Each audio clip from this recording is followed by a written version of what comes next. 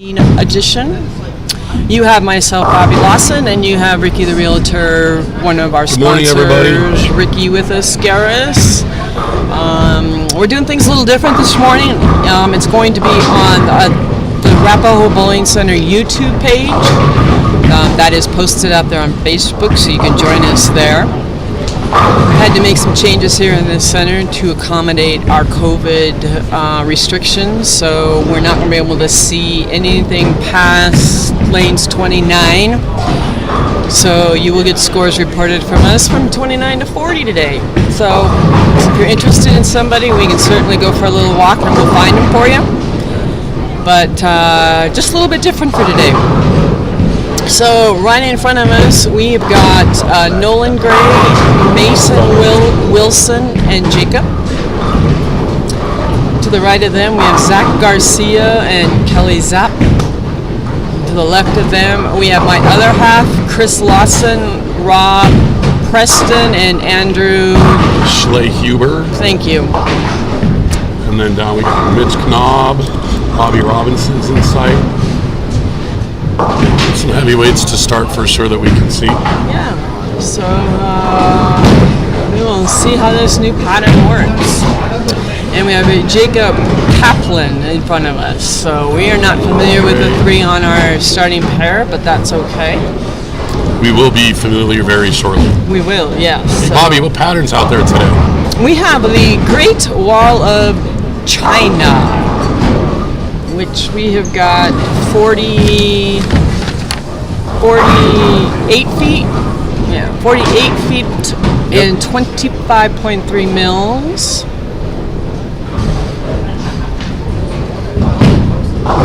Looks a little bit boxy. It does look a little boxy. It looks like my Christmas tree I put up on the wall because we have a dog cage right there. So Right. he kind of goes on the wall, but anyway. So Ricky just came back from a wonderful trip in Belize. I did. It was, I'm 50 years old. It was the first time I ever really vacated. Well, the second time I vacationed out of the country. Took a cruise years ago, which was awesome too. Nice. I learned that the truest definition of island breeze. It's a big deal. Drank a lot of rum, drank a lot of vodka. Is your liver glad you're back in Colorado? Yeah, my liver probably is back. I did, after the first 2 days, I did a good job of hydrating and drinking plenty of water as well. Good. After 2 days, my feet swelled up. Couldn't get my flip-flops on, which was fine. I mean, we were on an island, so I didn't really need them anyway. My toes looked like little Vienna sausages attached to a big fat hand. Yeah. So I was like, I better... Flow some water instead of vodka. Yep. Rum. Yeah, that's usually a good sign. Just saying. So we are glad to have Ricky back into the mainland.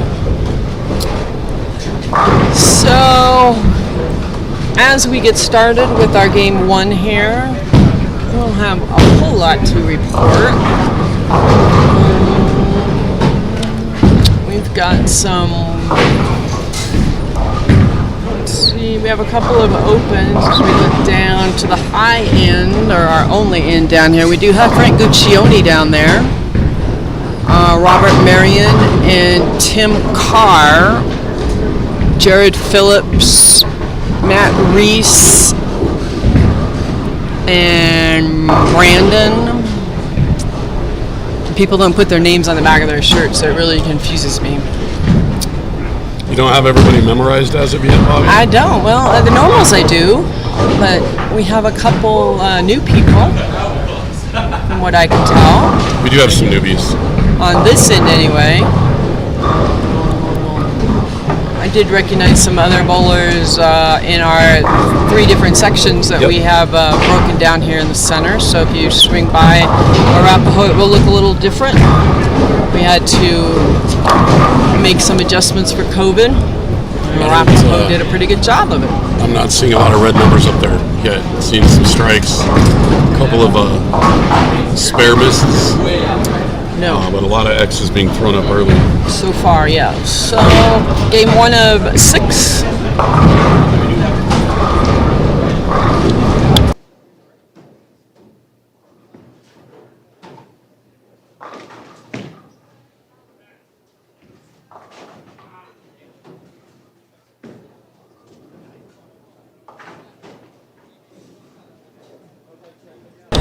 So we have 50 bowlers, and we're cutting to the top 12. Then they will start their scores start over. Everybody's at 0. Then we will bowl the 3 games. After that, only on lanes 29 through 40. And then from there, the top 5. So pretty much everything the same thing, just our limited sight of being able to see what who's bowling what out there. So far, Zach and Kelly, we have 2 lefties there on the same pair. They're starting out quite well. Chris and Andrew are clean. I think that's clean. Benji. Can't tell. I think that's Benji right there that is bowling. So we have several people on our group that's already clean. So. Robert Marion started with a spare and 4 in a row, so he's off to a good start. Brandon Becker's got the front 3.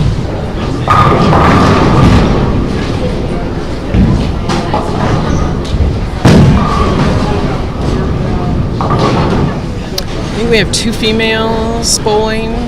I didn't get a sense of it. I walked the lanes one time about 20 minutes ago.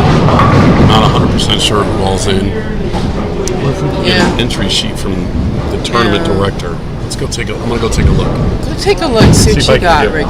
Yeah, there you go. I know people. Yeah, Ricky knows everybody here, so.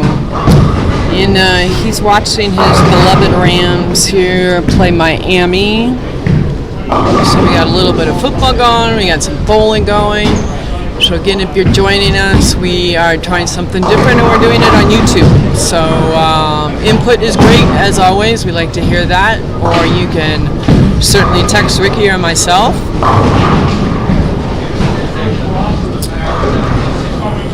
So Jacob has figured out a couple things after his opening miss there that has gone strike, spare, strike, strike.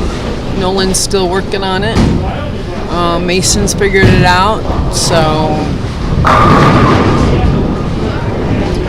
looks like our heavy hitters are down on 39 and 40. And for all of you that know how well some of us love 39 and 40, that's where we will be bowling this Wednesday. If there are any league bowlers or bowlers out there that would like to join the NFL league that's got about a 196 average, we would love to hear from you. We have a team that is in need of a 196 average to fill our team due to an injury. Other than that, hopefully everyone had a wonderful Halloween and a safe Halloween. I know the world is very different with COVID going on, and hopefully the kids got to enjoy at least something safely. So we have in front of us a little TV here that kind of will allow us to see what's in front of us up close and personal. We have an inset picture so we can see a little bit further of the right-hand lanes, as well as what we have in front of us. So we definitely have some changes going on here. Trying to accommodate and make sure we're within rules of everybody.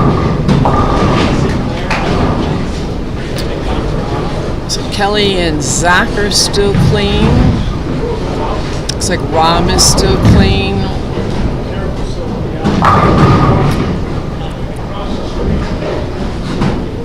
Robert Marion is still clean, Brandon is still clean, and Jared is. So we lost a couple cleans. Billy's going to bring us a roster. All right, perfect. I just took a quick glance. It looked like Jeff Delaney was lined up down there. He'd thrown 5 of the front 6.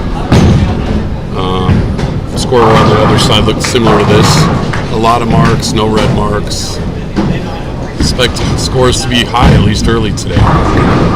Just for the first 3, maybe.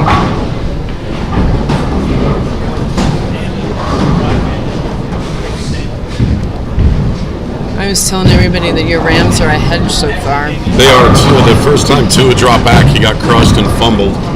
There's our roster.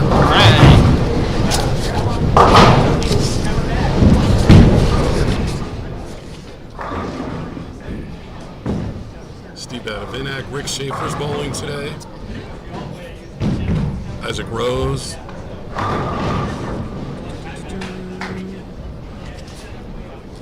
Ricky Schisler, who's just winning everything these days. Yes, he is on a roll. I wouldn't be surprised. Both Gallegos are here, Noah and his dad, Steve.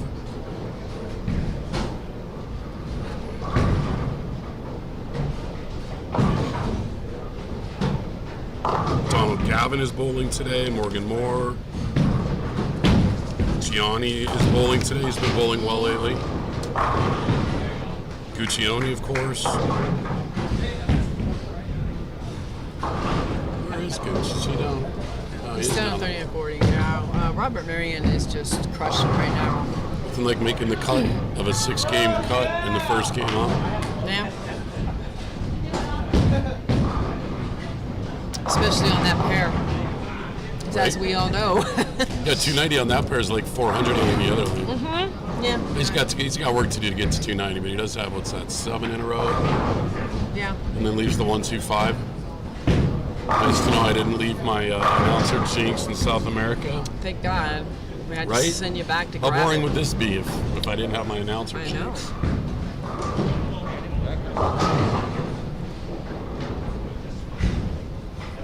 Got another bowler down here with a bunch in a row.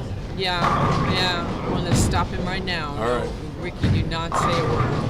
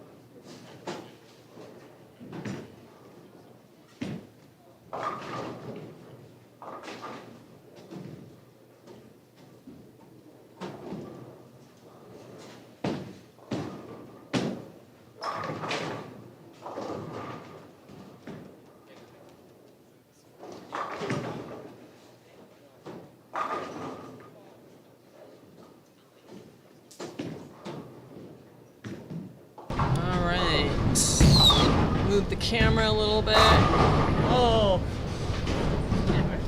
So the reason the camera was moved, that Brandon Becker had the front 7.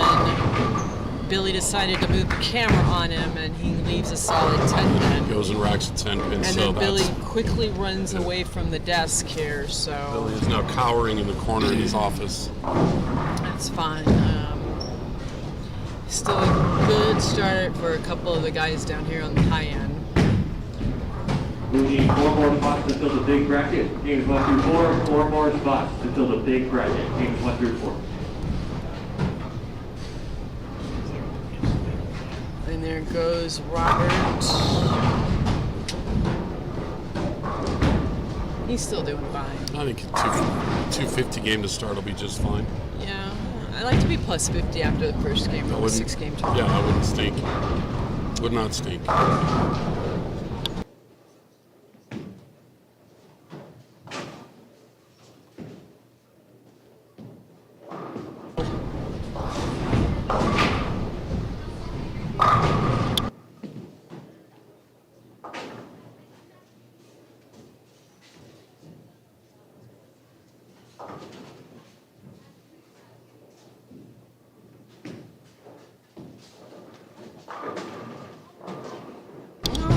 So we are finished up a little bit here, game 1. For the most part, we have 3 people on a pair, with a couple pairs thrown in there with just 2 on the pair. So hopefully the pace will keep up and be pretty solid. So it looks like Frank ended up with a 191.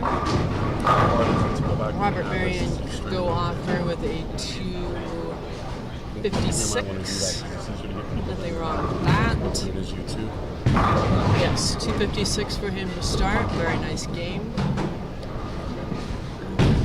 They are actually down against the wall, so they did finish a little bit sooner than everybody else did.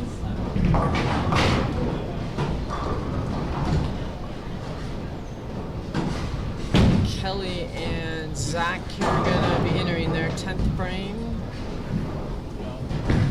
Robert ended up with a 256 to start. Looks like great. He did, yeah. Brandon's going to finish that with a nice game as well. You want me to just fucking whack it? The joys of live broadcast. Yeah, we I do think not. we're going to maybe take a look at putting this streaming on Facebook as well. Oh, okay. Well, the IT team is on it again over there, Yep. so we will let He's you know what that status tracking it down to is. see. Missed the interaction on YouTube. The interaction's not the same. Yeah, no.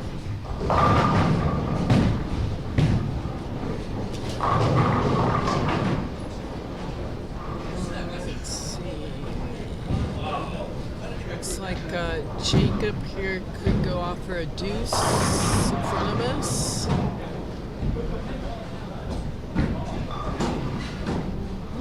Bobby Robinson figured out 3 marks there after his open. Looks like NJ's gonna get to the 2 teens. Okay. And Mitchell down there could be in the 190s. Yep, picked the spare up and she's in the Okay. lower 190s. So yeah, so I think we're on the normal path for the Wall of China.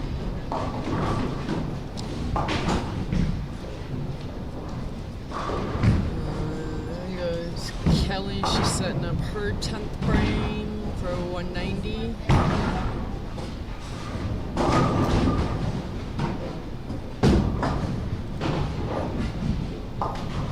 And then everybody goes to the other side of the Great Wall of Arapahoe, and we don't see them. Looks like Brandon Becker got back on after his 10 pin. So he's looking at a 10th frame where he gets to 279. Zach's Billy gonna Zapp can throw a strike right here to get to 199. Just throws it in the pocket. You see a 7 Yeah. pin. Couldn't quite see the stick, but I could tell from a reaction that that was probably a 7 pin. Yeah. Zach can put himself in a good position here. Looks like Jacob went off with a 201. Mason went off with a 176. And Nolan Gray is finishing up his 10th frame with a little lower there. Zach just struck, set him up nicely. NJ finished with the Zach can get 215. to upper 230s, 240s even. That's a heck of a start. Looks like Bobby Robinson is up there with a strike. We have this nice big screen here in front of us, and I can actually see. We get more and more adult every time we do this. I know. We are special. We are, Robbie. We are very, very, Yeah. very special. Brennan Becker goes 9 spare strike to finish out for 259. It's a great start. Nothing wrong with that. Zach covered his spare there. 238 for Zach Garcia. Tell us how many people were right.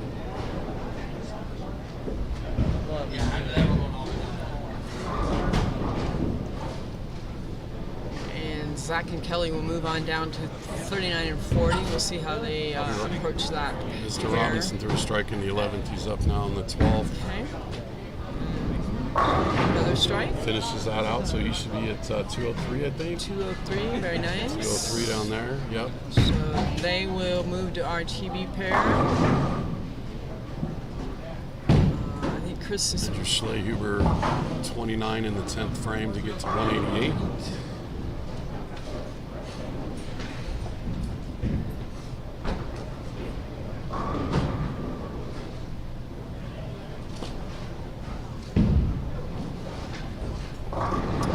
Chris Lawson here on the left side of the screen's got a an opportunity here in the 10th frame.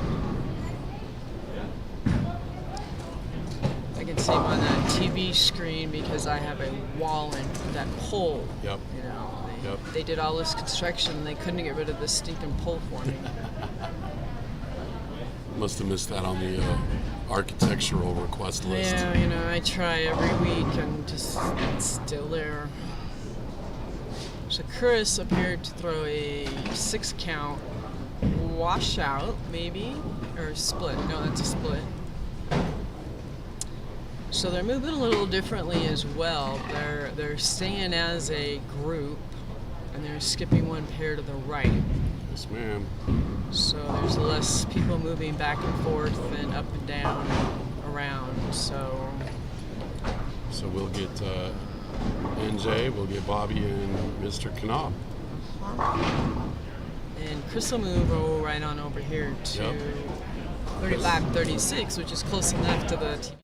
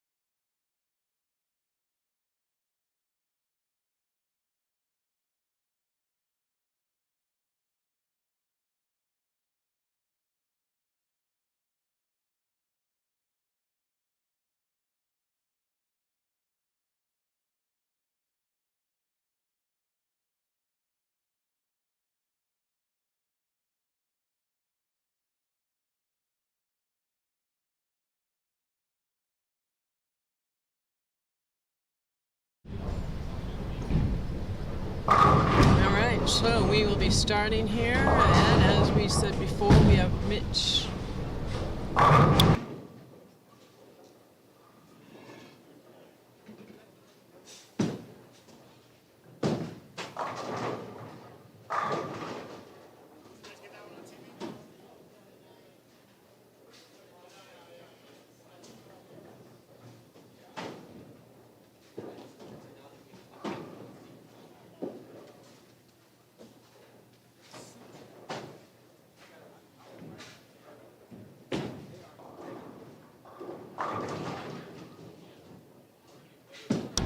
So rolling right into our second game, which Knob starts off with a 7-pin. Morgan Moore is in the house now, sliding over here. He'll be on the pair to our left. Should be on 31 and 32. So Chris Lawson and Andrew Schlehuber on 35 and 36. Bobby's waving to the crowd as she walks by. She wants her 30 seconds in the sun. Gianni Capasso and Marvin J will be on our left side pair here, bowling with Morgan Moore as well.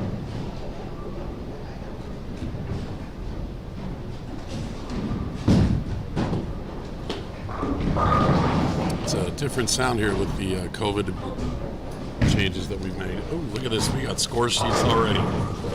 And as expected, scores are up. So here we go. High game for the first game. Matthew Martinez with a 269. Isaac Rose with a 268. Brandon Becker with the 259. Jeff Delaney, 257. Robert Marion, 256. Jeff Pelletier, 255. Rick Schaefer, 254. Isaac Hernandez, 253. Steve Badavinac with a 247. Zach Garcia with 238. Larry Harper at 231. And then currently the 12 high score, which would be the cut, was Steve Knudsen at 227. So the cut score currently is plus 27. Brian Montoya was a pin-off, Steve Gallegos 2, Chris Woolsey 3. There were a grand total of 24 people that shot above 200 that game. So this is going to be super competitive throughout the day. And the cut score sits at plus 27. We'll see who can make adjustments the quickest, who can get the right ball in their hand and put it in the right spot. These guys know and gals know what they got to do to get where they need to get. Bobby is back from rounding up a writing utensil for Chris. And had to do my walk there. That's good for you. Got to get your 10,000 steps a day. That's right.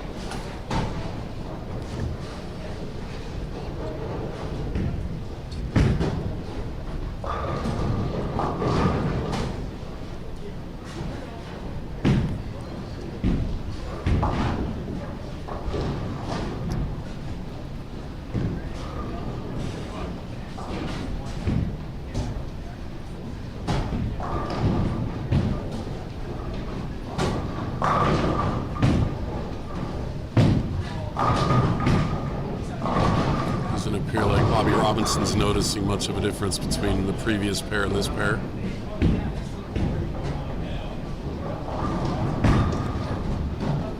So Billy, you put out a Facebook post about the oil pattern for today, right? Everyone knows. So everyone knew what it was going to be beforehand.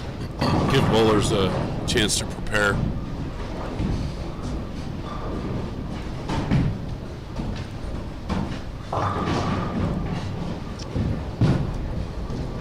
Bobby's getting her first look at the score sheet.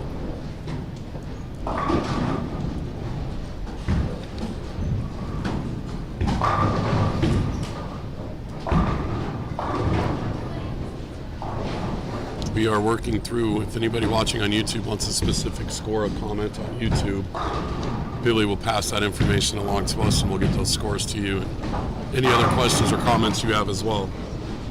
Really want to get people interacting.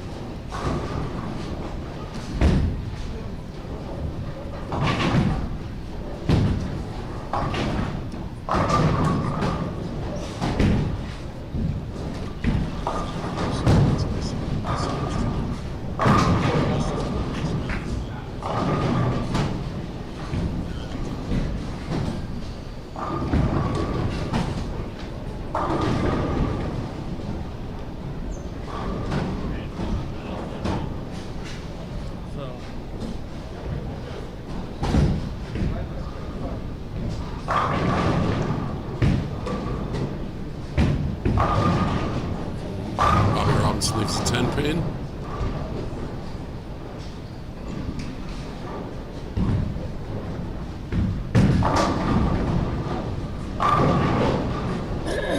Rob Preston with 3 out of the first 4 this game.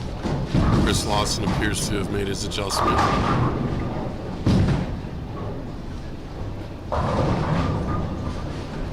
I'd like to make a shout out to Peggy McMullen. She got to come home yesterday. Very nice. She's out of rehab. That's fantastic doing news. pretty well. Yeah. So, Debbie, if you're listening, Peggy, if you're listening, we're thinking about you guys.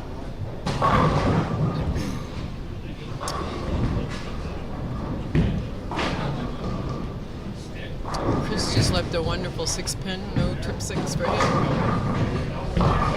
I don't see Mr. Trip 6 on here anywhere. Where is he? He and Kim had their 25th wedding anniversary I saw that. this week, and they were down at looked like a wine, a Bed and Bath wine, Very nice. something. I'm not quite sure what we call it, but he had some pictures up there, and oh my lord, rooms look wonderful. That's awesome. Good for him. Well, congratulations to them. 25 years is certainly a significant amount of time. It is. So I think he's probably spending time with family now. It's not having a problem figuring out how to carry something in the back row.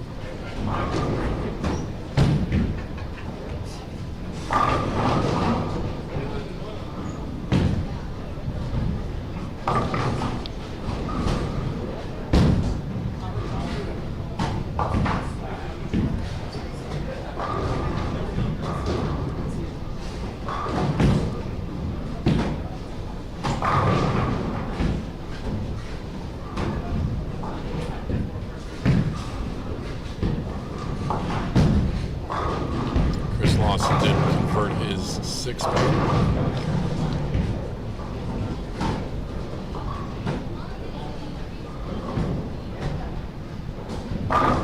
Wow. Our two lefties, Zach Garcia and Kelly Zapp, going on 39 and 40, are throwing up more X's than I have, and I have a lot. Oh, they are. They're making some good games down there. It's just good shot execution. Hopefully, leave us some strikes. That's we bowled there Wednesday night, so they need to leave us some. Based on what's up on their scoreboard right now, Bobby, I wouldn't hold my breath on that. They're not leaving many strikes out there for you at all. That's okay. They can take all the 10 pins too with them. Yeah, that's fine. I don't want 10 Ooh. pins either. Chris Lawson with a great shot. That's a pretty racked 8-pin there. There's NJ up with a nice strike, 10 in the pit there. Chris liked that shot too. That was a good shot, executed well.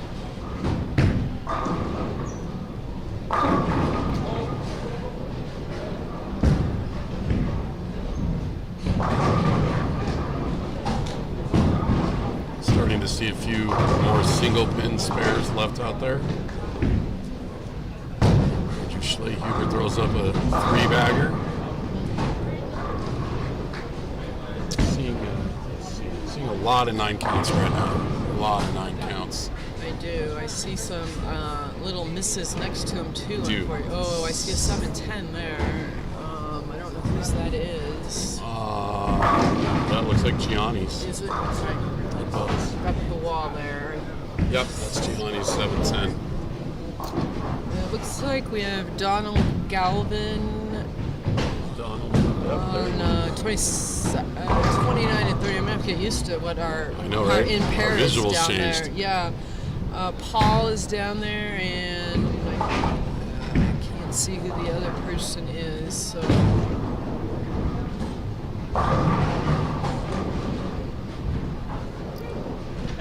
Jacob Nolan and Mason Wilson. Looks like they're two of them are doing okay. Yep. Bobby Robinson is doing just fine. Yep. Mitchell's doing good.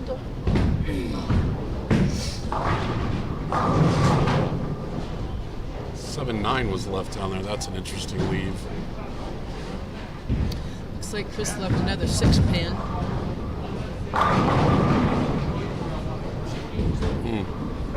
He goes strike, 6-pin, racked 8-pin, 6-pin.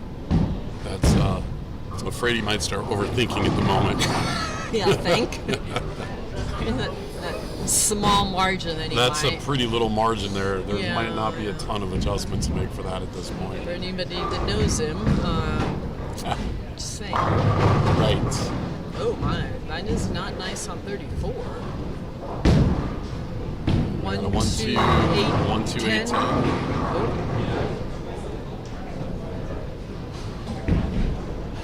Let's see if Mitch Knopf can come up with another creative way to get 9. He's figuring out how to leave 9. Well, he does have a Getting 7 pretty count good. in there. It's just breaking it up. There's a fun way to leave a 2-pin.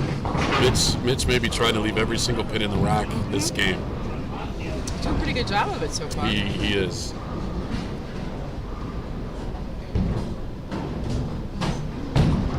Let's see. Marvin J.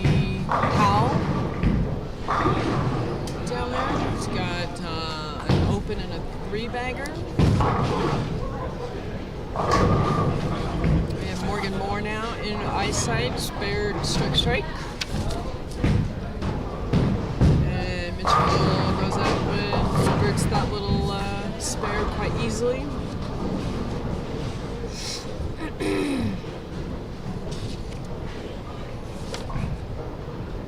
Rob Preston is filling frames down there. Looks a little frustrated with that 6 count. Yeah, this looks like a shot where you feel like you're executing your shots and you go 3 or 4 in a row and execute your shot. Next thing you know, you're looking at that 1, 2, 8, 10, right? Mm-hmm. Like suddenly out of nowhere, that ball doesn't come back home all the way. Got Bobby Robinson walking off, lip syncing the word wow. Is he? Yeah. Okay. And he's 2 strikes, 9 count, 9 count. He's doing just fine. Yeah. So let's see, 48 feet. If he's used the 31 rule, you're about 17-ish. Yeah.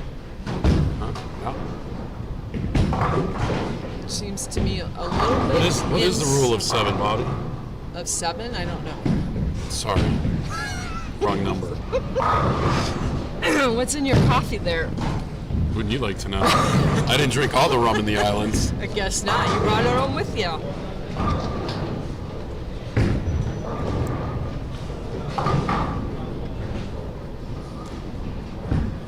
Starting to see some frustration sit in pretty quickly with a few people. Seeing some very, as you said, frustrated looks on some faces here already. Uh-oh. Mitch Knob got a strike. Just probably randomly set up like a 3-pin or... Yeah, he just screwed up his all-spare game. You messed up your all-spare game, baby. He's mouthing words we cannot repeat. Well, the hot mic's down there. They might have got it. Uh-oh. Again, everybody, we are live, so we can't take responsibility for everybody. We do not have a dump button, which is something I have to keep much in the forefront of my mind. Yes. Looks like Robinson just left a 7-pin. He's playing 9-pin no tap. Lawson finally figures out a way to carry that 6-pin.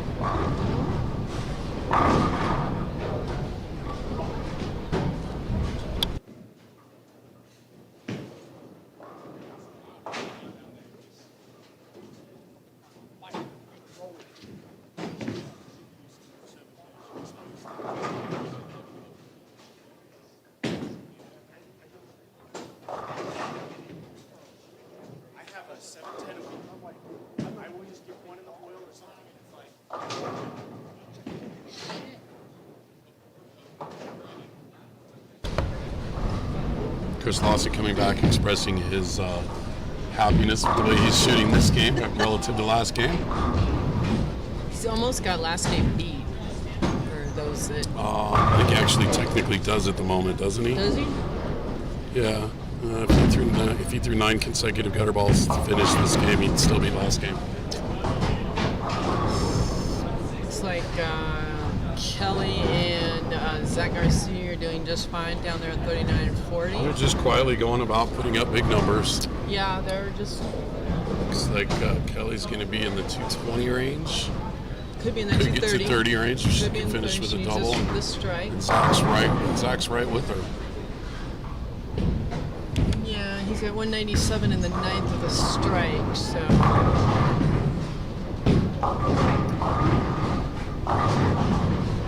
Mitch Knob kicks out that super late 10-pin. It's not like he didn't deserve a little bit of a break. Every once in a while, the bowling gods will give you one back. Occasionally. Occasionally. Let's see. So Kelly did get her second one, so she's sitting quite nice for 2 games. Yep. Jacob Nolan and Mason Wilson have found something a little bit better than they did over here. Kelly leaves a 3-pin, I think it was, to get to 230. 30, very nice. It's nice to see her bowl. Well, she hasn't scored well since that incident in the championship No. a few months back. Very correct. It'd be nice to see her make the cut.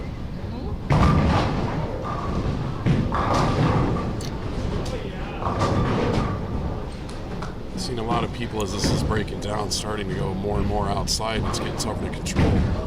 Not really seeing anybody really tighten that shot and throw it down the middle right now. Everybody's moved back outside.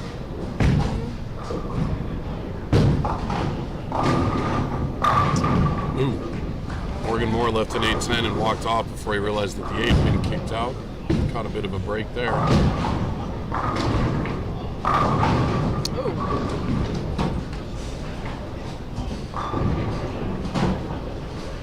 where it all helps you out.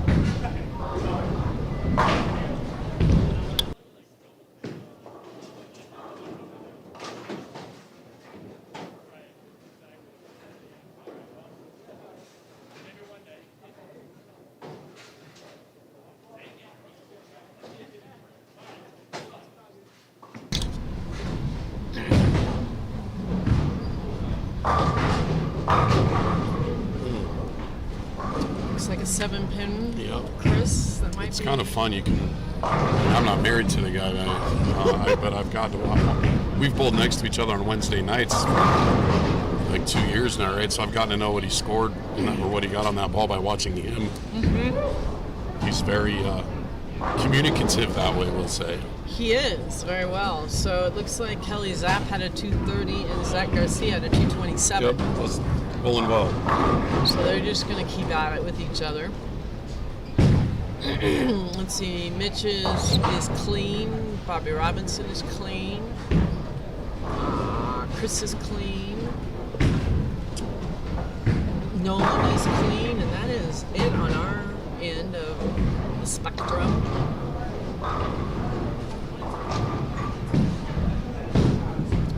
So we will have new people coming in. Mitch with another strike. So Chris can execute his 7-pin spare here. Double dribbled it just a little bit. Little bounce. Little bounce is all right. That's just showing off, right? Yeah. Double dribbling. It's Anyone no can pick up a 7-pin purely. Yeah, I know. No penalty for double dribbling. Nope.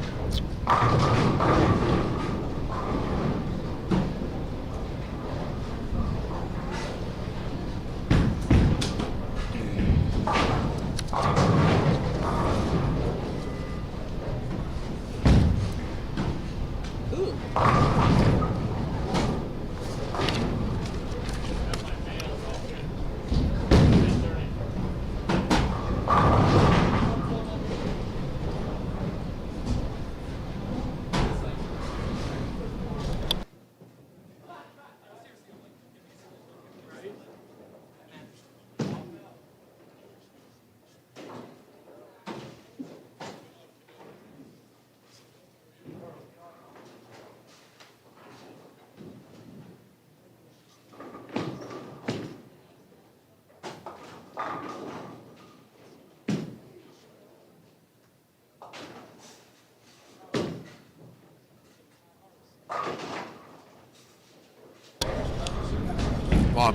Bobby's going to run down here to one of the other sections here.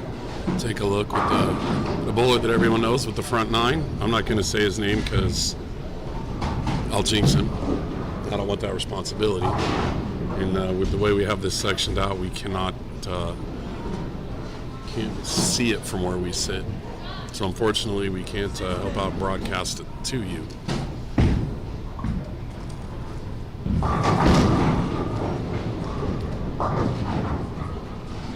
I'm going to switch back here and watch, see Bobby Robinson can finish his good game off. Mitch Knob finished with a 220.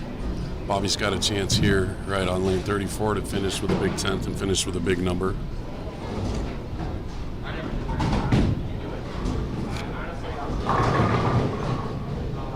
Front 10 down there now for our very fun friend that we all know. I'm not going to say his name, but initials might be Jeff Delaney. After his 257 the first game, and now he's got the front 10. He's clearly got this shot figured out so far. Bobby Robinson did indeed throw his strike in the 10th frame. So he has started well. Third of the way through, just about here, with our 6-game cut.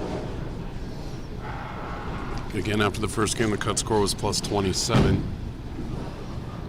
Bobby throws that's just a pretty shot. I love watching Bobby bowl. You can tell it's not his first day on the approach.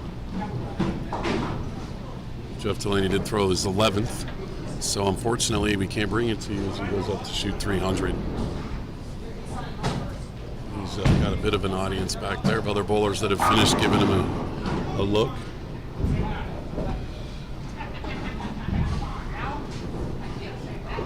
Jeff will be on within our sight next game. Unfortunately, we just can't see him shoot this one. I'm getting hand signals from the people who can see.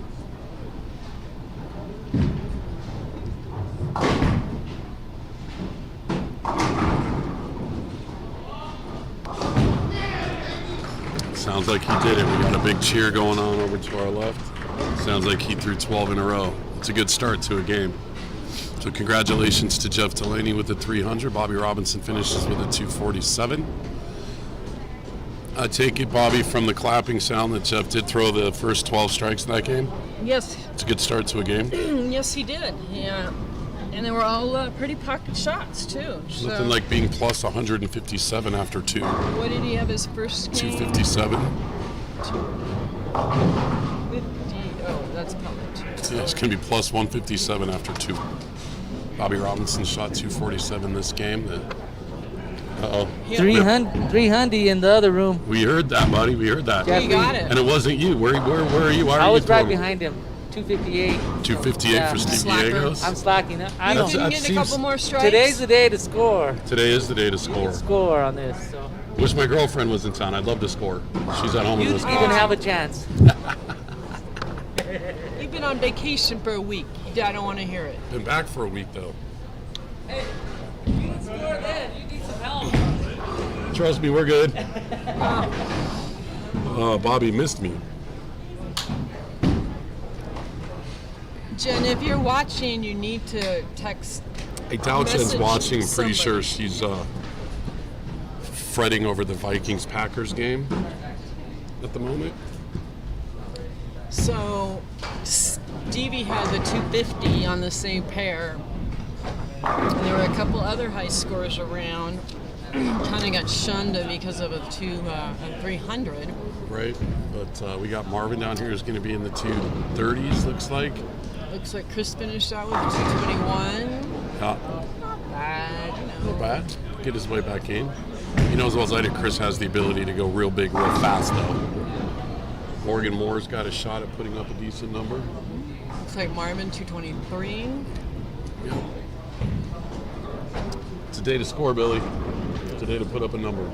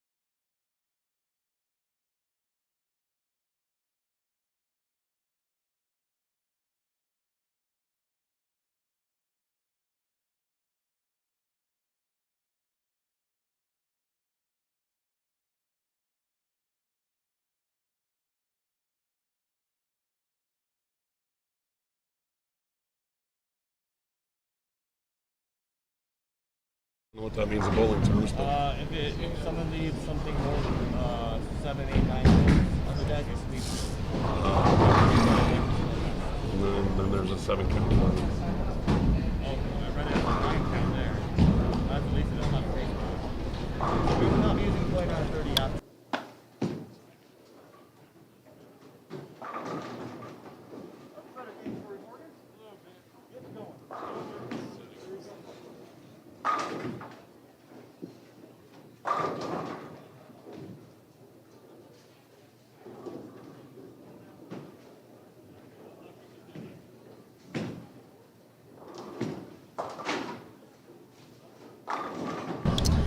Alright, so we have some new bowlers coming in. Looks like we have Larry Harper.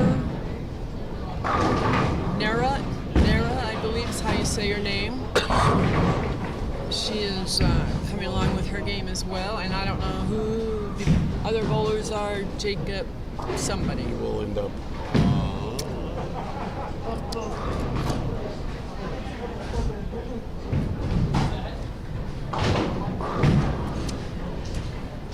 Jacob Garcia. There's Nara right there. She Appears to be wearing the shirt that says "Fluffy Pink Bunnies" on it.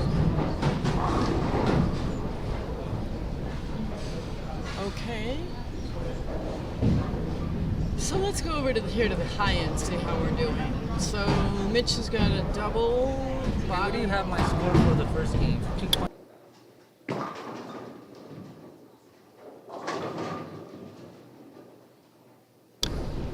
We've been promoted to official scorekeepers too, apparently. I guess so. It looks like Bobby Robinson just left a split of some sort. Yep, which looked I like the don't know what 4-6. it was. It was a 4-6, I think. Okay. Just to remind everybody now and then that he is human. Yes. Let's see. 39 and 40. Andrew's the only one that is clean down there. And we've got 3 strikes right here on 35 to 36. Or, yes. Yep. So as soon as we get our printout, that we may have a new leader, I'm guessing. Gonna take a while. Yeah, we still got one pair down here that we're having some issues. 29 and 30 is having some scoring issues, so every ball is having to be manually input a score. So it's going to take a while.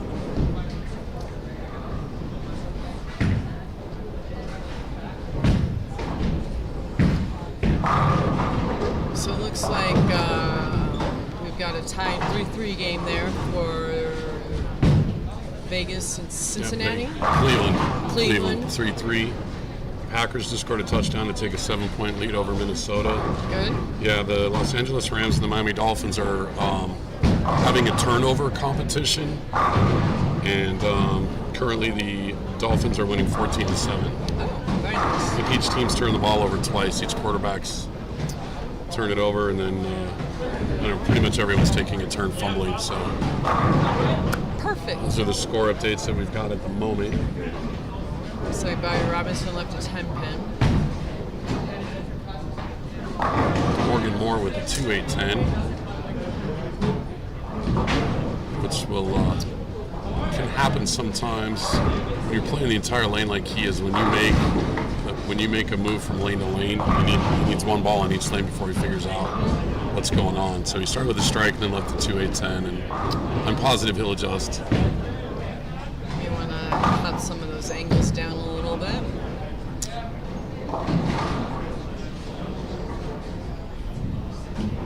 Bobby Robinson comes back with a look of on his face.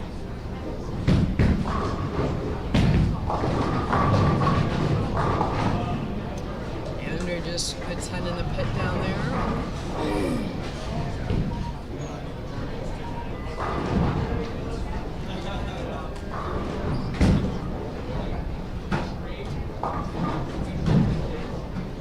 I think Marvin's got a double. Let's see if he can get one more. He does. Chris goes up and leaves his wonderful 7-pin.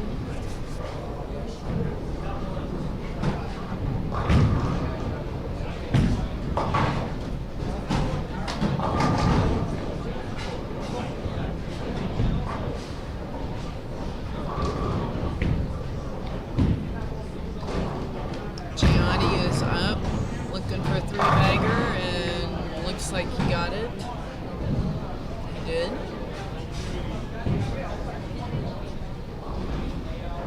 The Dolphins just returned a punt for a touchdown, take the lead 21-7 over my beloved Rams. Yeah, I think I took the Rams on my football pool too. It's still the first half. I was thinking of you. This looks an awful lot like what happened when they played in Buffalo a few weeks ago. Spotted them, 25-point lead, came back, took the lead, ultimately still lost.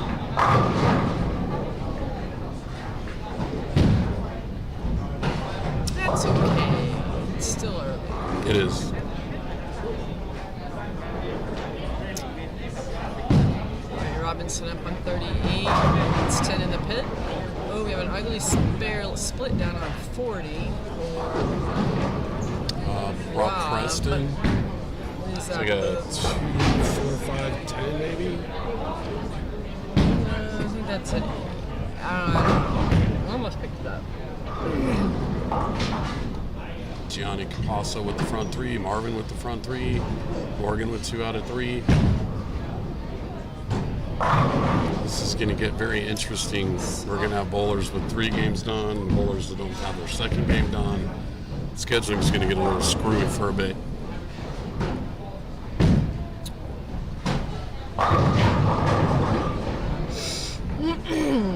Chris is having a lovely time down there with 7 pins.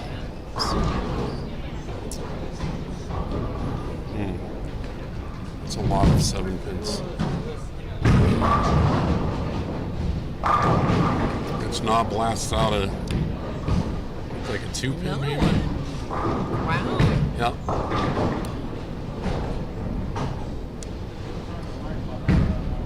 And there goes Andrew.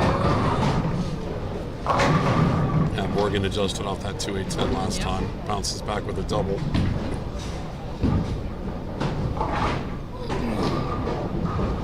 Chris is gonna go up and see if he can get take the 7 pin and put it in the carpet and the back office. Yeah, he might be trying to toss us a 7 pin here. He might be. It might make it. And he might actually do it, right? Yeah, let's. Oh, not when he doubled it. Yeah, he didn't get any power behind that one. Probably a good idea for him just to go ahead and pick it up. Yeah. No sense tearing a rotator cuff. Oh, here he comes. And Jay just got one. Very nice.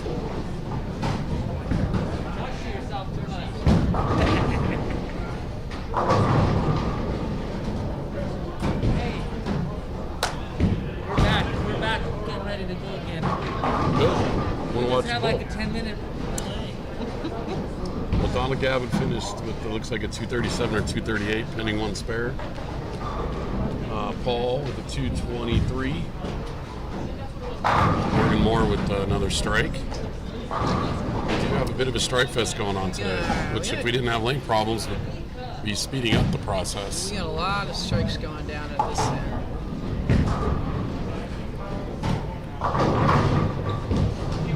Looks like Andrew just put 10 in the pit. Bobby Robinson will probably do the same. Ow. 9 and a wiggle, Hawaiian strike.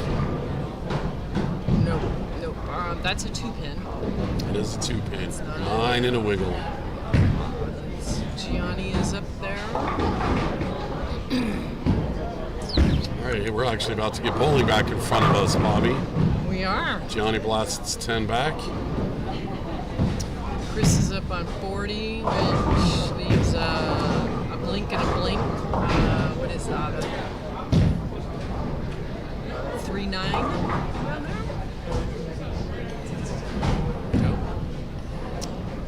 Well, I guess on the upside, it's not a 7 pin. Yeah, that's a good thing.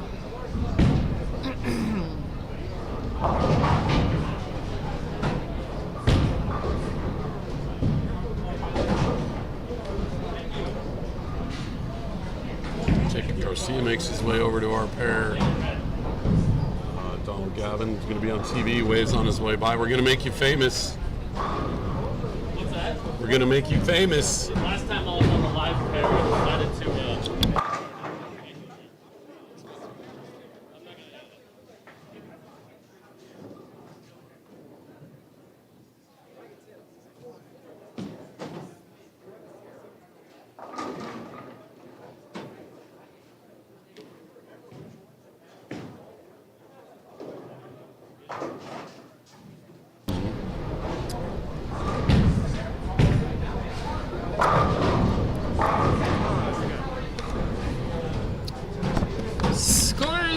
warm off the press.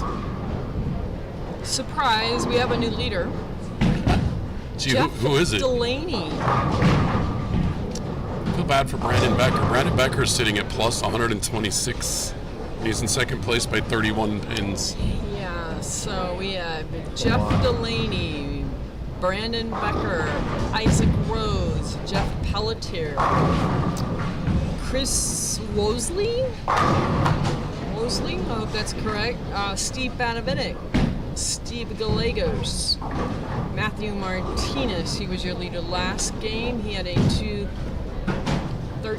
I believe. Brian Montoya, Zach Garcia is still up there. Felix Garcia is right behind Dad, and Boomer is your 12th at 460. Plus 60 is the cut. Oh, and he's tied with Oh, we have a tie. Mr. Schaefer. Rick Schaefer. And then from there, unfortunately, it goes down almost by stick. So nothing new. We have close matches. Jeff Delaney shot a 257 and a 300. And is just not getting ready to throw his first shot in the third game. And he has made the wall change, and he is coming to see us now. So we've got Tough break for Donald Gavin as he starts this game. we only have one in the top 12 with us right now. And we do. Oh, Steve Gallegos. Steve, He's down Steve there. just made the turn with He's with Jeff. Jeff. Yep. I think that is all we have. So I'm going to guess that the leaderboard is going to change quite a bit after this third game. Just on our end, unfortunately, we don't know what's going on at the other rooms of not. bowling. But that is going to change significantly, I think.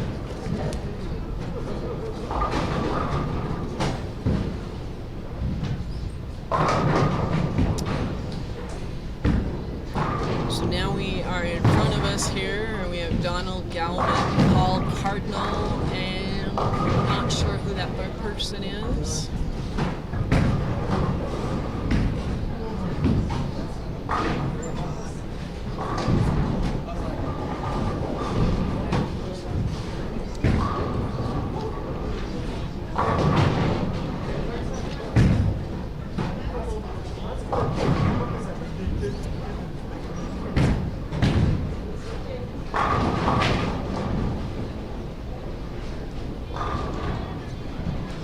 And Jeff Delaney starts out with a 6 spare. It's a draggy 257 300 to get in a nice rhythm, and then he draws the pair that's got the problem, so ends up as a bit of a break between games when he They was waited, what, 10, really 15 feeling it. minutes, I think? So,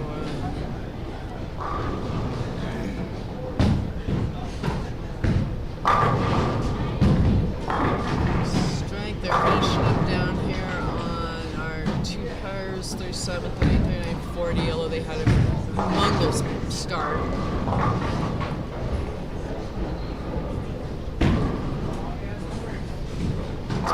So Marvin went the front 6 and then a 6 spare. Let's see if Marvin can get back on it here. Galvin with a good shot, bouncing back after that awkward leave last frame.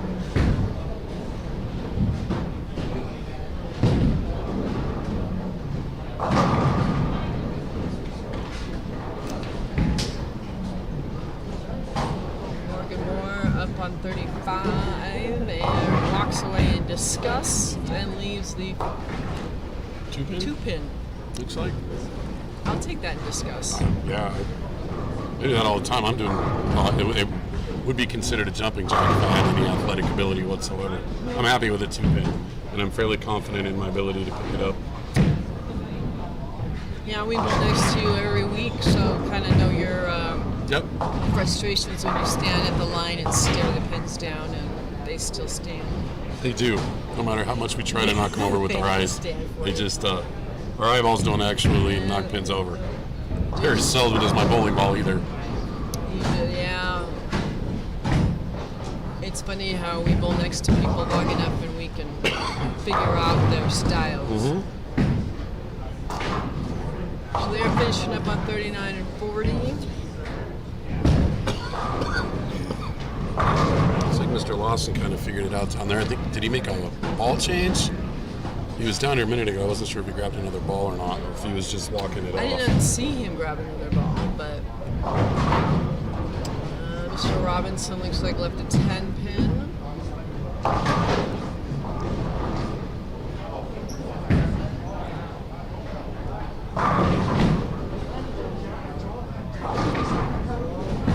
Appears the weather in Cleveland on this football game has changed a little bit. Like it was snowed pretty good. Yeah. Las Vegas loves that.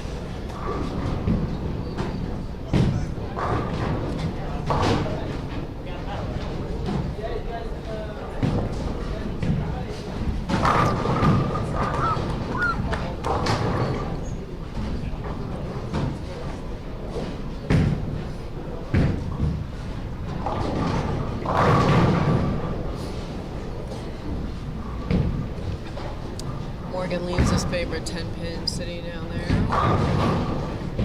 And looks like Rob ends up with a 189.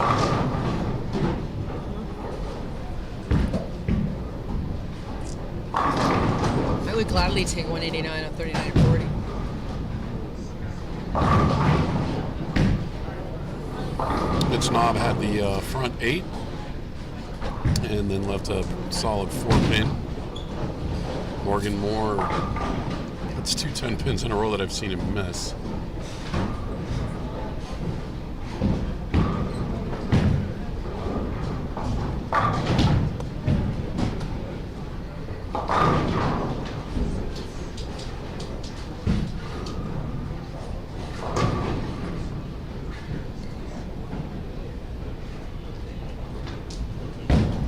And Mitch goes up and converts that to spares. So.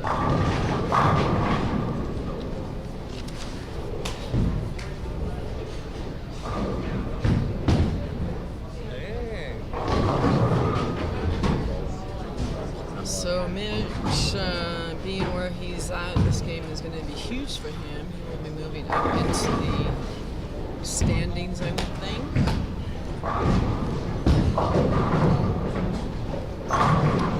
It looks like a single pin down there, a 3 pin for Chris.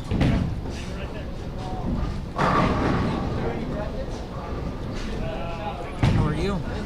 How are you? Good. Golfing? Like this morning, I had a dentist appointment right down the street, so I was like, oh, I'll just go say hi. I was gonna bowl, but the game just isn't. I haven't practiced. So it's like this, but it's not ready. I gotta get back into it. Golf's been so busy this year with COVID. It's been insane. Kind of sucks. Yes. So I need to have some time to make some work. I understand.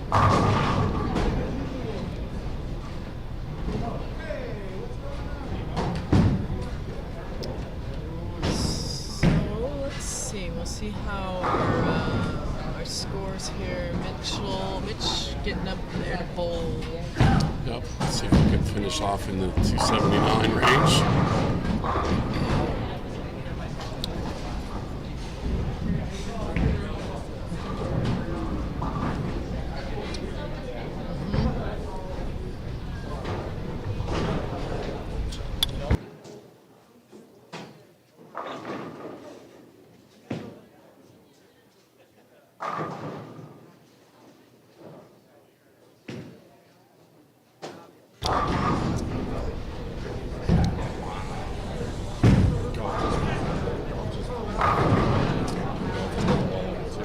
So Gianni had the front 9 and leaves a 10 pin. Still will put him in the 270s. So Bobby Robinson's going on a single pin to get him set up for the 10th frame.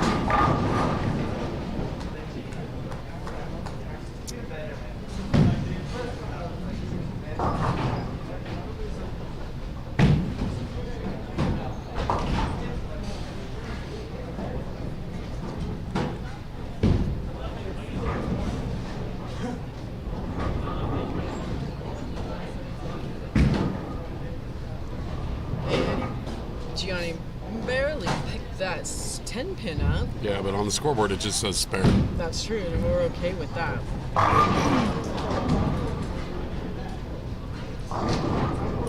So you go with 279. Marvin's putting up strikes left and right as well. That sounded good. Jeff Delaney is putting up some spares.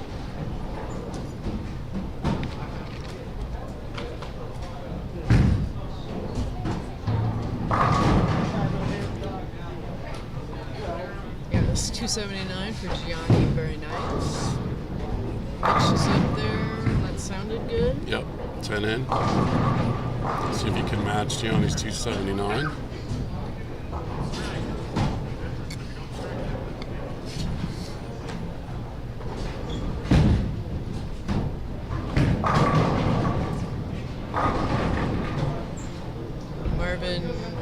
Marvin finished out with a 276.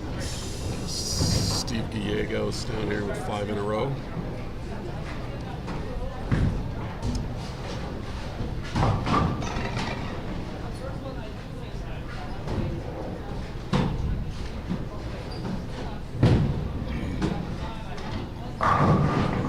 Mitch put 10 more in the pit.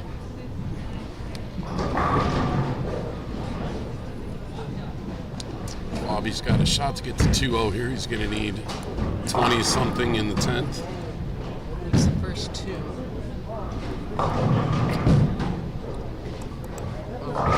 And he got the first one. Got the first one. Can't get to 2 without 1, right? That's right.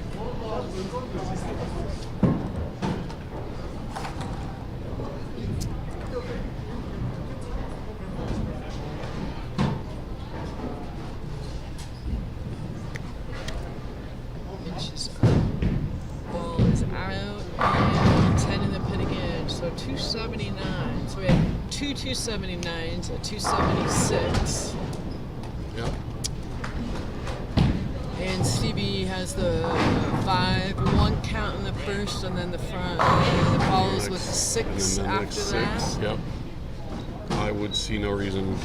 I would expect nothing else than the vast majority of the frames left to be strikes.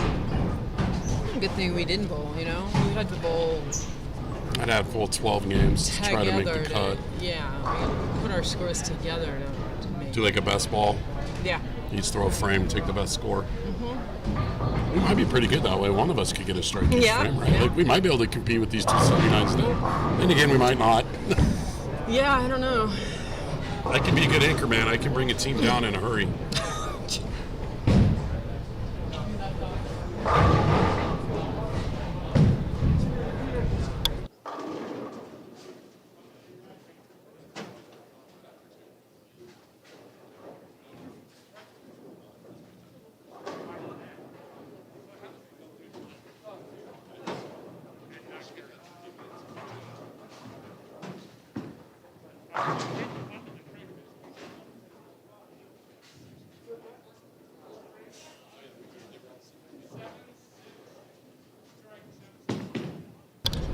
Alright, so let's see.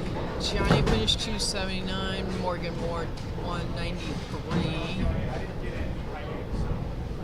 Morgan made a ball change in the 10th. See what he does now on 39 and 40. Yeah, I see a new ball. We have some new people that we have to show. We have do. Felix Martinez, or Felix Garcia, I'm sorry. Yep. And that's all I can see.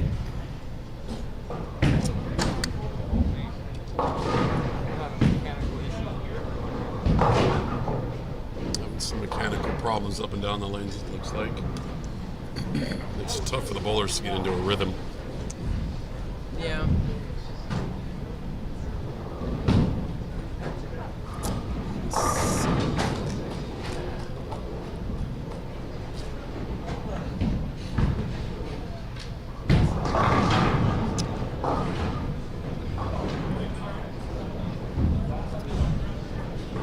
So unfortunately, we've got some that have finished their third game, Some that have not.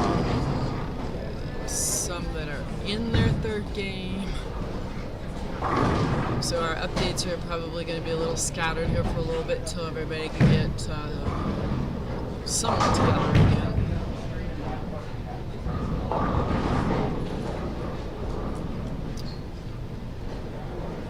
As soon as we get some scores, we will update you. It looks like our pair down here, they're in their 8th frame. So they're moving right along. The pair of fungus obviously in the 7th. 31 and 32 to our left. They're in the middle of, or have started their 4th game. Yep. And those 4 are going to be 39-40 are about ready to start their 4th game. 35-36. We got bowlers all over the place. Yeah.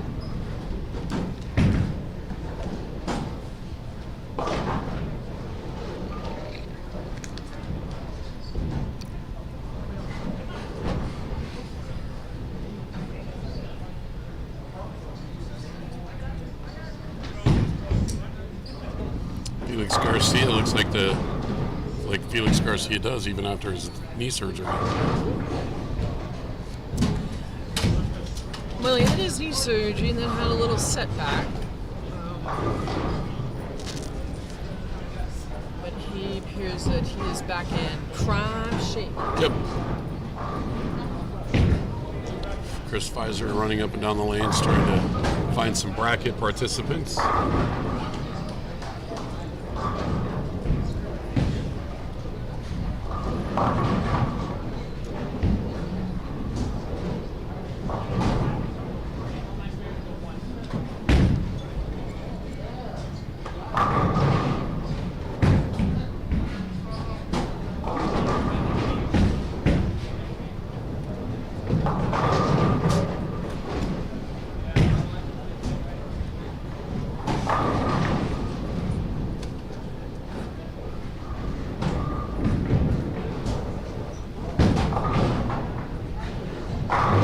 Struggles going on here on 33 and 34 feature pair.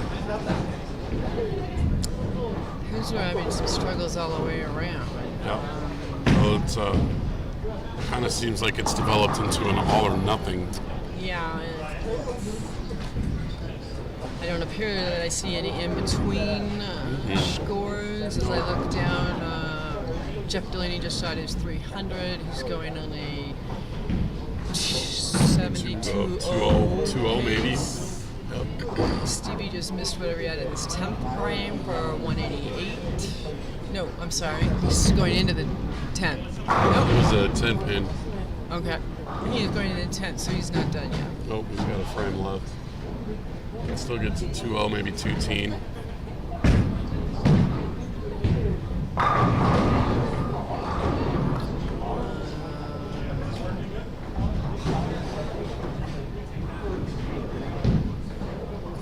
And 40 all Morgan and Marvin and Gianni all started with strikes. Again, they did that last time. They sure did. And they're all back on it. Marvin's back on it again. There hasn't been a ton of righties down there on 39 and 40. No. There's definitely a few more lefties, I think.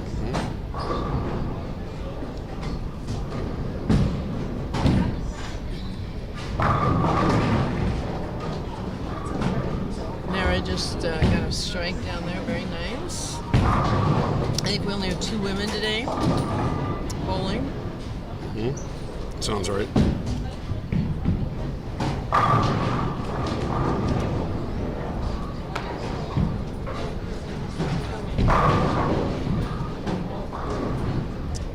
So they've all started out with strikes of 39 and 40.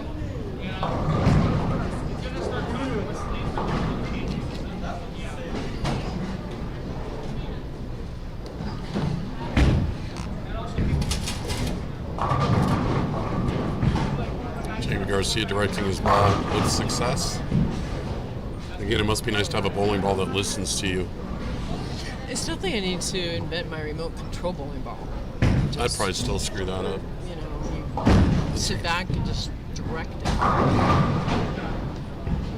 Turn it into like a 3D video game. Yeah, nothing wrong with that. You could still score. Yep. Yeah, definitely a strike fest going down here on 39 and 40.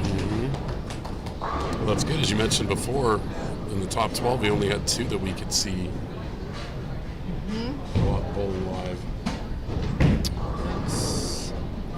Gallegos leaves a 6-7 in the 10th.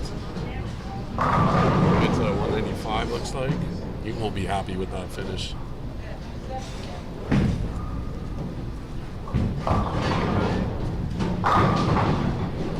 Here's both Gianni and Morgan Moore have left 9 counts down there after their string of strikes. It's like a 10 pin for Morgan and maybe a 4 pin for Gianni. It's a tough angle. I think it's a 4 pin. It looks like something like that on the left side.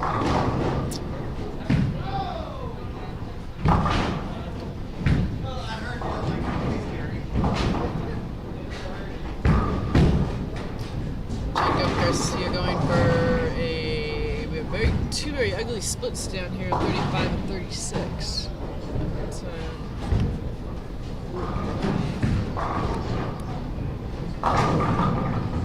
Donald Gavin throws a strike. Be 2 in a row for him. See if he can finish strong and salvage something out of this game.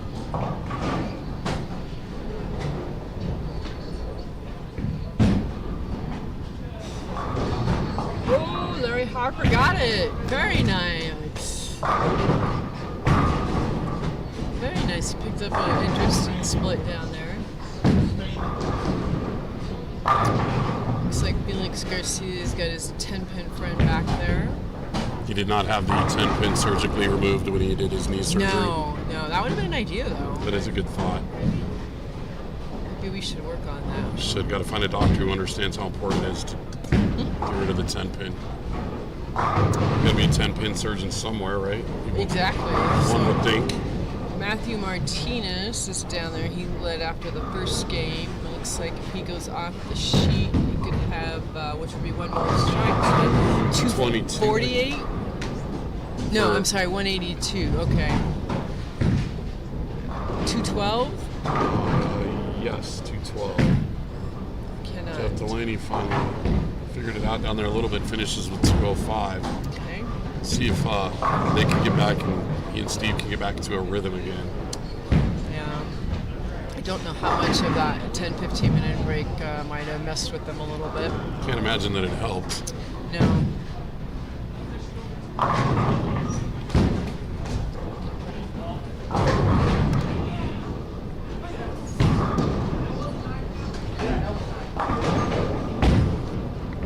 Paul Cardinal finished out with a 202. Donald Galvin is soon to be up.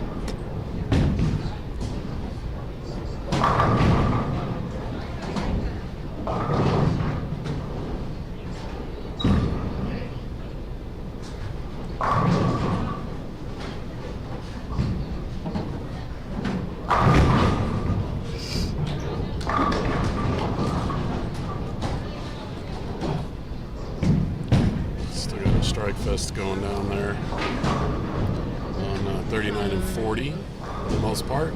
Gianni, he's got a 7 count up there to pick up.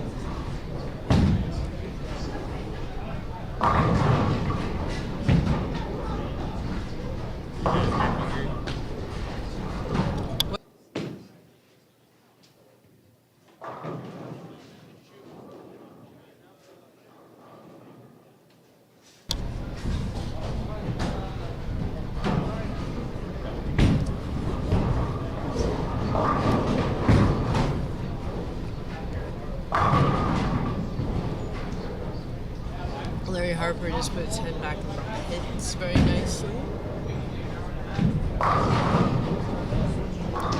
Donald Gavin, I think, is up, moving on up there to bowl.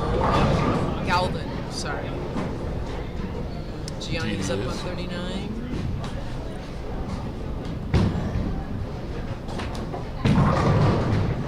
Oh, got a little help there. Menard did as well.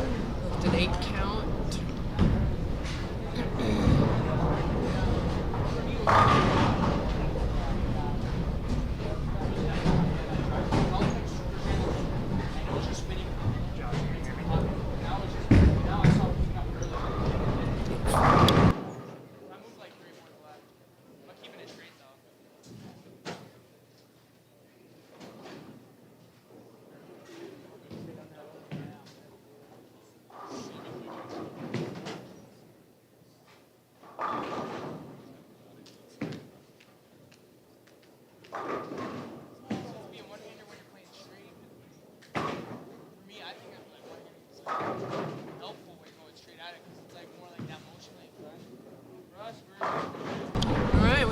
couple new bodies that have arrived down there. It looks like we have Al Wolf, Noah Gallegos, and Brian Montoya. Brian Montoya down there. That's an eclectic group of personalities for It sure. is. Quite different. Yes, very different personalities. And all great bowlers too.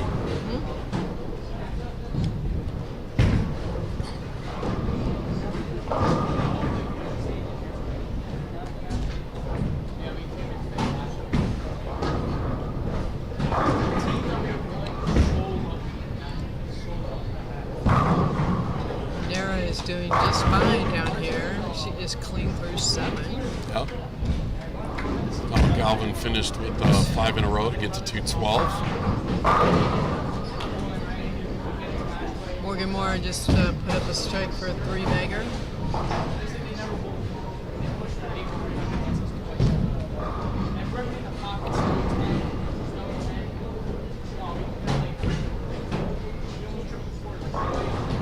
So they're gonna shift over. So we will not have anybody on our TV pair for a little bit because they got a little late start down there with the score issues. You know, we should have Steve and Jeff Oh, that's Delaney. right, I They forgot, just haven't yeah. switched the Okay. scores up yet, but they're ready to go. Yeah, I'm just a little slow. Don't bother with me. It's tough because there's such an awkward timing going on with each different pair. I'm so off with the wall and off with. It's like we've never. It's like we've never been in a bowling alley before. It does. It is a feels little like bizarre. it. I'm quite lost.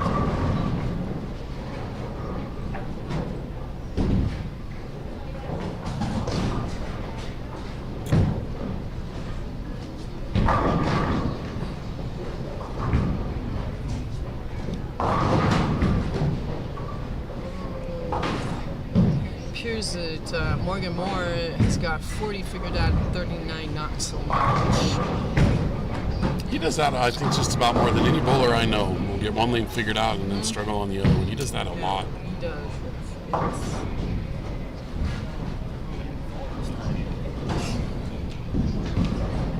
So we are started with our pair here with Jeff Delaney, Matthew Martinez, and Stevie Gallegos. So It's a talented trio. it is. It's like Jeff Delaney's running a little bit behind. He's running around with bowling balls and everywhere he could carry him at.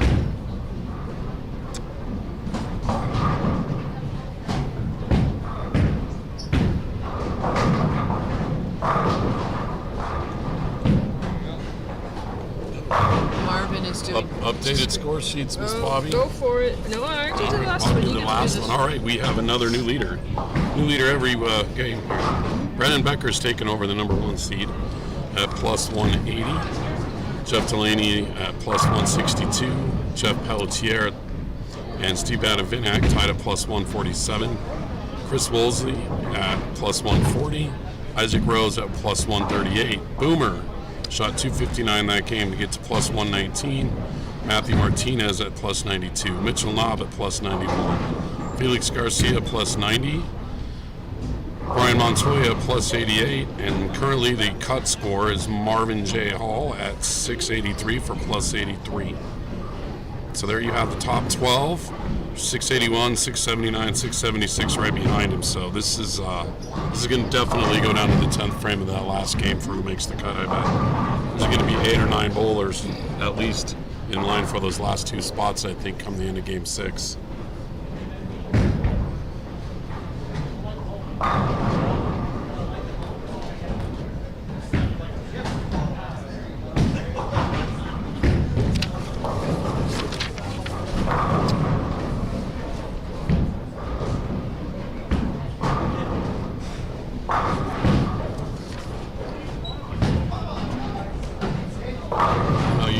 Brian Montoya down here a few lanes to our left.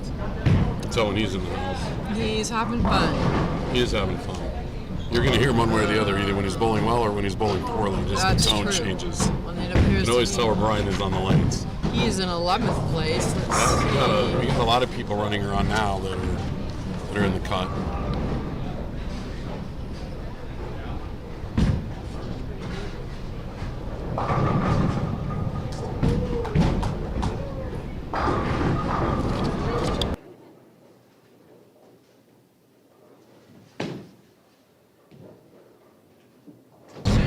That's fair.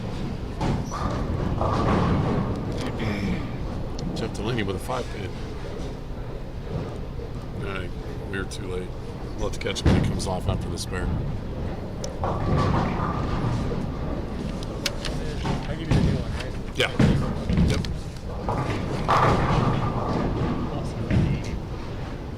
Okay. So Felix Garcia is doing just fine.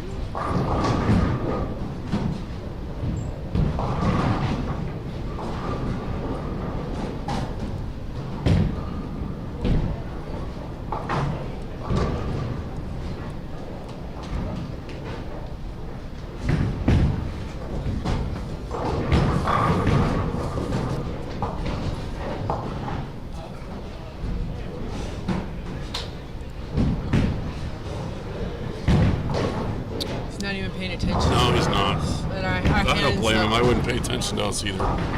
You know, are supportive of our 5-pin that he loves standing, but he picked it up quite well. So we do have some people. So Nara down here is going to be going for 250. And she did. She finished with a 255. 255. It's a great score. 39 and 40 look like they're doing just fine down there. Starting to get a couple of splits there at the end of the game. Splits, yeah. They're still set nicely.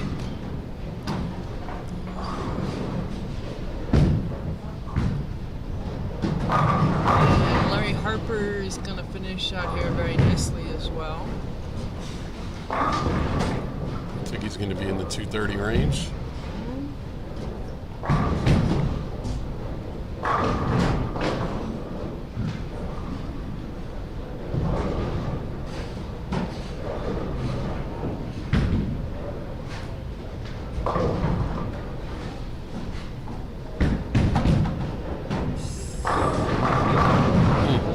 Tough 9-pin for Jeff. That was a good shot. Gianni can be in the 2 O's down there at the end. All right.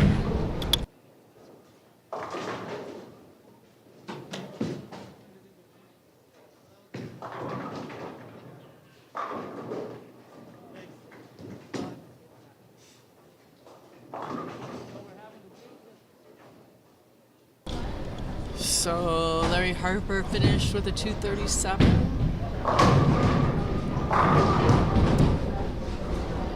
Kind of, as we mentioned before, we have people kind of all over the place due to we have a pair down here that they're manually keeping score on. So we don't have the whole story on what happened down there. 39 and 40 will be finishing here. They all are entering their 10th frame. I believe we have a pair that's going into their 5th game. And some still finishing their 4th game.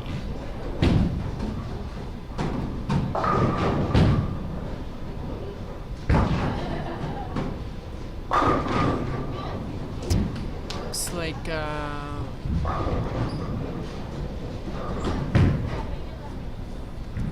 Felix is going to get up here to finish up his 10th frame. Got a good solid base there to go into that.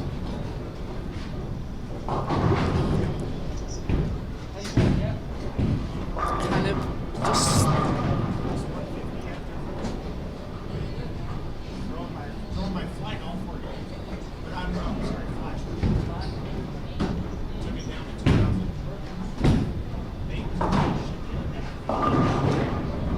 So they are finishing up on 39 and 40. Marvin just finished with a nice 232.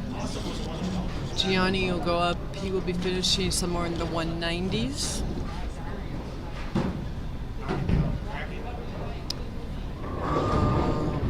front of it are all clean. One of my buddies has the CT joints, so we took it down to 2,000. It's enough to crack it, not full sand, it's just crack it. It shapes up so much better. Johnny down on 39.40 did miss that spare in the 10th, so he finished with a 180. And Morgan Moore will be the last one to finish up down there. Donald Galvin's got the front three. Felix Garcia will finish in the 2 teens, it looks like.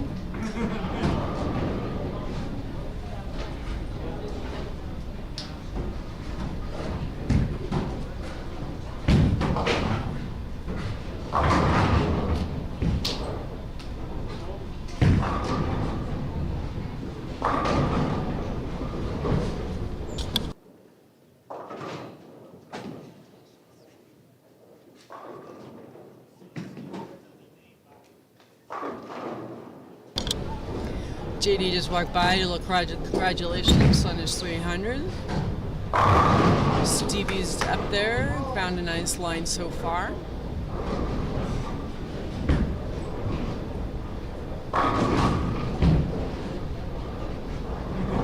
Ron Montoya is clean.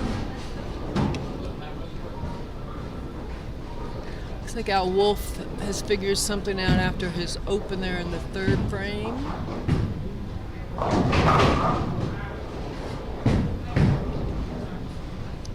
Morgan Moore finishes out with a 190.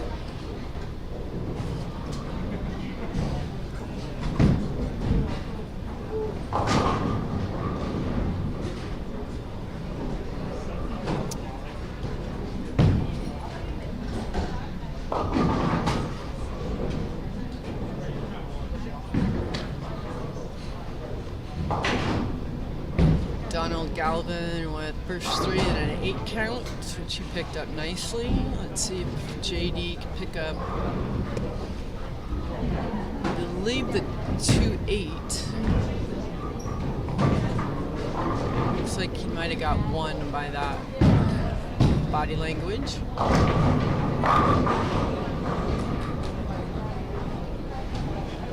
So now we've got a bunch moving around. So Felix Garcia finished with a nice 216. Michael Gray is up behind him, working on 210 as well. Unfortunately, I can't see who was on the other side there. I have this wonderful blue pole that they insist they need and will not take down for me. Al Wolf is up working on a 4-bagger.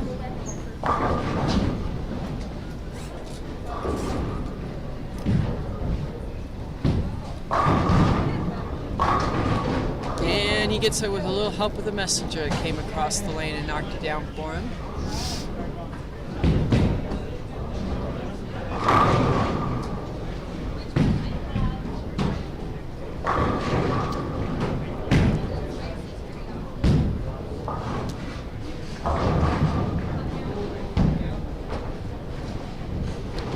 So we got a lot of shifting, a lot of moving, a lot of balancing.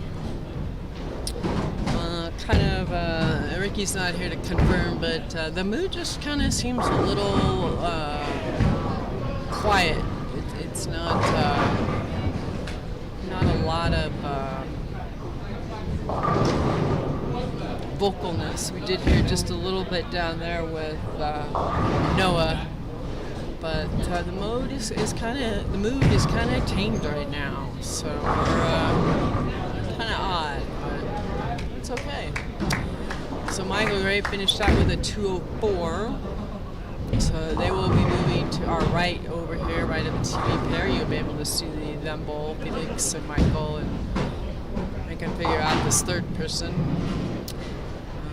We're 29 and 30. They are working into their 10th frame.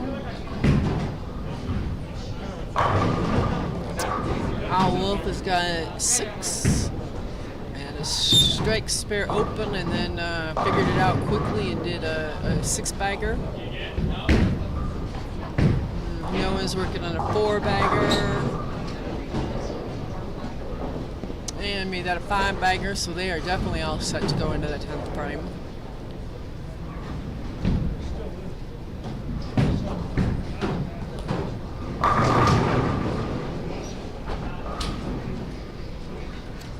Jeff Delaney just left his other most favorite pin, that Mr. 10 pin, and it looks like Stevie left the 7 pin. So his run ended after 6, but set him up very nicely.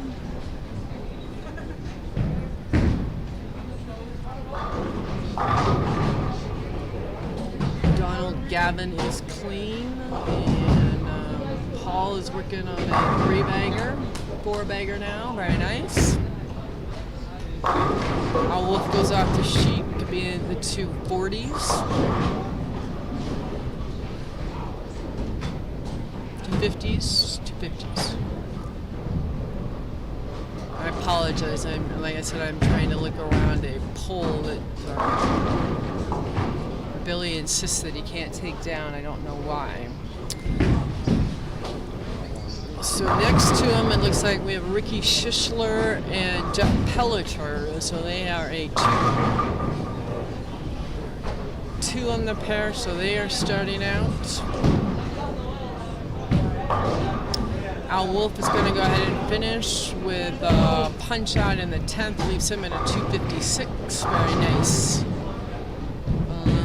Brian Montoya is going up. Looks like he can finish out in the 230s.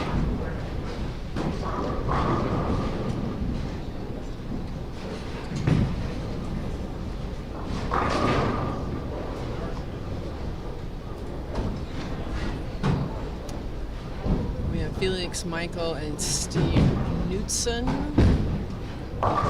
bowling off to our right. Ooh. 7-10, bad break for Steve.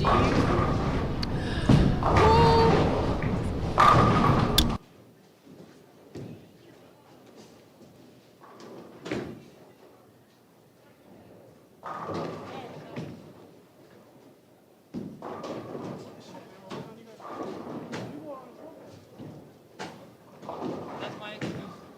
I had to go eat with me. You need them too.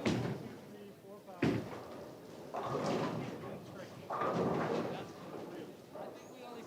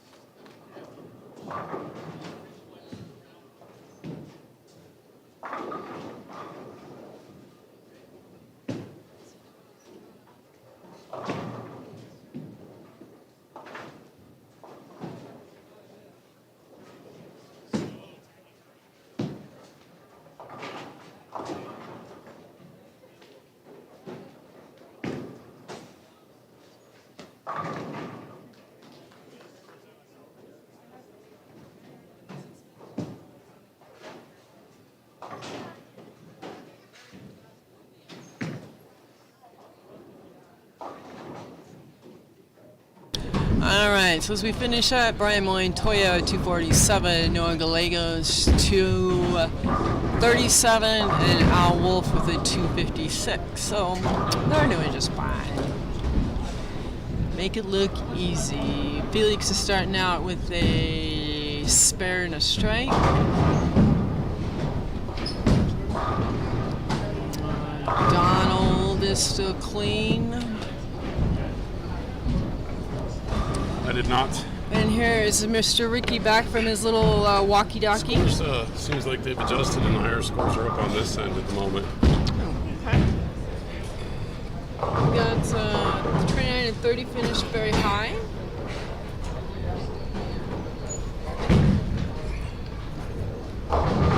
Diegos is lined up here on.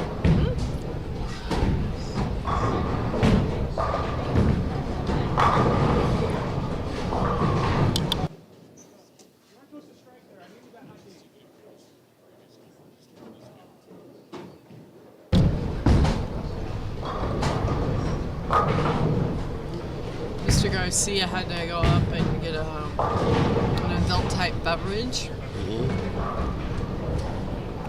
Looks like we have our new group that is landed on 29 and 30. JC Martinez, Boomer, and Isaac Hernandez. Looks like we're going to get another talented group in front of us here for this next game as well. We will.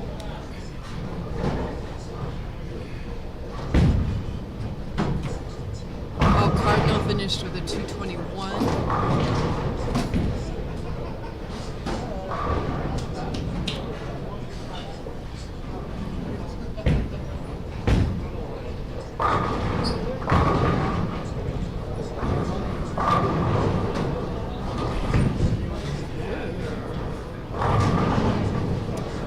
Steve Gallegos is going to finish in the 260s.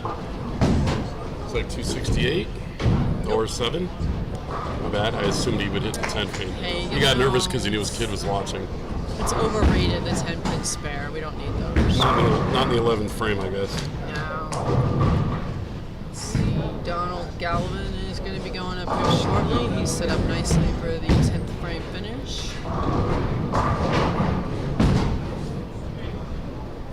I'm going to assume that Corey, the mechanic, is probably sitting on 29 and 30 back there. Yep. They've got an employee sitting at the scorers table too, updating scores every frame. So That group will probably just throw a whole bunch of strikes down there and make it good. hopefully and make it easier. Yep.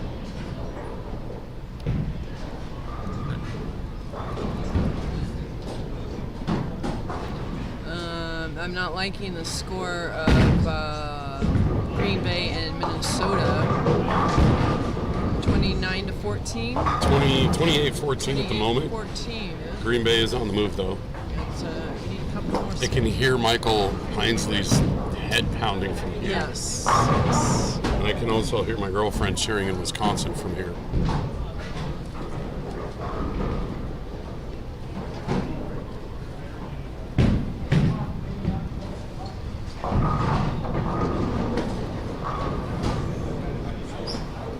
And on a side note, Jen's going to have a little bit of surgery coming up. We wish her all of the best.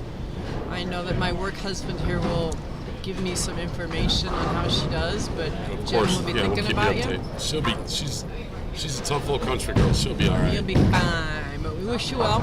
I'll be up there for about 3 weeks, helping take care of the kiddos and the horse. So Better not put no bra on that horse. I'm thinking we're going to need to. No, I don't well, think the horse why do we needs a need bra. to mask up, but the horses don't, right? It's for the horses' own protection, right? You're not putting a bra on no horse. I think I might do that. You have to get a triple F horse size bra or something. We could probably do that. Probably find one somewhere up there in Wisconsin. Let's see, Donald has got 5 in a row, one more. He'll be in the 250s.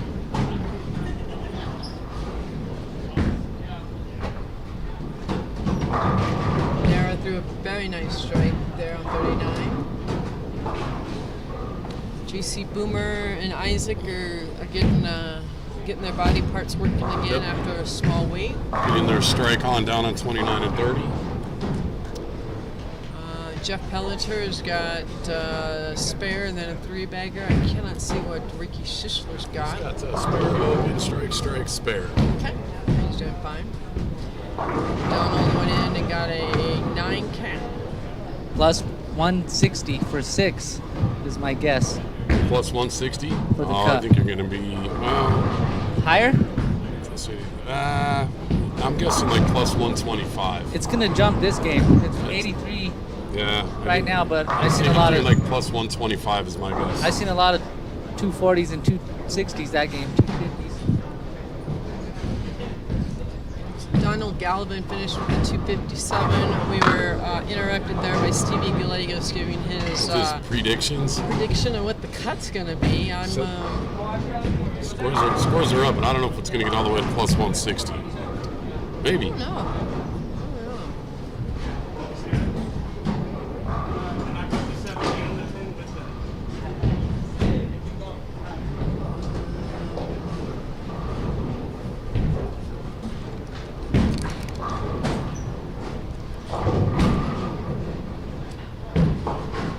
Started here in front of us, which did not work as I thought. But Noah left the 2-pin. Everybody else struck on that. Yeah, that ball didn't wrinkle much. Noah's ball. He's in the middle part of the lane right now. It's always fun to watch Noah do that because he doesn't move very often. Just didn't even wrinkle a little bit.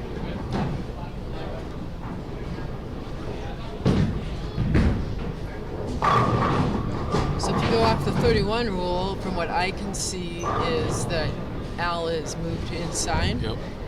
Well, remember we commented earlier about that. The first move everyone made was to go back outside and can't control anything. This is not a big swinging pattern, No. if I remember correctly. Should not be. You should be able to play this one pretty straight. Little bump, you'll be fine. Goes Stevie out there to leave a mess of a 6 count. Jeff Delaney's back here looking for another round object to throw. Looks like Ricky Schishler has been on fire and winning some tournaments on the Masters lately, so congratulations to his wins. Apparently we needed to call this the Masters Eliminator, and Ricky would win it. Yeah.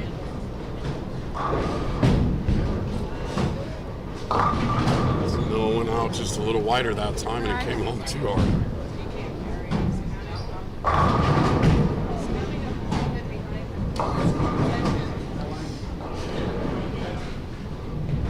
Looks like JD's back with another round object he's dropping in over here. He's trying to find the right ball.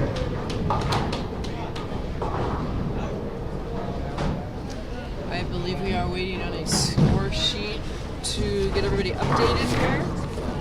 Ricky, as you were gone wandering around the center doing nothing, what came was the tone and the mood of everybody seems just a little bit down. It just seems a little blah.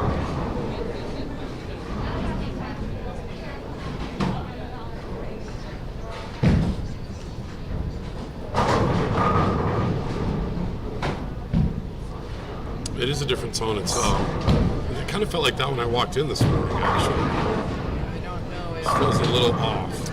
Yeah, and Michelle Malley came up and chatted with us, and she said the same thing, that just kind of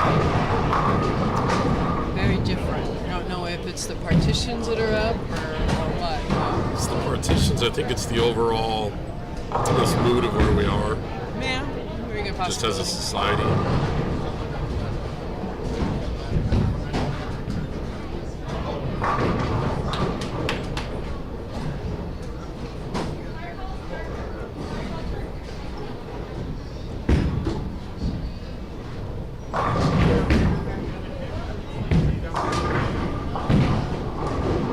There you go. Noah found the pocket there. Noah's another one of those, just sounds different when he's in the pocket. Absolutely. Ooh.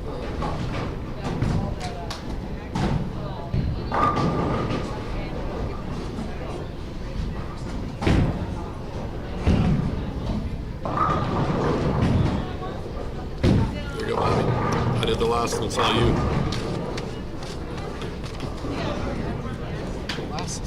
Here come the scores, folks. All right, here we go. And I know you're going to be surprised, but guess what? A new leader. We have a new leader, Mr. Batavinik, with just scores of 247, 246, 254, and a 267 for a bad. 10-14. Not bad.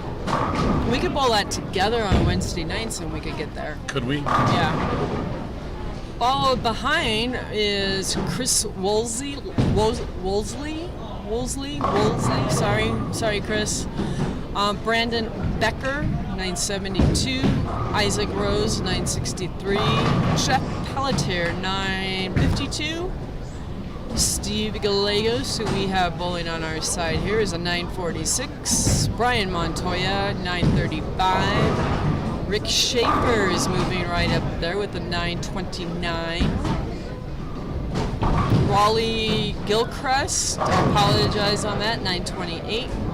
Mitch Naw, 926. Jeff Delaney, 923. And rounding out your top 12, Donald Galvin at 918. Right behind him, we have a 917 and a 915, and the 909 goes down accordingly. Goes Robert Marion, Marvin J. Hall, and Boomer. So Felix is right there. 17 of them at plus 100. That's crazy. And yes. That is crazy. I think we could all just, you and I could bowl together and we could get to 10-14. That would only put us at 507 Yeah, if you shot 800, we could get there. No, it's only 507 each. For 4. We could do that. I like your confidence. I did.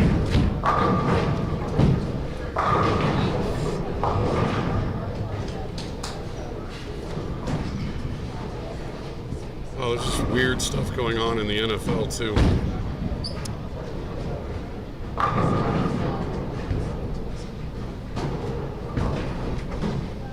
What else is going on in the NFL? Well, the Rams are still Green losing Bay 28 still to 10. losing? Check the Green Bay thing out here real quick.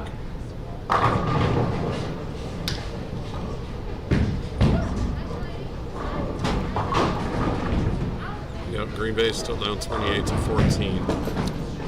At home. That's not nice. Now, it's always home games are a little different these days, right? There's not a ton of people in the stands.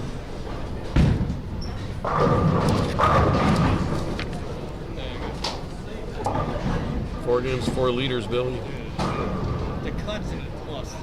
There are 17 bowlers plus 100. Bob and I were commenting that if we bowled and added our scores together, we might make the cut. Dalvin Cook has scored 4 touchdowns today, by the way. Oh, has he? Yeah. Very nice. Thank So you. it's really Dalvin Cook 28, the Packers 14. So as we're finishing up here, Nara shot a very nice 200. Larry Harper 207. Felix is clean.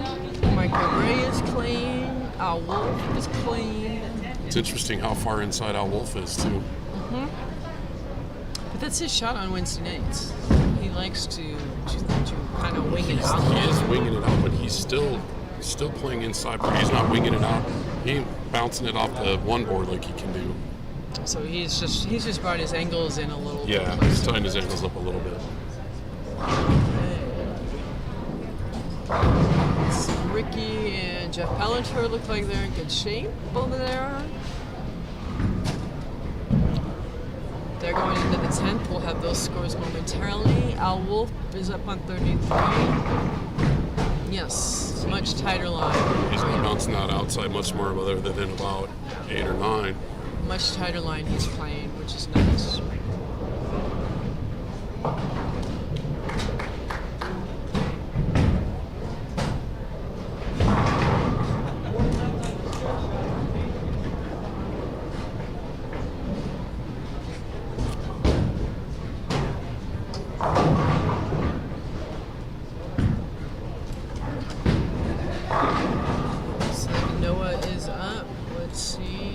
He's struggling a little bit. He's playing that same inside line as Yeah. Al is. Yep. And that was 10 in the pit, nicely done.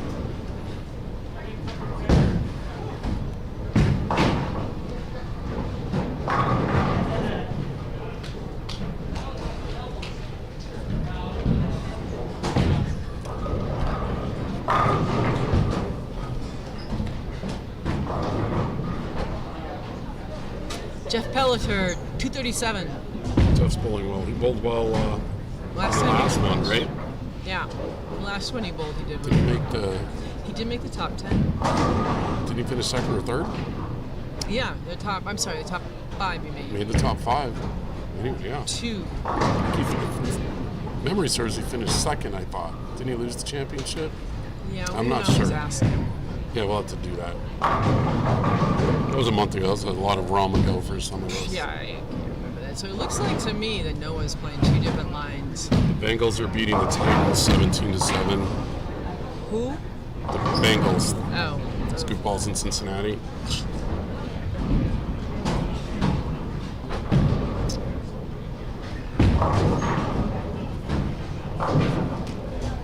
So our little pair down here on 29 and 30.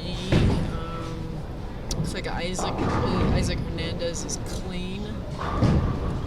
Looks like JC is struggling there a little bit. A little bit. Boomers. And was Boomer. right on that cusp between bowling well and struggling. It's amazing how little difference that can be some days.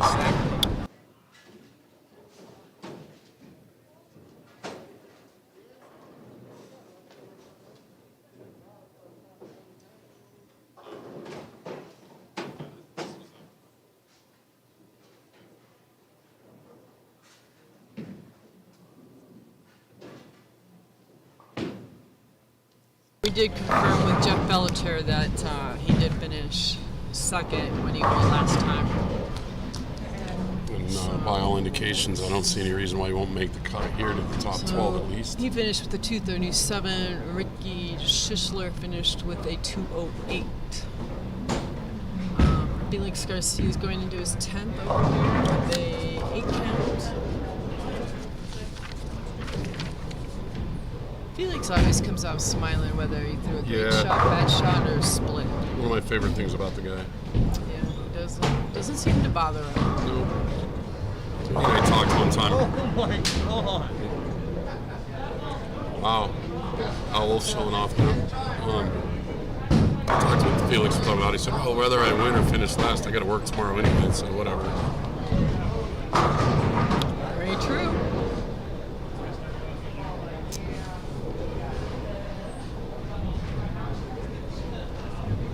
So he's going at a 230 pace.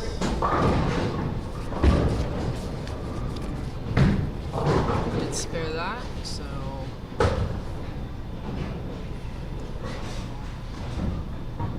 Got our pair here going into the 10th. And it looks like we have a couple new people that'll be making the truck over here.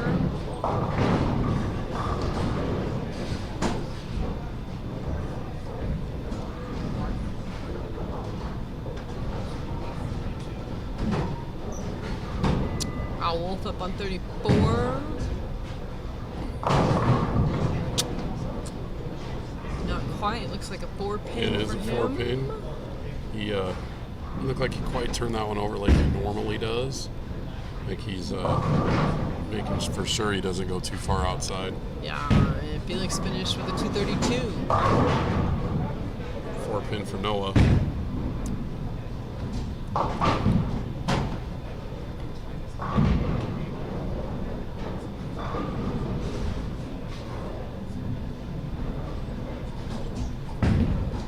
Let's see, you got that one, no problem. They always got a single pin, so they're gonna finish out. Jeff Delaney looks like he's back on pretty smoothly. Oh, I was going to get to catch that one. Al Wolf comes back for a new weapon. Yeah, coming Play back around. on something new. He's got a shot at 247 here.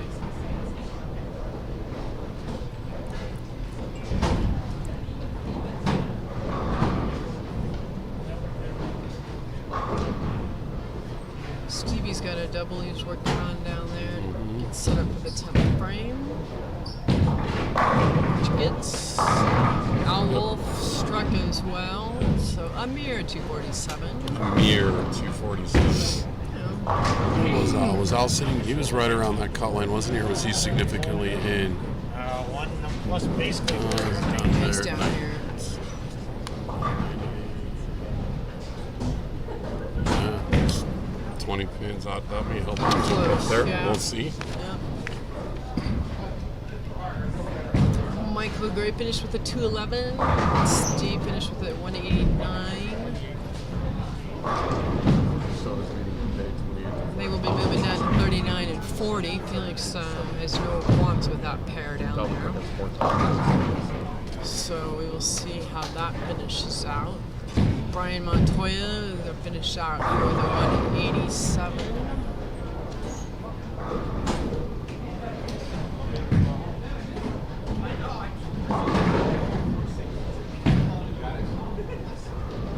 Nope, or not. How about a 186?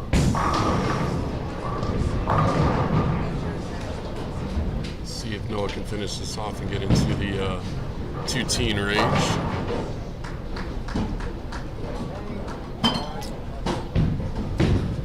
Let's see. So we'll have in front of us, or off to the right, we'll have Ricky Schischler, Jeff Pelletier. When they finish, our game 6 on TV will be Isaac Martinez, Boomer, and JC Martinez. So it's going to be a run of 3 great trios in a row for us to finish the day here. Isaac who? Hernandez. Okay. I thought I heard Martinez, but I may have. Well, the JC Martinez. If I misspoke, Isaac, I apologize. Don't hate me. it's Brian Montoya. Let's see. We have Noah that's going to go ahead and finish up here. Go with a 2-0 if he punches out. Ricky Schischler started with Lehman a 2-pin hanging up there. Steve Gallegos is on a 240 pace. Noah throws the second one. It's 203.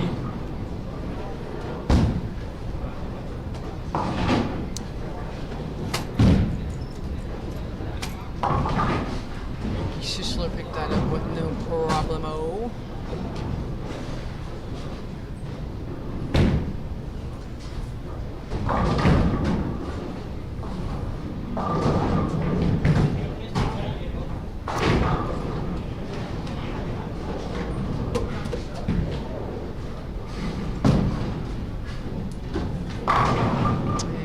And that gives him a 203 for Noah. Yep. JD's going off for another one, and he gets it. Yep. So get him to 246 with one more to tie Steve. They were neck and neck relative to each other, weren't they? Overall, they're pretty close to each other. Yes. No. Jeff Pelletier was. Jeff Delaney is down just a little bit. So 40 pins will help him there.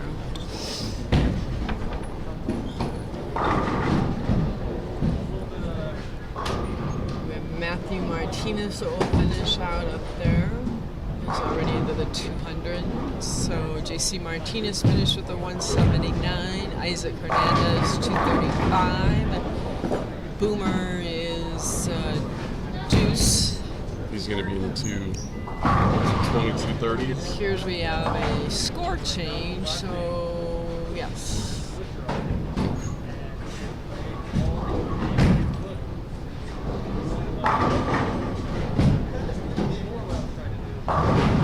So Jeff Delaney finished with a 246. Tied Stevie. It looks like Matthew left a split in his 10th frame. Still going to get to 220 something. Felix Garcia starting down there on 39 and 40 with a double.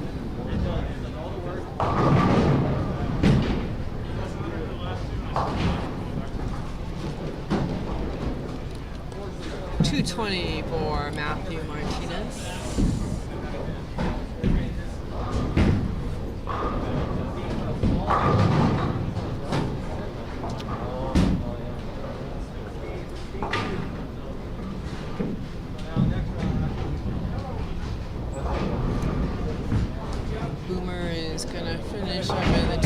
machines down there. Yep. Some talented people coming our way.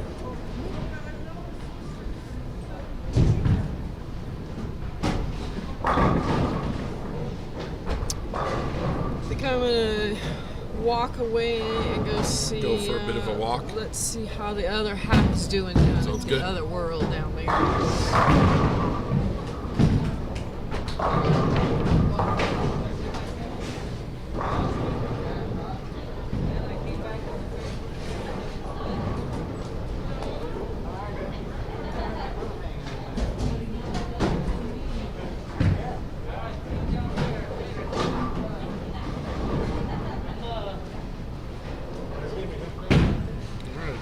Super quiet as we watch the guys rotate around a little bit.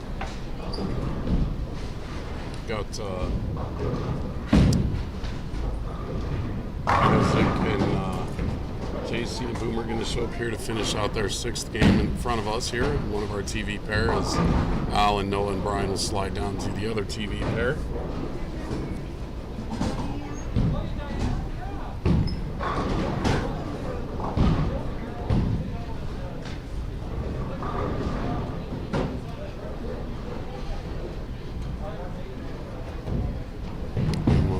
Jeff Pelletier continuing to bowl well on the pair in between with Ricky Schishler.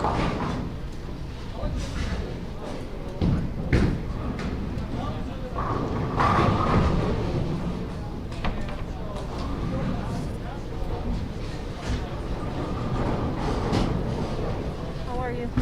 Good, Michelle. How are you? You're fine. You can talk. I trust you. It's fighting a headache.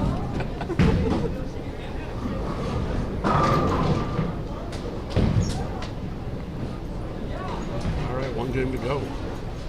Get to the cut score.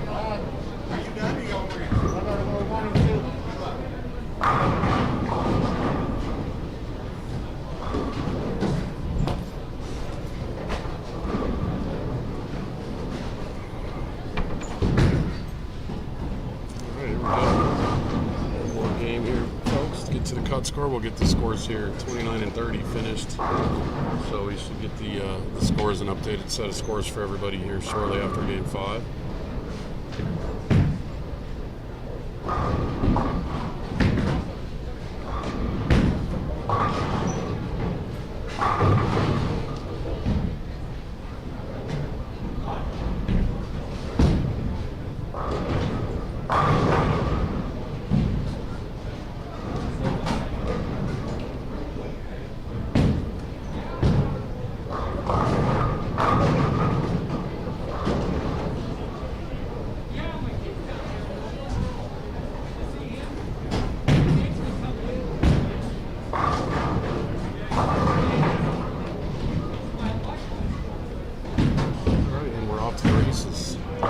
Isaac with the 9 count. JC leaves a 1-2-4 and chops that spare off.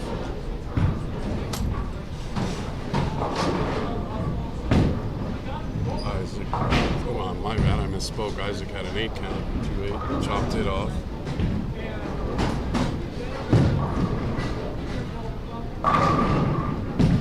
Noah with a rack 9 pin down there on 37. See what Boomer can do here to start 33 and 34.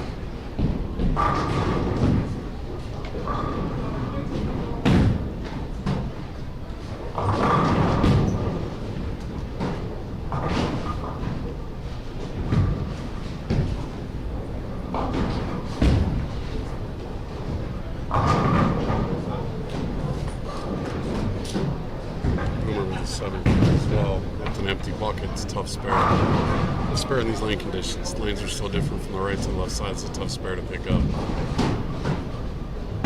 Goes right at it. Nice spare. It's a nice spare.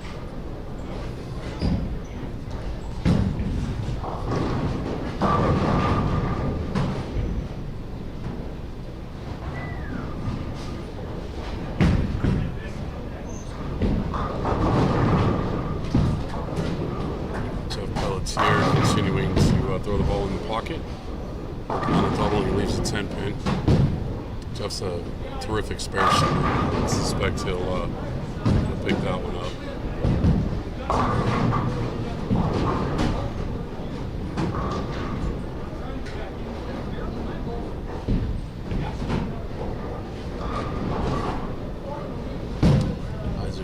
goes up the 2-8 shot again in the middle part of the lane. And these, what they don't know yet that we've had the experience of learning is 33 doesn't have a lot of tilt on it at the end. It looks like some of the other lanes, and then it just doesn't quite finish and get in the pocket.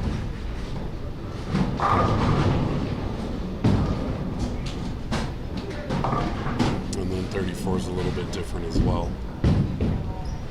Wolf down there on 37 throws the ball in the pocket, knocks all 10 pins down, which is the goal.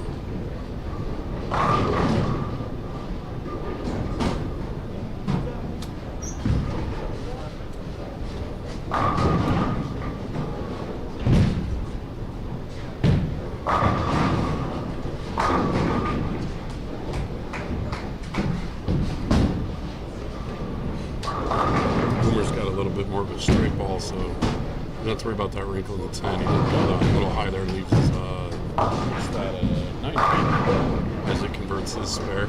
But imagine Isaac will make a bit of an adjustment here and get that ball in the pocket shortly. Noah's down there throwing strikes again, as he is known to do. Brian Montoya's throwing strikes, Wolf's throwing strikes.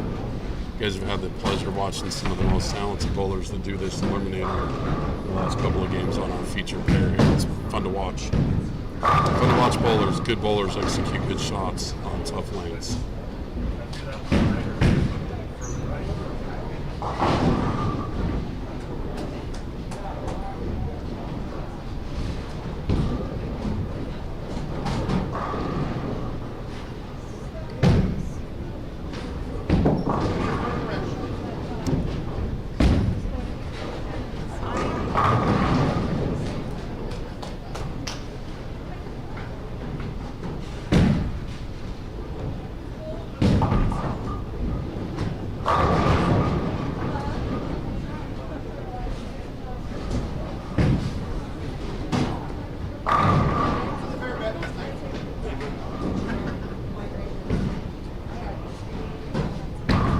Martinez, I think, we picked a new bowling ball out. Throws that one. It's close to that pocket.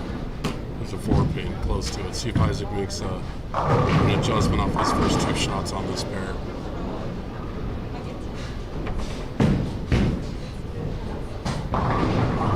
Goes a little too far. There's a 4-9.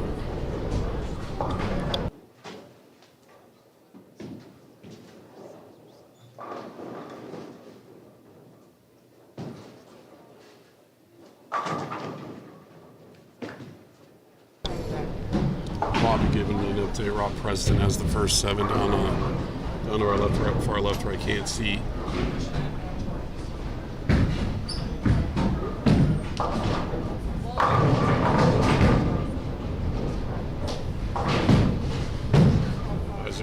As it goes for the 4-9, it does not convert it.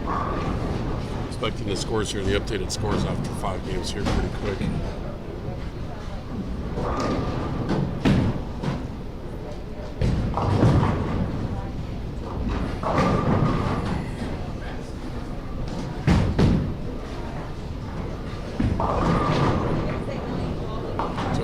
Here picks up back-to-back 10s and as requested. Here's the updated scores after game 5. Your current leader is still Steve Badavinac at plus 235. Steve Gallegos at plus 192. Jeff Pelletier at plus 189. Followed by Chris Woolsey at 184. Brandon Becker at 181. Riley Gilchrist at 176, tied with Rick Schaefer. In the 8th spot right now is Isaac Rose at 174, Jeff Delaney at 169, Al Wolf at 145, Donald Gavin at 143. And rounding out your top 12 right now, the 12th, the cut score would be Felix Garcia at plus 138. Kelly Zapp and Robert Marion are right there, Marvin J. Hall are right there, Boomer, Brian Montoya. So it's a shootout here with about 6-7 frames to go, folks. Again, that cut score is Felix at plus 138.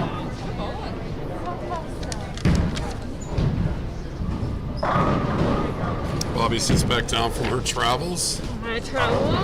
Hand her the score sheet there. I do have one covered it. Score sheet handed to And me. we got one turned in already. Plus 142. At plus 142. That's Kelly. It's going to be close after 5 games. Bobby the Cub is plus 138. Look down there.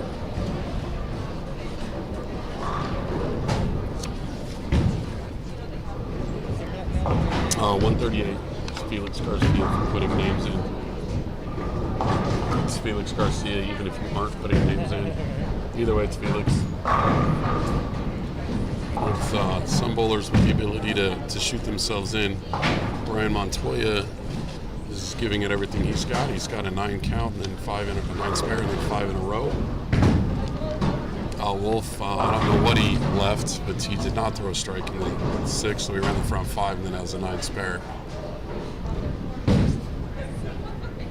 I know I just put 10 in the pit and give him 5 in a row and 6 in a row. Yep. Benji Garrison with a wry smile as he walks off. I don't think that guy does anything without a wry smile, though. Oh.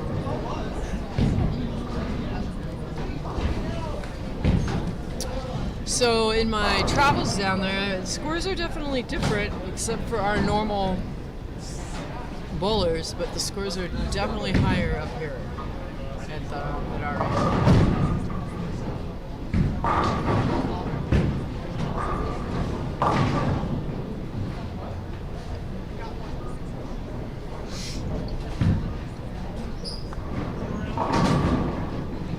You're the director now too, so you pick what we watch. All right, let's see what Isaac's got adjusted on. Isaac's still nosediving on lane 34 on him.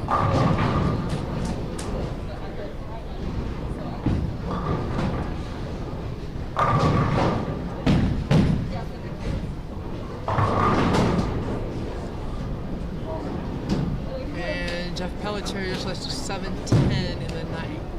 I think Jeff's going to be all right though as far as getting in the top 12. Noah's got a spare in the next 6 in a row. Before that shot, Jeff had left some 10 pins up there too. I'm wondering if he missed just a little bit, readjusted a little bit, I'm not sure.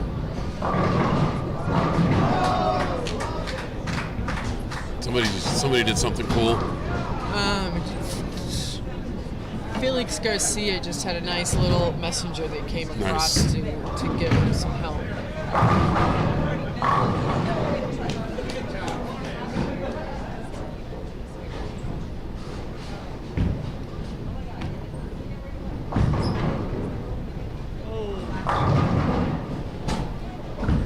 And Jeff Pelletier goes back to the 10-pin shot. He's going to custom 2. Brian Montoya up on lane 37. See what he could do. So most of the people I've watched are all playing that inner line. Yep. Some are going straighter, some are giving it a little bump. Isaac just left the 7-10.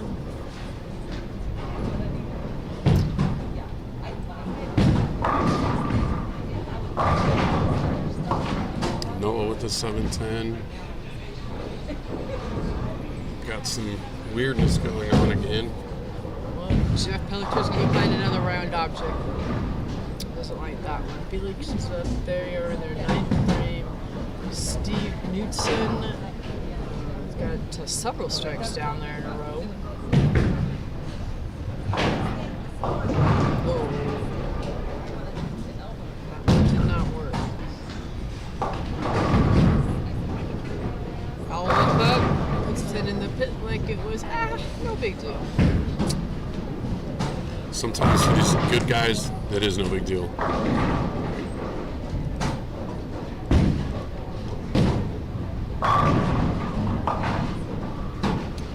No, it looks like he got one of what he had up there, so he's well into the deuces. Al Wolf, Brian, they're all 200 plus, so that pair is going to make a difference, I believe. Yep, for sure. Brian Montoya's still got 7 in a row, doing his best to shoot himself back into it. Felix can go off for a 240.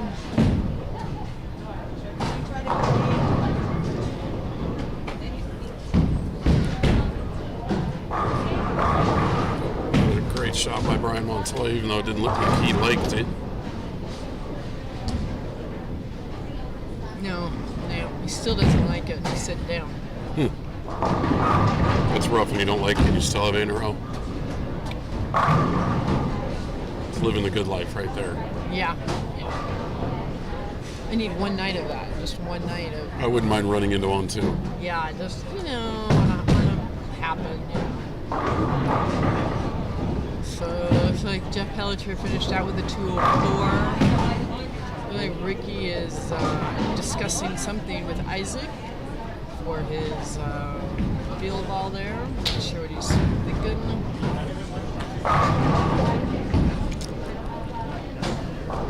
Wolf put 10 more in the pit. Jeff, don't worry about it. So I mean, it's plus 183 for me. Yeah, you should be fine. You're my third going into this game. That's my skin. Yeah. I think. Yeah.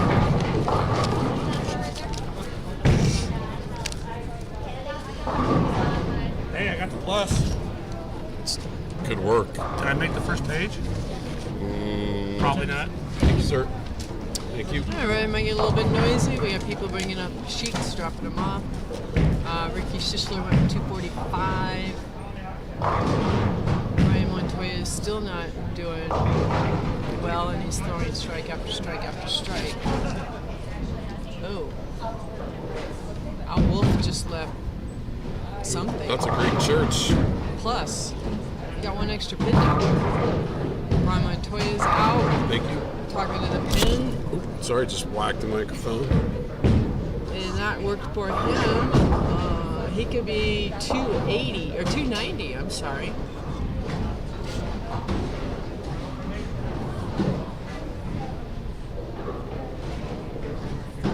Felix is finishing up down on 39 and 40. Al Wolf not happy at all with that, but still finished at 247. I would think he's going to be all right.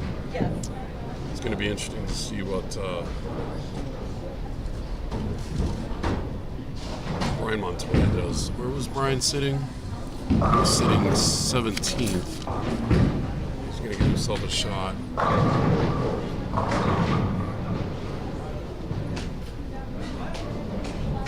Brian Montoya left a 10 pin, so he'll still have a 279. That seems to be a very popular game today. Yep. A lot of 279. Been a few. Felix.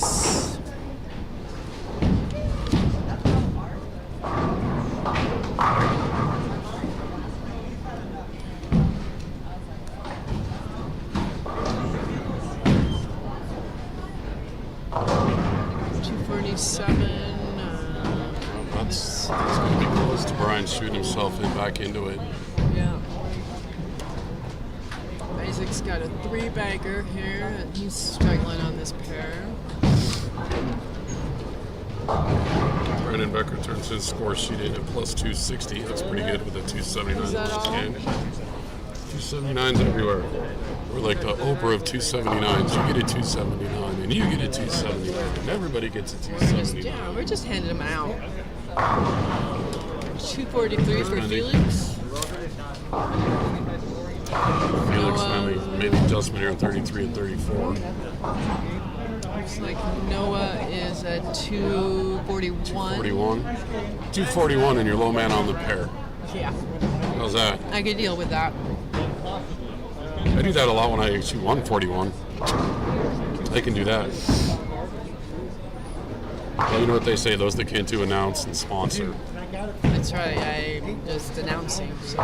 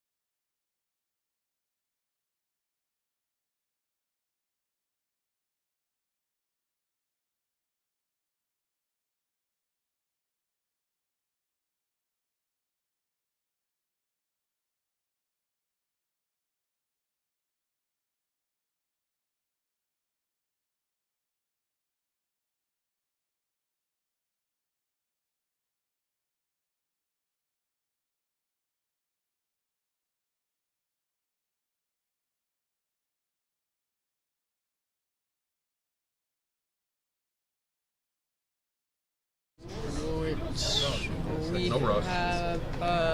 we can tell you who we got now. We have Felix Garcia, Brian Montoya, Steve Gallegos, Brandon Becker, Chris Woosley, Rick Schaefer, Jeff Pelliter, Jeff Delaney, Robert Marion, And Riley Gilchrist, Al Wolf, and one other. Steve Badavinac should be the ones down on the Steve might have been he's on the other side. So that is your other top side. 12. Bowling from the other side.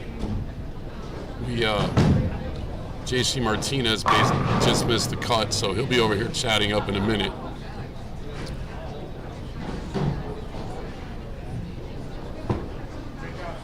It's gonna be an interesting 3 games here. Yeah, and some of these people we did not get to see bowl, so that would be a pleasure, like Chris Woolsey. You know, like you said, Wellesley, Schaefer. We didn't get to see Badavinac bowl today. Brandon Becker we did early.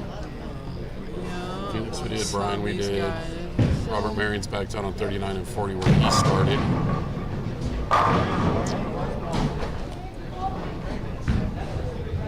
Rick Schaefer's running up to the concourse in a frantic moment. He did have some urgency behind that movement, didn't he? I'm not sure. Maybe had another thought of a bowling ball. Oh, a spare ball. Oh, that might be good. Surprised that guy actually even owns a spare ball. Well, he does occasionally need it. I mean, you know. There we go. Oh, my turn. Your turn. We got him. Hot off the press. So your top 12. Your leader at A lot. 1481 for 8 games. Steve Banavinick.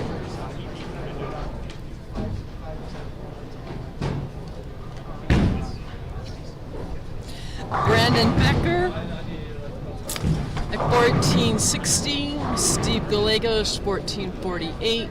Raleigh Gilchrist at 1443. Rick Schaefer 1433.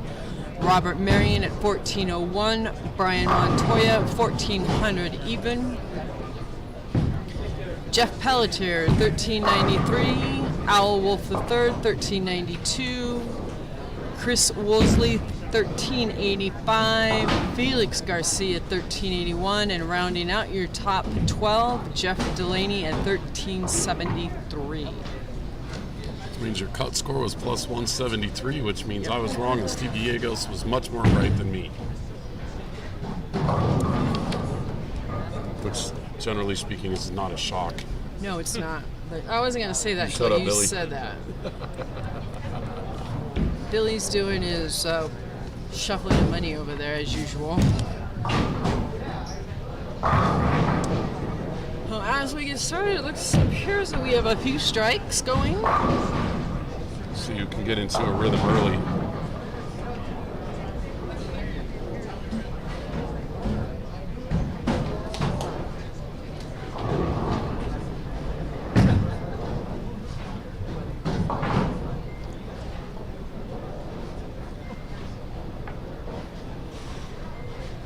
Seeing several strikes across the board.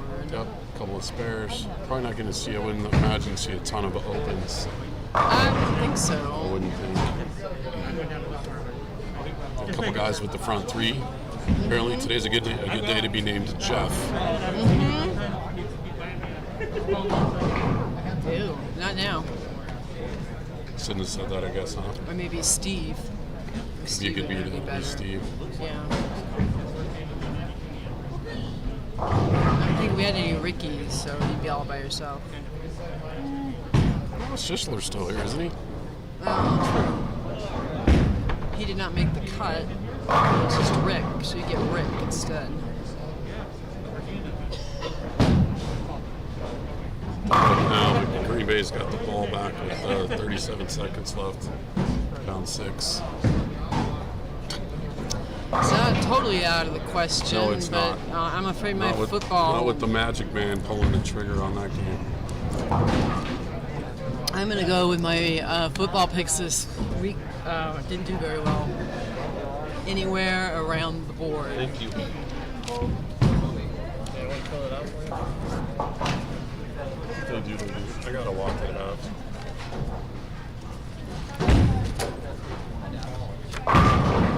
Swolesy nail in the pocket.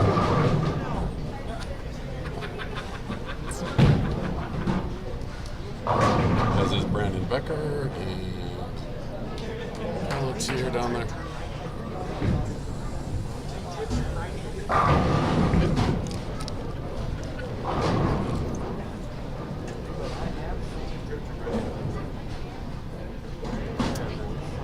I see only a couple of opens so far.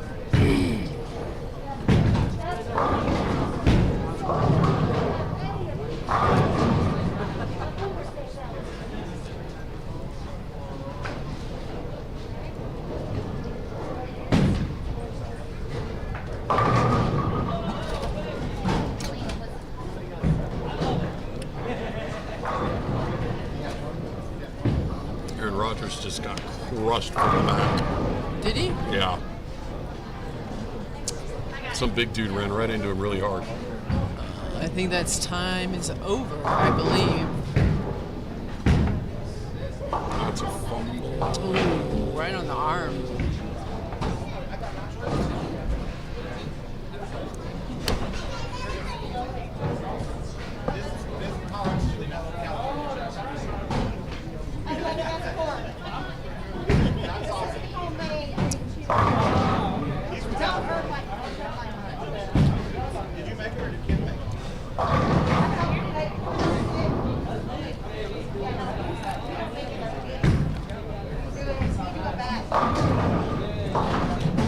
A lot of bowlers throwing the ball in the pocket right now.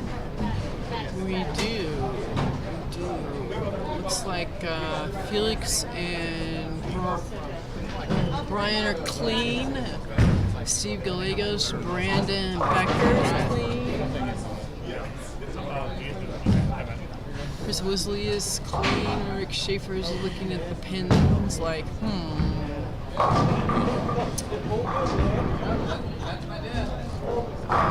Pelletier is clean. Yeah, they might have a high scoring finals here. I'm gonna share your prediction, or No, it's going to stay double secret. I'll make a. We'll see if he makes it to the top 5. okay. Alright, I have mine as well, so. Did you write it down? No, I did not. Let me write it down. Yeah. Make Billy write one down too. Who do you think's going?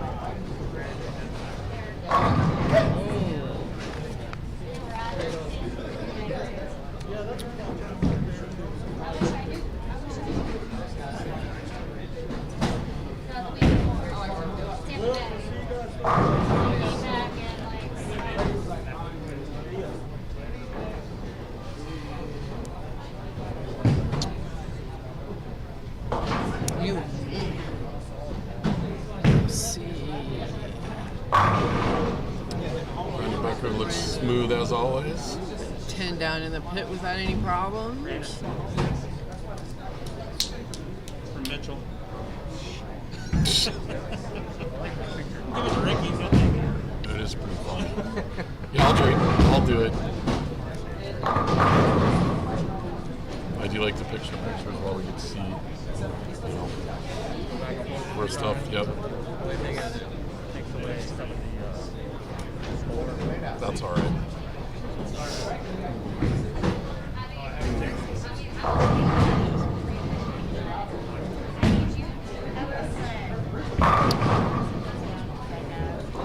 Tierra's still lined up pretty good too.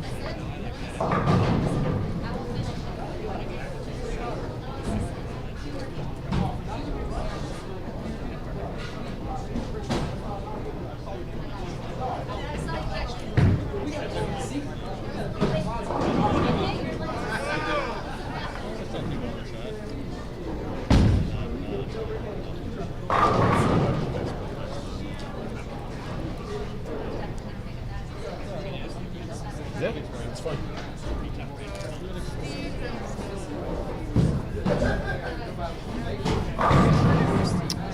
appears Rick Schaefer went up to find another ball.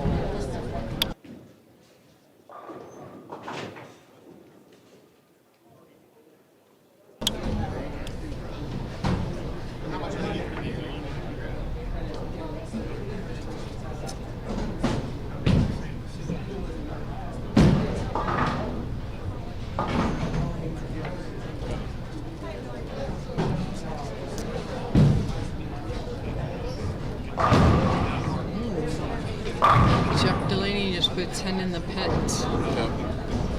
Brandon Becker's throwing 10 down a lot. Steve Gallegos is throwing 10 in a lot. Oh, Robert Marion just got some luck down there on 39.40. Well, it never hurts to get a little lucky on that pair. Oh, yeah. Brandon Gilchrist is throwing some strikes up down there. It is a strike fest. Ricky Schaefer is just having some problems getting lined up on that pair right here.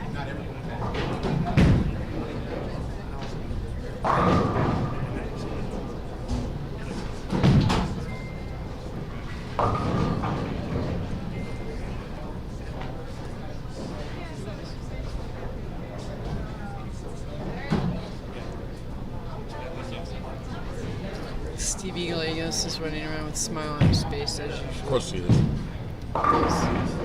Jeff Pelletier or Jeff Delaney Jeff Delaney's getting a little passionate down there. Yeah.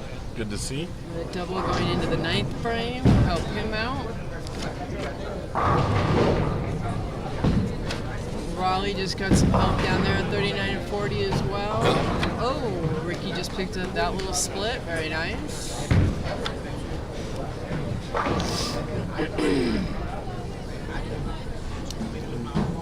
Still hunting for a Yeah, headed back to the toolbox. Yeah, he wants another tool. Does not like what he's got down there.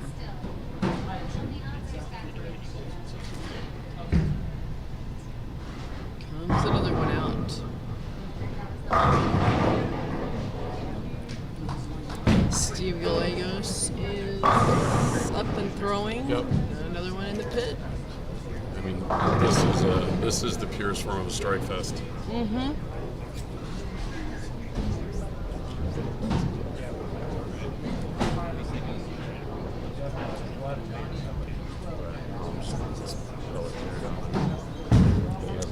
Ricky Schaefer found put another ball in his hand. Got a strike on that. I don't know if he likes that or not, but looks good up on I bet the he board. likes it enough to be able to adjust on it. Absolutely. Nope, we got two tools coming back to the toolbox, so doesn't like those two. Return to sender. Yeah. Address unknown. Jeff Pelletier just left us 2-pin after his front 8.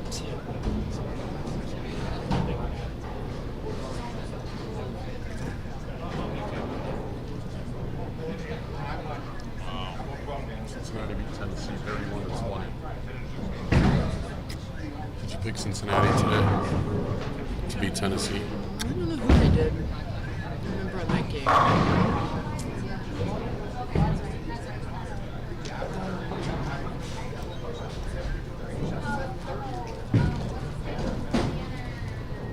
Jeff covers up his 2-pin. Does by Steve Gallegos is doing quite well here. Robert Marion just put 10 in the pit. Yep. Felix did too.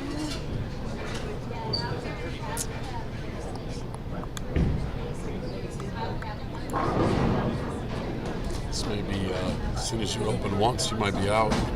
Mm-hmm. I don't know what's going on down there. Run down real quick and check 25 and 6. Okay. Yeah, we have one pair that's on the other side of our partition here, so Ricky's gonna go down and spy on them and see what's going on. Chris Woosley just put 10 in the pit. JD Jeff Delaney did not. Left a 7 count.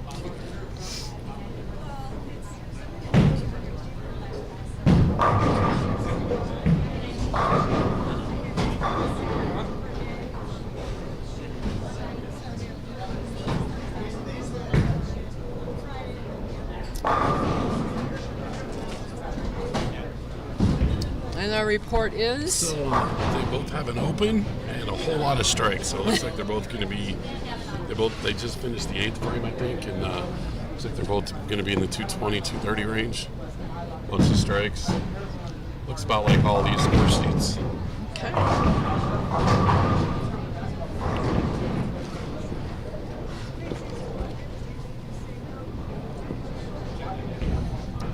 So Brandon can be in the 220s here if he picks the 7 count up.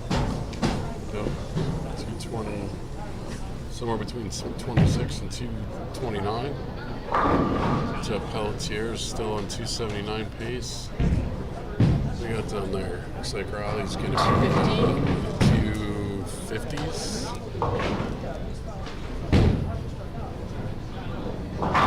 Picked up that 7 pin, so 227 for Brandon. Yep. It's a good start. Got a couple of other really good bowlers that have not gotten off to that good start. No. It is game 1. I got 3 games here, and then we take the top 5 from here. Yep. So we will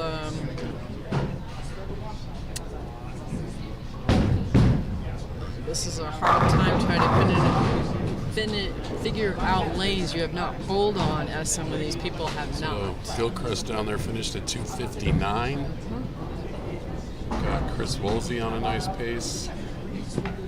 Looks like Delaney's going to get into the 190s. Peltier fires another strike in the 10th. He's on 270. Felix is kicking out some late 10 pins. That's because if you notice what he's wearing, he's dressed kind of like Isaac. A little bit. Got a little the black and the white and the black pants going. Looking very, very professional. Very dapper. Steve Gallegos picks up his 7 pin. He'll get to enjoy one more shot this game. He'll get to 259.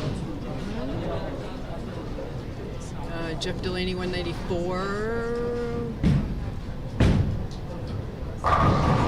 Ricky picked that up. Yep. Jeff threw his one in the 11th frame. So looks like we're going to have a 259, another possible 259, a 270 something. Somebody may shoot 249 and not be in the cut after the first game.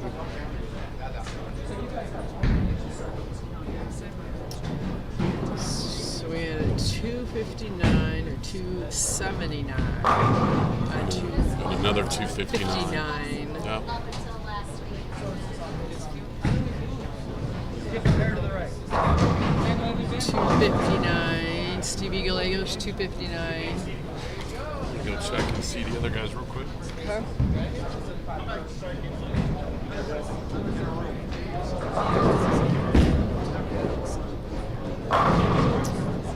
Chris Woolsey is putting a set together, preparing to go into the 9th and the 10th frame.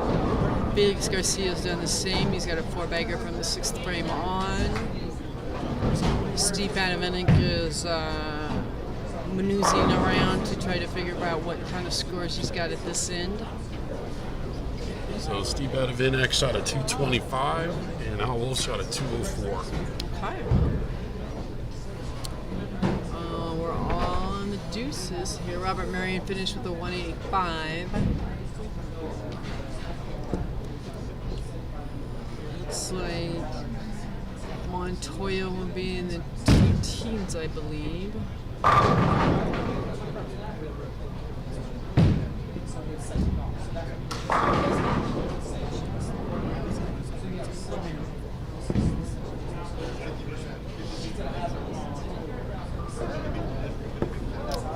Here's Rick Schaefer going to look for another tool. How many tools did he bring? That's a good question. Probably old pro shop full, I would imagine. Probably maybe 9 or 12. Yeah, something divisible by 3 would be my guess. 12. 6, 9, 12. Yeah, it looks like maybe 12 back there. 217 for Brian Montoya. Felix has got a shot to eclipse that.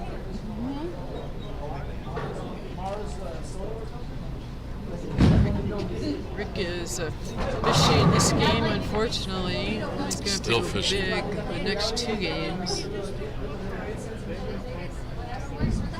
Seems to be a little frustrated down there, and I can understand little why. lost. Yeah.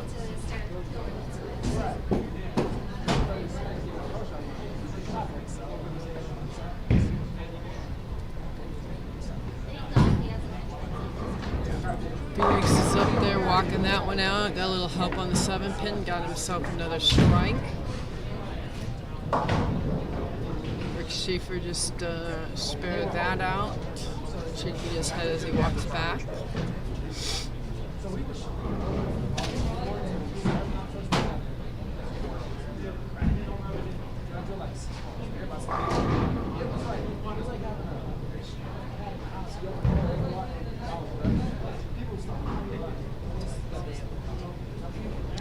Appears Rick Schaefer's going to throw a gutter ball over here and get this pin out of the gutter for us.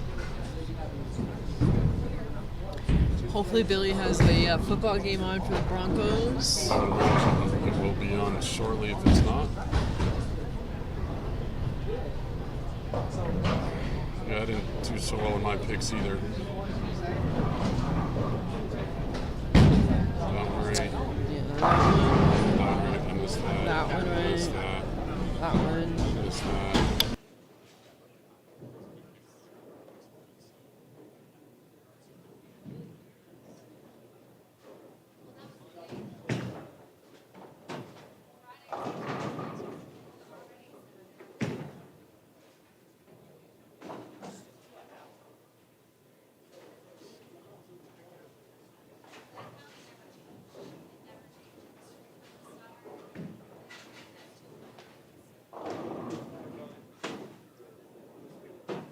All right, Felix Garcia finished with a 234.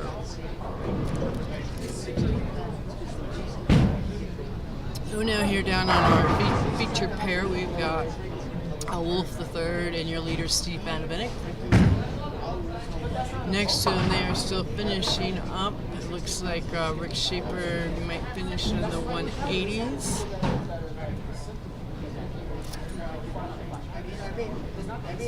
Chris Woosley is going to be. Let's see what he does on this ball. We are all looking at our football agendas here,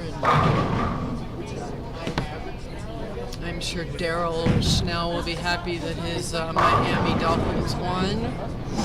I'm sure he will. Ricky's sad that his Rams lost. Yeah, Ricky is. That happens a lot. It's after 8 games, I believe that's their 5th game this year in the Eastern time zone. Yeah, they've been traveling a lot, and they didn't play well. Played a good team. The Dolphins' defense is really They're good. looking good, yeah. Yeah. Rick Schaefer finished out with a 179, so hopefully he figured something out. He's smiling, so He's just as likely to shoot 279 next game. and Tuno's 279 the third Yeah, game, so yes. I'm not counting him out. No, absolutely not. Although it looks like the cut after the first game is going to be like the 230s.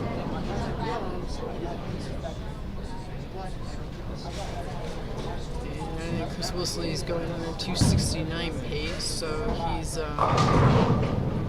doing just fine.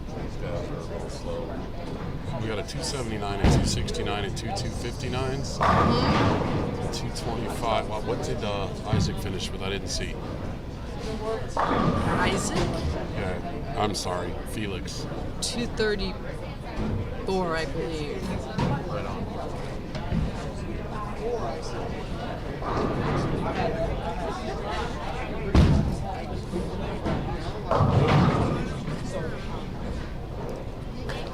$66 for Chris Woosley, so we'll get a score sheet here as soon as Billy can get that to us.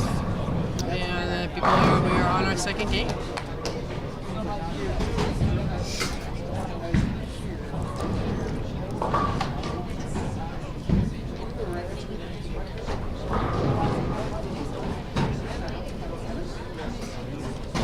We got some people shifting and moving around here a little bit. In front of us, we have Steve Adaminik starting out with a double. Al Wolf is up. Stevie Gallegos a double. Brandon Becker a double and a 9 count. Al Wolf didn't like the shot as he comes back with an 8 count. Down on 25 and 26, the pair that we can't see is the matchup of Jeff and Jeff.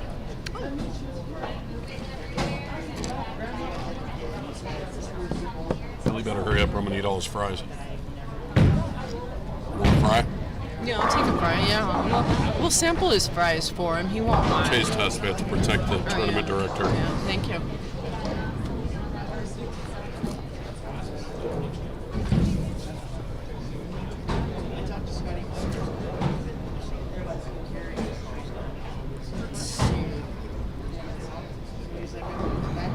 Al Wolf did pick that up. Robert Marion is working on a spare and a very nice shot, left him a 10 pin. Stevie Gallegos liked that one as well, left him a 4 pin. Pins carry over, or They do not. They do not. They zero out. Yep. We've never carried them over here. Nope. And your sheet. Hot off the press, your leader. 279, Jeff Pelletier. Kim Woosley at 266. Steve Gallegos, 259. Raleigh Gilchrist, 259. Felix Garcia, 234. Brandon Becker, 227. Steve Badaminik, 225. Brian Montoya, 217. Al Wolf III, 204. Jeff Delaney, 194. Robert Marion, 185. And Rick Schaefer, 179. So right now your top 5 ends at Felix at plus 34. Right behind him is at Brandon at 27 and Steve at 25. So, next 2 games, utmost important. So we will see how these guys take care of it.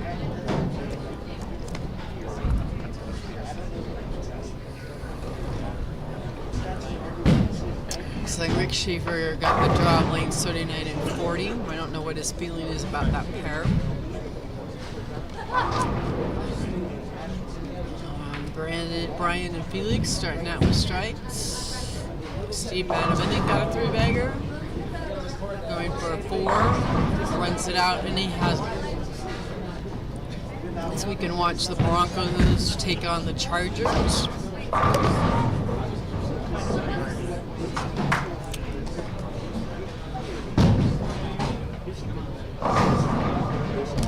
I feel like all we're saying is 10 in the pit, 10 in the 10 pit. in the pit, 10 in the pit. That's all I'm, Yeah. Well, when you have 12 bowlers and the cut score is plus 34 after 1 game, you know, and you have 9 of the 12 shoot at least 200, there's a lot of strikes being thrown around.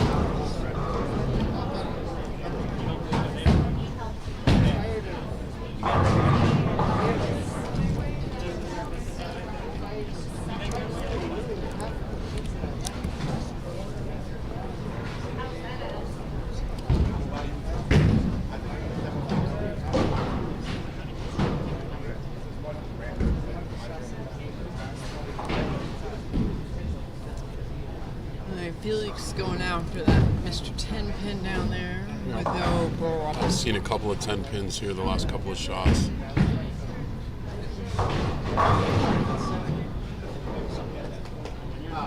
Al Wolf seems to have found something. As does Mr. Steve Badaminak. Again, no shock.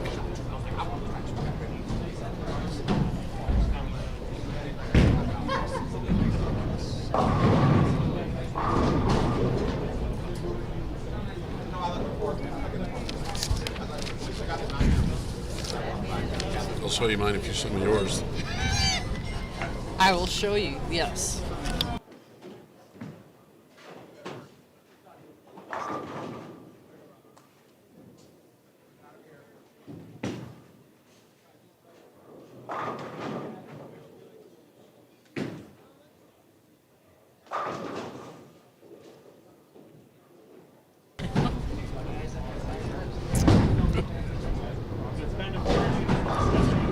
It's going to be very interesting to see what our cut is. We've got scores going up that weren't. Steve Madavinik is going out on the lane to play. Not sure what he's doing. He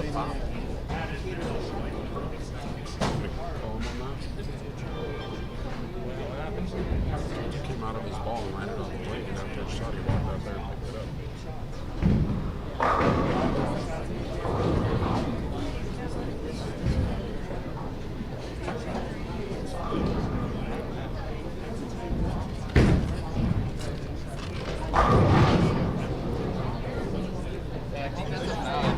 Yeah, I do too. That's Yeah, we had that happen on our.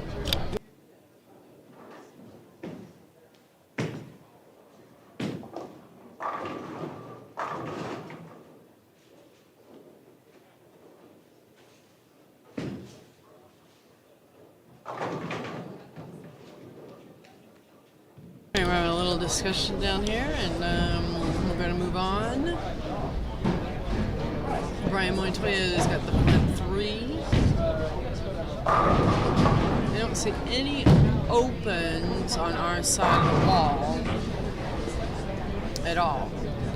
I just did see Jeff Delaney running to the other side. He came to fetch another tool out of his bag over here and ran down there. Unfortunately, we have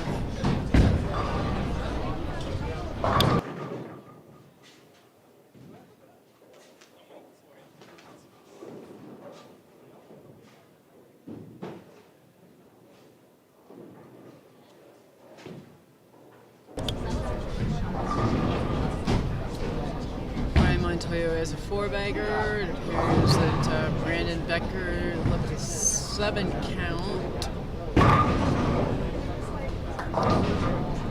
Rick Schaefer's got another split down on 39. so we've got a rules timeout here. We do. Something came off of Steve Madavinik's ball. I believe it was a piece of tape. The rule says, I believe, that you have to step off of the approach, and then you may walk out and pick it up. We had that on our Wednesday night league. Kiko actually did that, and it was called a foul. And actually, Al Wolf called us on that because we had forgotten, because it doesn't happen that often. Right. So, yeah, I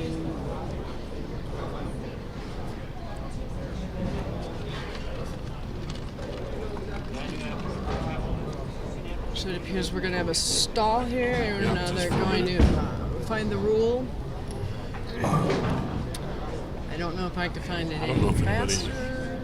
You have to go to USBC and you have to bring it up. Book. You got a rule book? They don't do booklets anymore. To go online and find it. I don't think.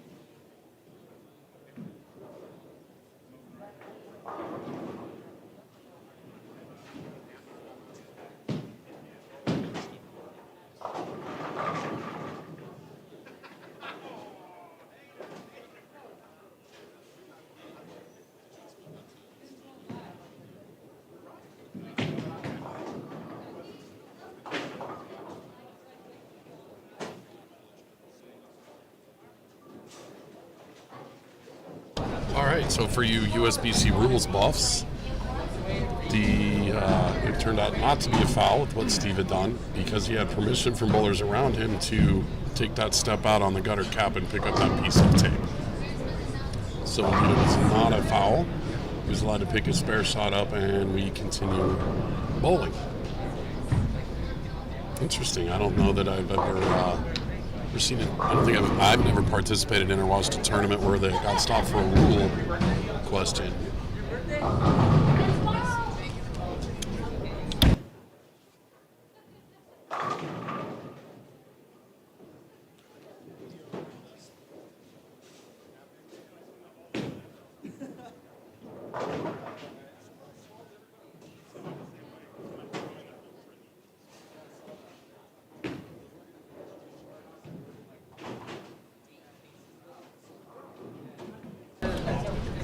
Check out what's going on. I was just going to go check out what's going on.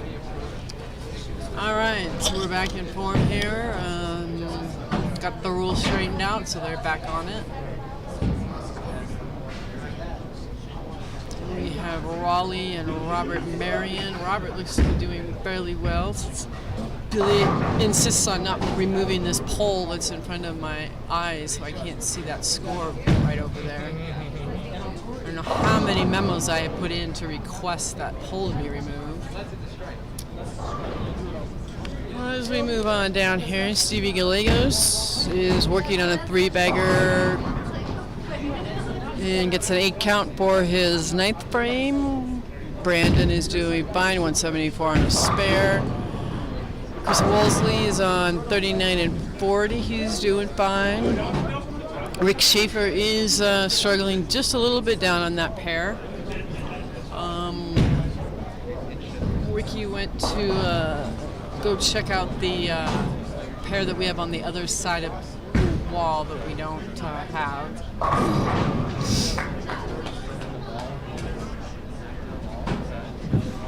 Let's see, Felix working on a double.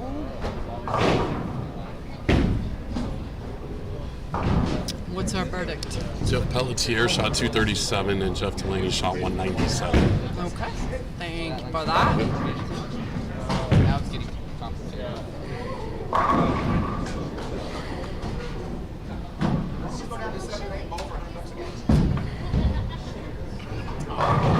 Bobby, that's the man that told me. He told me once. Bobby told me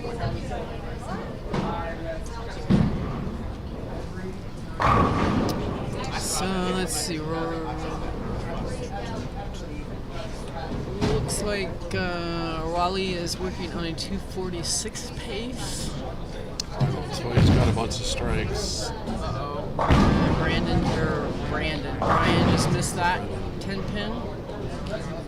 Brian whipped on the 10. Steve Gallegos is still up there. Looks like Schaefer's making a run. I knew that was coming. He's like an NBA team. He'll make a run.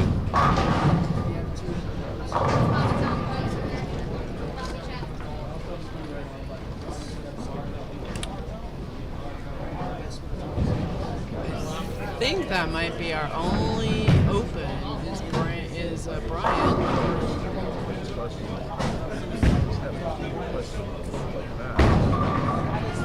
Brian comes back with a wet cleanup on 35 for a strike, which is just fine. He's set up pretty nicely to get into the 10th frame. Steve Vanavinick is clean. Al Wolf is clean. Robert Marion is clean. Steve covers that just fine. 246 for Raleigh. Robert Marion will go ahead and see what he can do. Well, I'll try to. Schaefer up on lane 40. Leaves a 6-pin? 9-pin. Excuse me, a 9-pin. Trying to look through a screen on that. Felix is up looking for a 3-bagger. We need to put an Leaves an asterisk. 8-cant. All rules will be interpreted by Billy Cash. Right?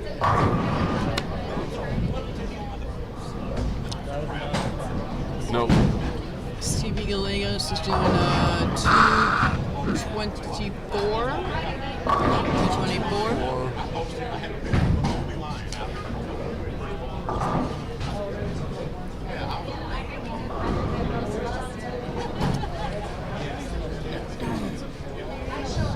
Robert Marion's got a shot at 234 over here. Mr. Gilchrist at 246. It is a serious strike fest going on right now.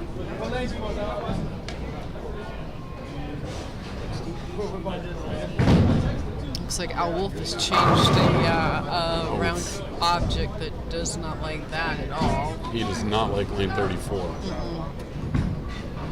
Robert Marion's on. Get to 233. That was a hit 5, get 9 shot. Yeah, that ball didn't come up at all for him. Did not.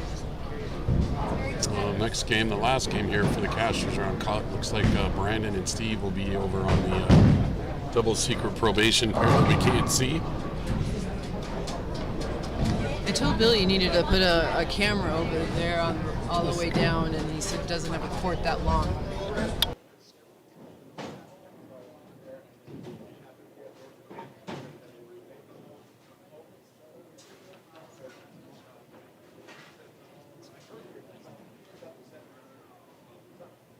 Can't see.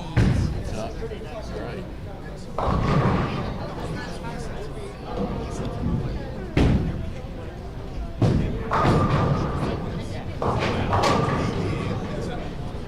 I don't have any idea how that was not a strike.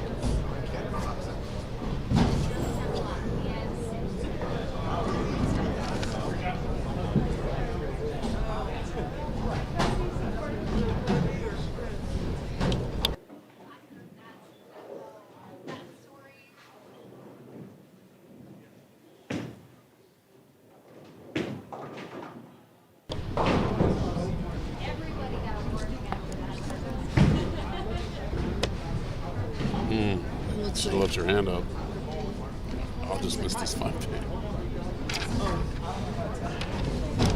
Let's these guys understand what the scores need to be to make the top 5 here, and as soon as they run into a couple of bad carries or a couple of bad shots, it's tough to rebound. Absolutely, and one open, like you said earlier, could take you out. Yep.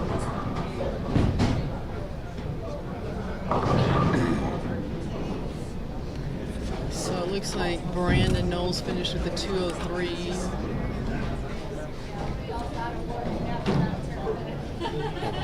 Brendan Becker did? Yes. Okay, he's got to move down and shoot with Steve down on that end.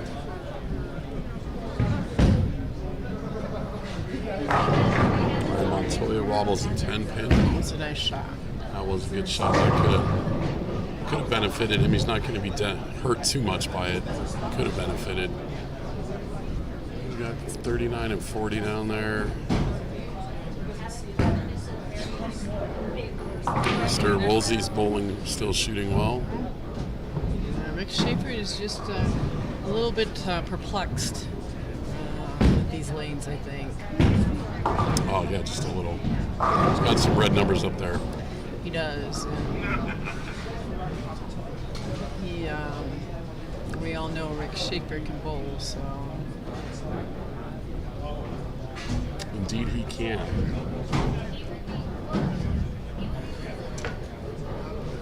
Brian Montoya is going under 220 pace. Yep. Felix is going under 20 pace.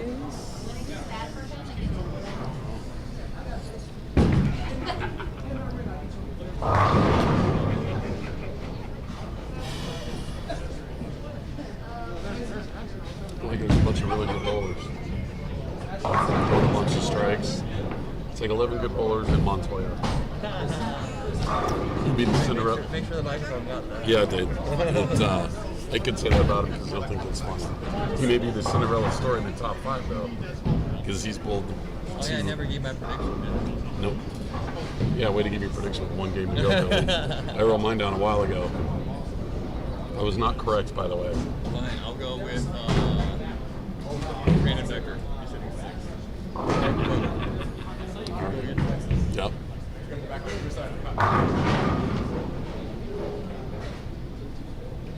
Steve Adavinek's going to be in the top 5, I think, they're after 2.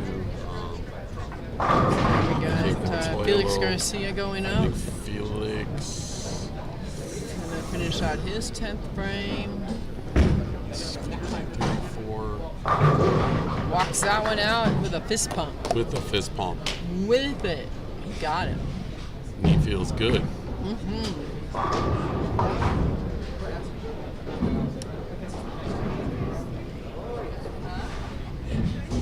So we are going to get the Jeff and Jeff show here, I think. We get the Jeff and Jeff? Jeff and Jeff. See, you have no excuse right now not to be watching Right? We, for some reason, are still winning. Well, it's because it's a weird day in the NFL, so of course the Broncos are playing. Did Al finally figure out lane 34? I've been struggling with that one.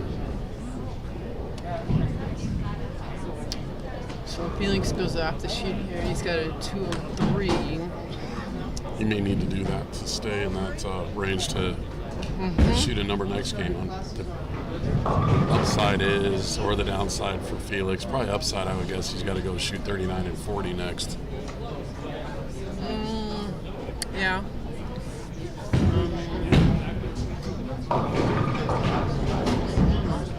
Starting to see some splits here. Maybe the transition. Maybe the transition has finally got caught up down there.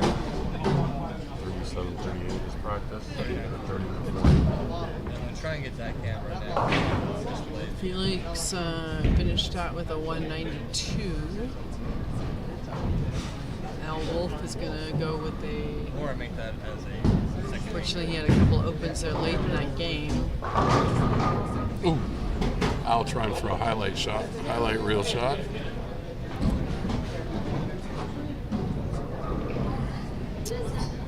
So now we will have some shifting and some moving here, and 1 game to go. we get 1 game, see where we're at with the scores. I'll check 25 and 6 out because I think those guys are about halfway done with this game already. Okay.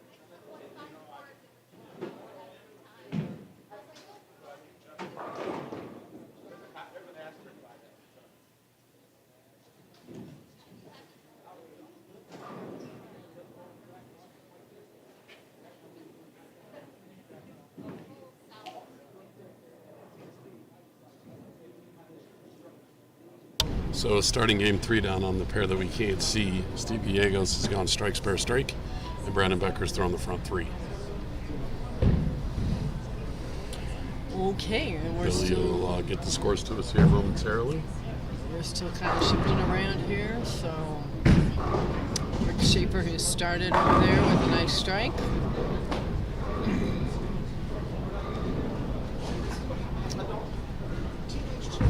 Got Robert Marion on our TV monitor here. It's a solid 10 pin. So what do we think here? I'm thinking that Riley Gilchrist is probably still in the cut. Chris Woolsey. I'm thinking Jeff Pelletier. I'm thinking Billy has the score sheet. Is what I'm thinking. There we go. You got it. All right, here we go. Currently, after 2 games, Jeff Pelletier is plus 116. Riley Gilchrist is plus 105. Steve Gallegos is in third at plus 83. Chris Woolsey at plus 81. Steve Badavina currently is in the 5 hole at 452. So that would be your cut after 2. With Brian Montoya 10 pins behind and Brandon Becker 22 pins back. Felix Garcia 26. And Robert Marion 34. So I think there's some movement here to be had. The 5, 6, 7, 8 bowlers kind of duking it out one game for the right to make the stair step. That's like the 9th time today we've seen that light hit on 33 leave a 5 pin. Yep. Yep. Too much in that oil there, it just gets. Yeah, it does, and there's not a lot of 33, especially more so than all the other lanes today. There's just not quite that left final tilt into the pocket. It's on its way, and then it just kind of stays there a little bit. I've seen a lot of that from guys who have a lot of hand in the ball, clearly. And I've seen 2 or 3 guys go on the spare side and slide it right too. Yeah, 2 or 3 guys have done that. So, I mean, honestly, right now, picking up a 5 pin on lane 33 is.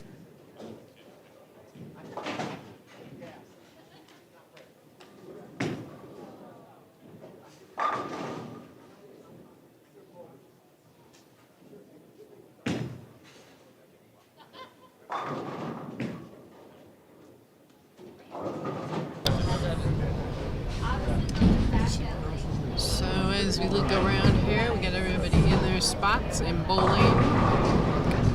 Chris Woolsey's got the double. Rick Schaefer is on the parent can't see. He's throwing the first. This is just his second frame. Alright, watch this guy strike. Another strike. So that will give him. Brandon Becker has the front 6 over on the double single probation pair that we can't see. Yeah. Which would be helpful for him. He's currently sitting in 7th. So that's last game, Bobby. It's the first time I think all day we didn't have someone shoot at 279. Nobody. What was our high game that one? 237. 246. 46. Yeah. What's Stevie doing down there with it? This end has definitely been scoring higher for some reason. Yep. Rick Schaefer with the front 3.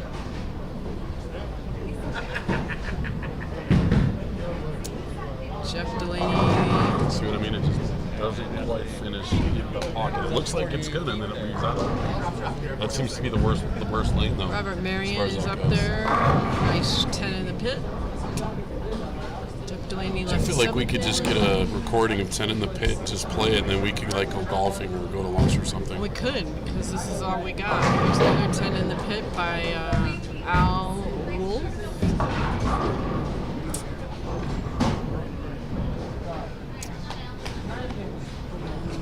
So we will do this again, as far as we know, the last Sunday of What November. is the date of the next one? Get that confirmed. Assuming I believe it is it's the last Sunday of November. November 29th. November 29th. Yep. I'm not sure what shot you all will be getting, but That is the Sunday of Thanksgiving weekend. So what's it going to be called? I would imagine the Gobble Gobble Eliminator, or We're going to take turkey. could be the Turkey Eliminator. All I do is on the fire.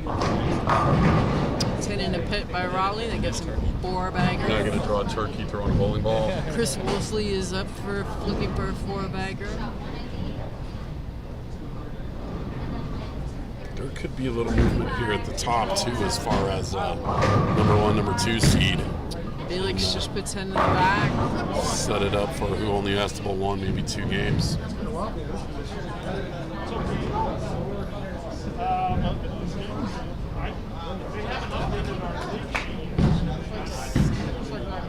Jeff Pelletier's going down. Got 10 in the pit.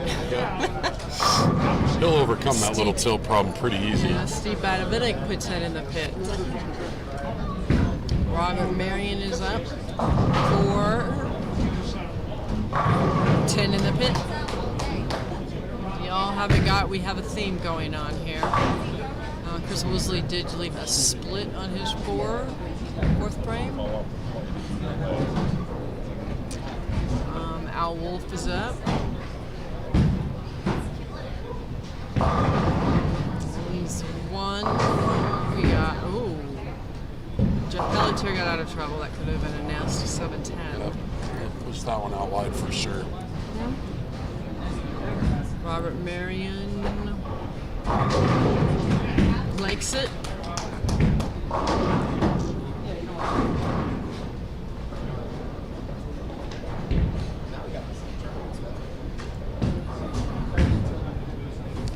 Mr. Marion could make a strong run here and get to a big number. He could shoot himself back into it. Looking at the score sheet after 2. It seems like as many of these that we have done, that it always comes down to this game. Yep, for sure. This game. And everybody's looking at scores as to where they are at. Schaefer gets 4, 5-bagger. 300, 266, 490. I don't know if Al Wolf likes that lane or not.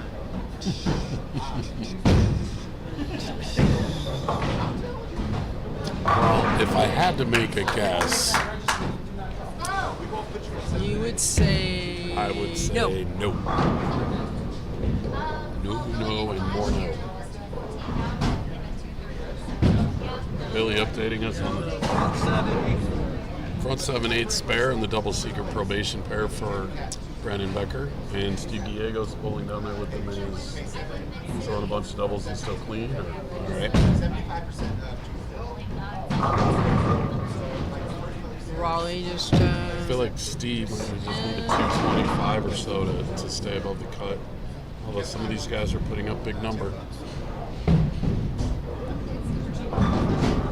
Well, 15 is to get in. You get $5, and then you get in with everybody on the squad.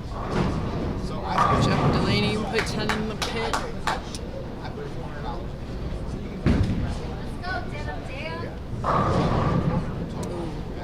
So it appears there's still some carry problem down on 39 Yeah. 40. Yep. To prepare myself for Wednesday to bowl on that lovely pair. You can do it. Steve I believe in you, Badman, Bobby. 10 in the pit. I hope. Because that means you're next to us somewhere. Oh, but remember, I'll be in Wisconsin. Oh, that's right. You leave. Well, you know, I can still harass your team members. For sure. Well, you can harass me too, just have to do it electronically. I can do that too. Yeah. That's fair. I would expect no less. Very true. I will take care of that. I have no doubts. All right, Mr. Pelletier up here on 33. Again, made the adjustment and got that ball home nicely.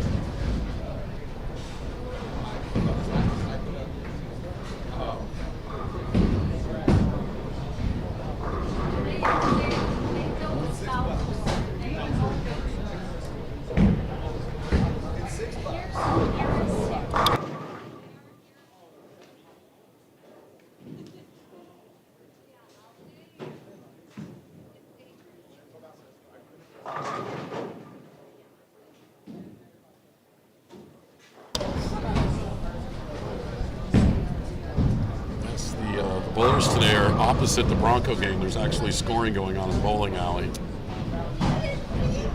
Broncos are not, I don't think they're scoring. They're winning. They have a kick tape field goal. So they are up 2-0. So Brandon Becker shoots 258, which it's gonna put a number up. So he's gonna be a plus 88.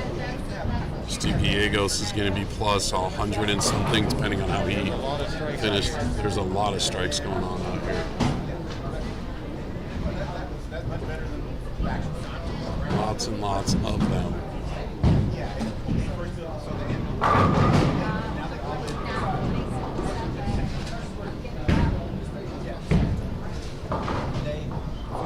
And then there's 39 and 40.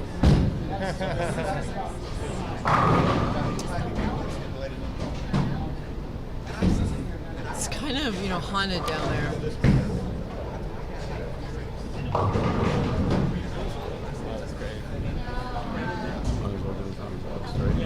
Looks like JD left a 210 or maybe. Yep.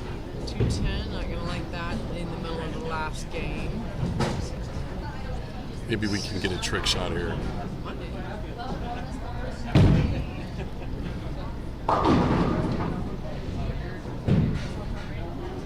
See if he can pick that up. He's giving it a run. Shot. Giving it a run. Shot. Ooh. Steve Benedict 10 in the pit.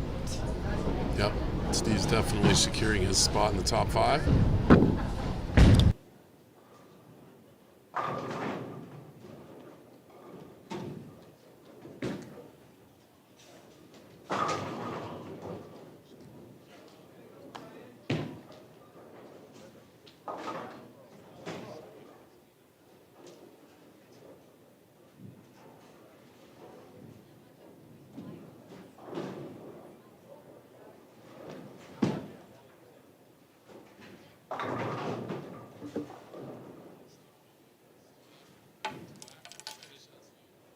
$234.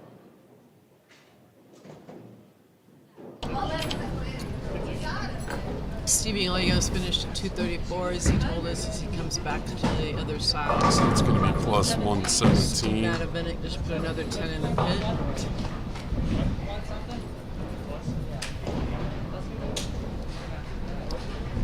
Robert Marion ended his run, but back on it. The night spare and another strike.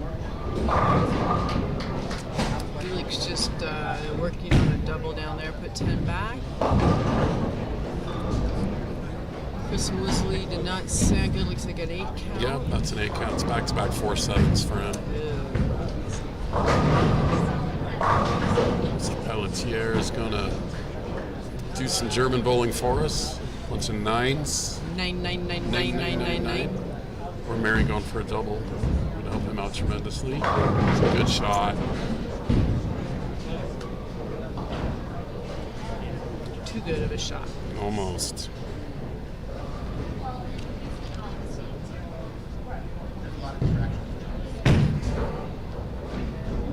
Wolf is going up there, preparing to go.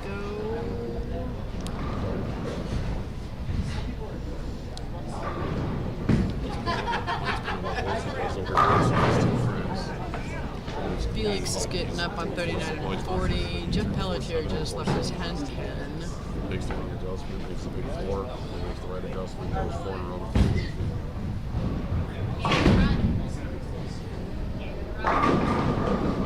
Mr. Schaefer still making his run.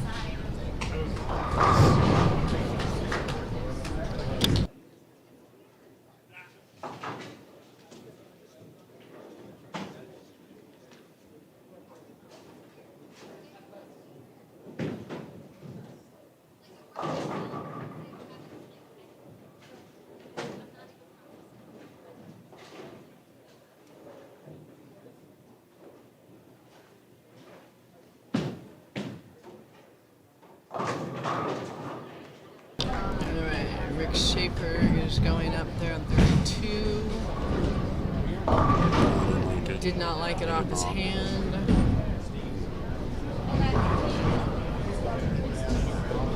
Steve Adamick is getting up, ready to throw his ball.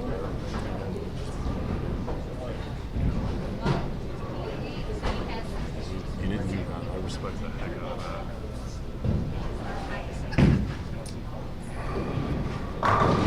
that. Delaney with 10 back.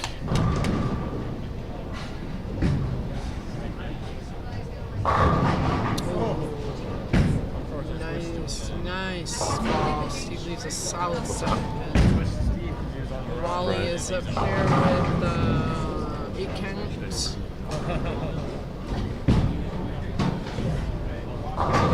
Brian Montoya stands up looking at the wall, so I'm not really sure how that happened, but he did get a strike out of it. So that's 3 in a row for Montoya down there.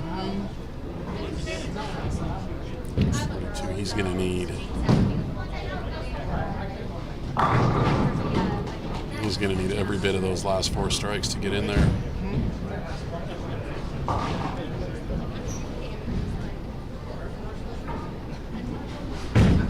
Looks like Mr. Gilchrist is going to shoot in the 260s, which is going to be a monster number. 250 anyway.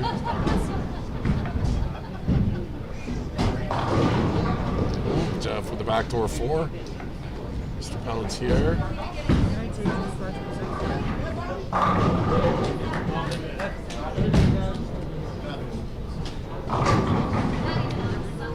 Leaves him with a 9, so he's got 256. 6. Raleigh Gilchrist 256. We're gonna do Mr. Mathematician plus here. 161. It's plus 161. As we finish up, we will thank our sponsors in the bank, and we'd like to also thank Ricky, the realtor, Garris, for sponsoring this. If you're in any house needs, any realtor needs, get a hold of Ricky. Even if you just have questions about something, give me a call. Seeing a lot of refinances going on with interest rates, values are skyrocketing still. Got any real estate questions whatsoever, find me on Facebook. I'm easy to find. I'm a realtor. I don't hide. Pelletier with the double here in the 8th and 9th, which I think is going to be fine to solidify him into the top 5.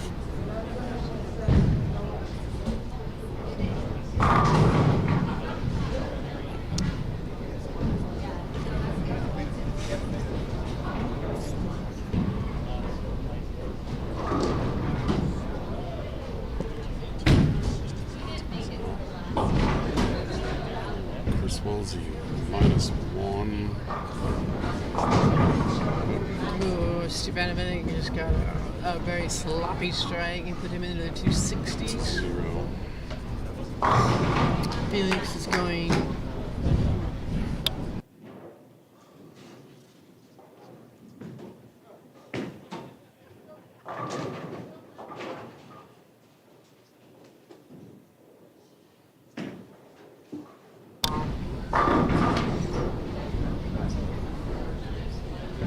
Schaefer bowling for Pride and Confidence, I guess, is going to be in the, looks like the 270s, could shoot 278 with 2 more strikes.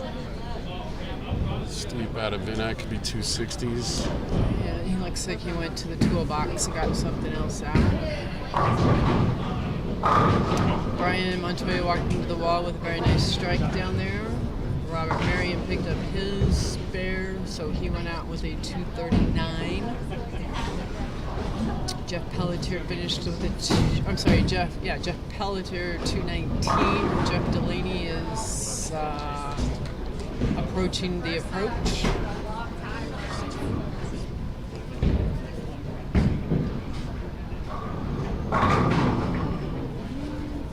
Steve didn't necessarily not like that ball, but that put him at 268. Oh, what a break. What a break. Jeff Delaney left the 710, and the 7 nicely fell for him.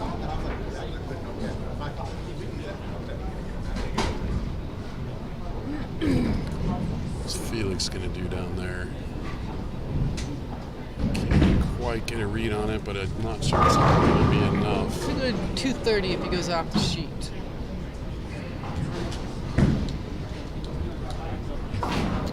So 278 for Mr. Schaefer. Yep.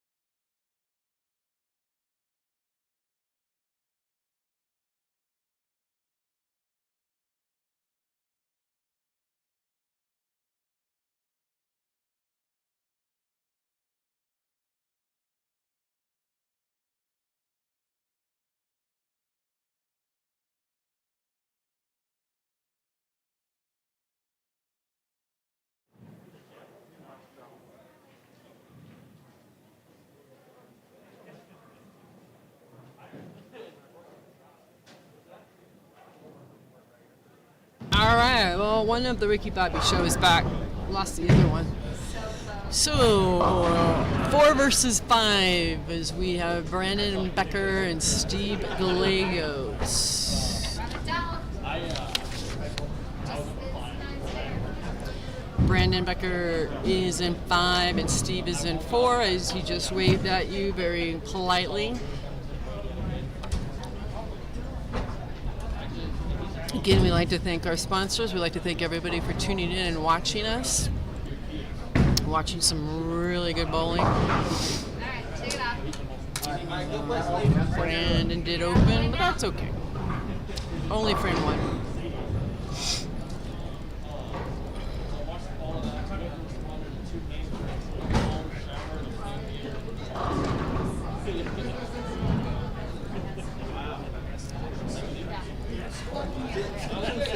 Here's our IT team. Our IT team is You gotta get a close up of the Bronco game. playing. I'm playing with the computer here a little bit. It appears making the score a little bit bigger so people can see it at home, as well as you can see the Bronco game. Oh. I think our IT department's found some new toys on his computer. Yeah, he's playing around over here on us. I don't know. So we have Steve. So the winner of this match will go against Mr. Banovinik, who is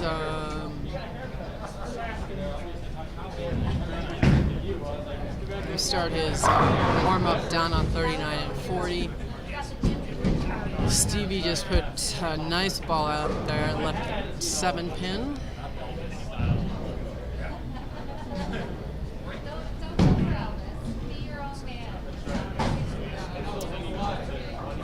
Brandon opened up with a washout count there.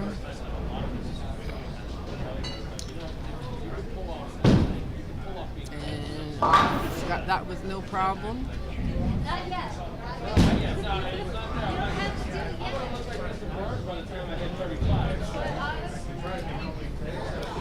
Along with thanking our sponsors, we'd also like to thank Arapahoe Bowling Center for letting us do this now for several months. Billy and Fred Ginch. I've lost track of how many we have done. Billy's sitting here, so he says quite a few. Which, okay, we'll go with quite a few.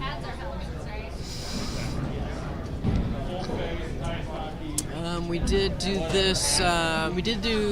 This one is actually should have been done in October, but the one in October was the same day as the Senior Masters, and we would have lost probably about 10 or so bowlers. So Billy decided to change it. So again, we will have this one today, and then we will have one the last Sunday of the month. Normally Billy's been doing a mystery pattern, so we're not sure if he will post that or not before. You're able to pay via Venmo. You can walk in with cash, check. You can also do you can pay by credit card. I think there's a couple dollar fee on that.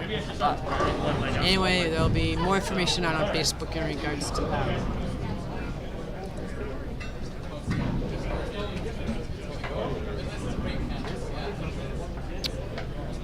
Looks like we have a bucket out there for Mr. Becker.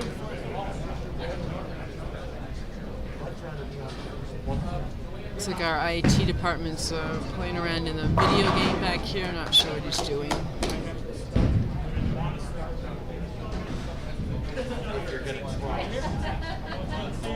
Stevie's going up, see what we can do here. Brandon's working on his spare game.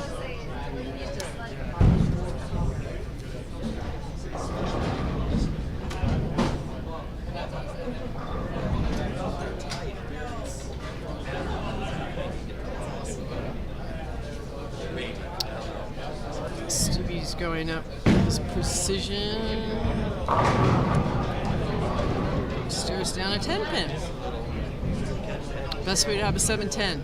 2 different shots.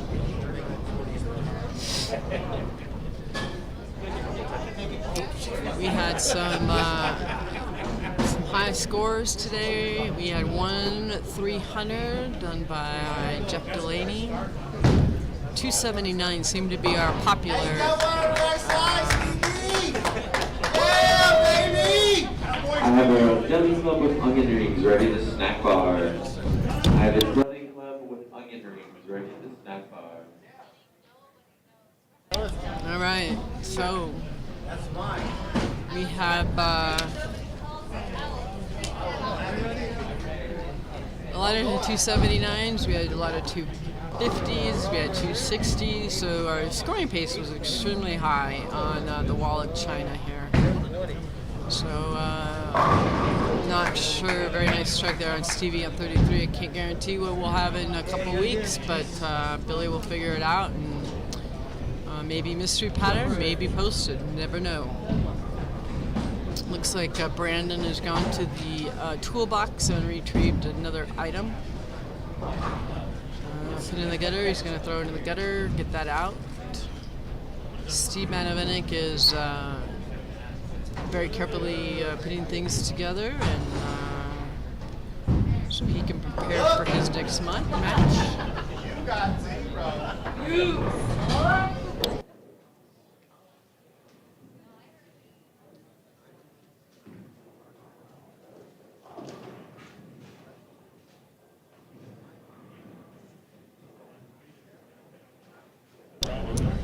Brandon will go up here and see if his tool change worked for him or not.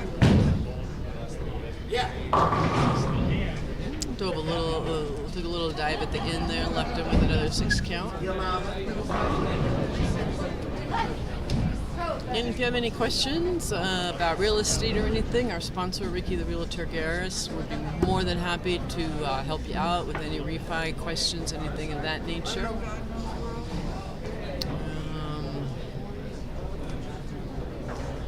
Otherwise, any questions in regards to the next one, you can always call the center here and they will help you. Brandon did pick that up. Well, there's the other half of the Ricky Bobby Show. Sorry, I was out checking on my fantasy football stuff.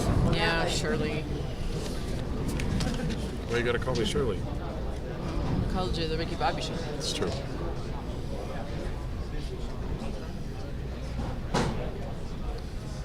It's like I played the wrong quarterback in my big league and I'm still gonna win, so some days you get lucky.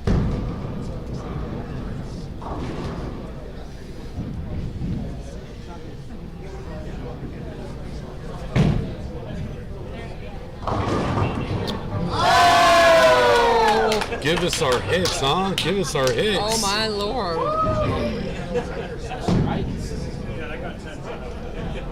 The Chargers are up 14-3. Thank you. Sorry, guys. Thank you, Bobby. You're welcome.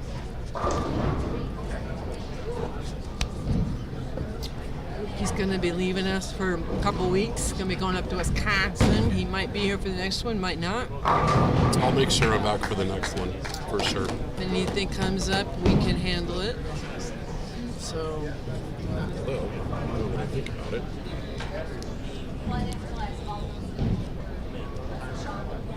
I'm capable of suckering somebody in to come in and play with me, or I just do it myself. You know, it's okay.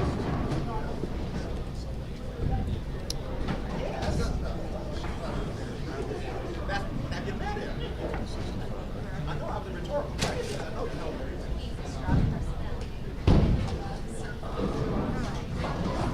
Stevie's up on 33. Going to go see if he can get a 3-bagger. He is clean through 5.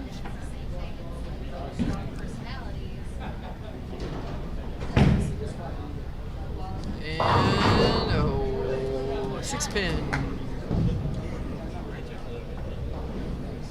See if he can convert that. As you see, we got Steve Banovinik is down there preparing for his next match.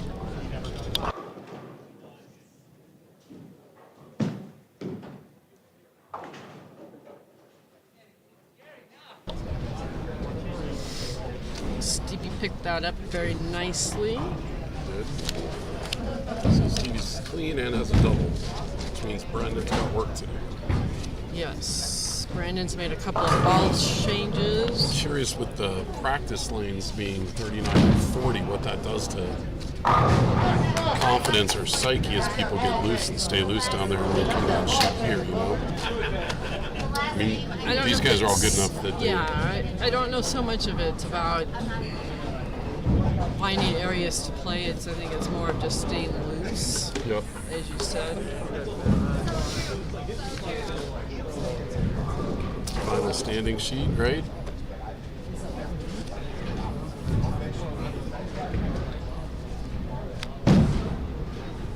That's way out.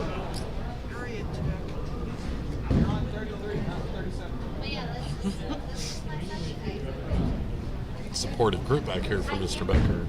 We do. All his friends making fun of him for that shot.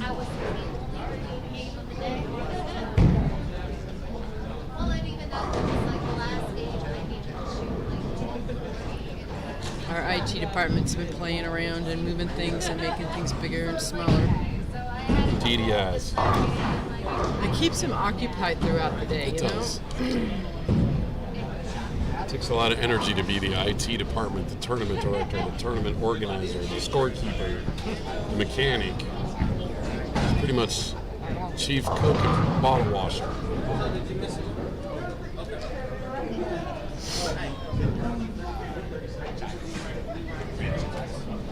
Right there, buddy.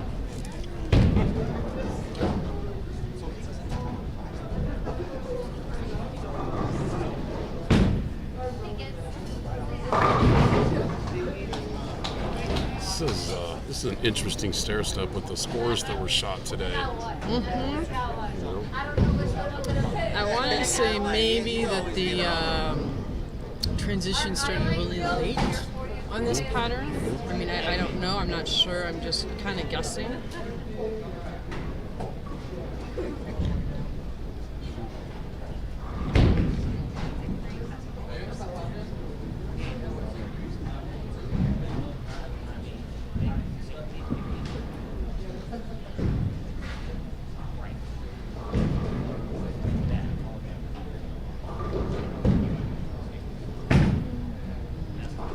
Oh, 10 in the pit. Very nice. Bang, bang.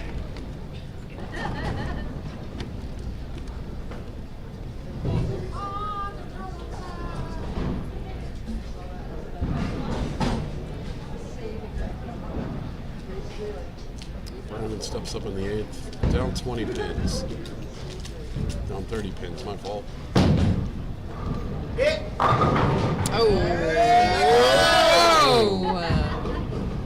Did not roll in his favor. Did not. The scout did not help. Fire that scout.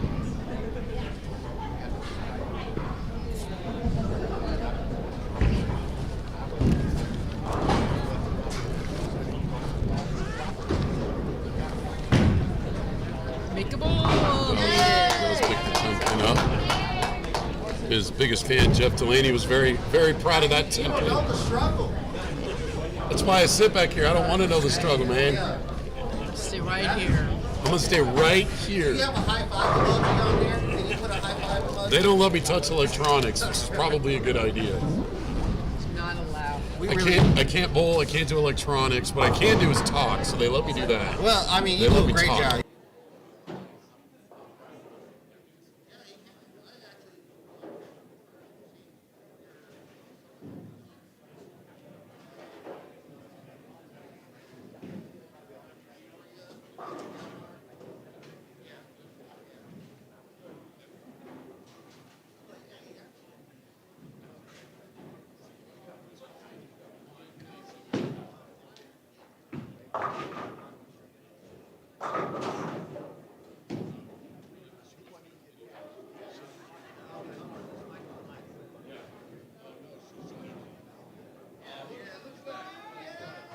Oh, look, now we're live again. Oh, and we're back.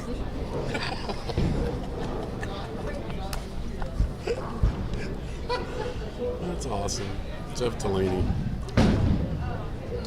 Steve goes to, Oh! he had a chance to put a final nail on the coffin. He may still have it. Let's see here. I think it might still be over. He needs one pin in the next 3 balls to shut Brandon Becker out. My guess is he'll pick one of these up. He is left-handed, so he might pick this up. No, he only needed. He just needed the 1 pin. So that'll be a victory for Steve Gallegos, and he will be bowling Steve Badavinac, a battle of the Steves. I bet a Steve will win. We have a Steve off. Yes, match 2 in our stair step will be a Steve off. Left Steve versus right Steve.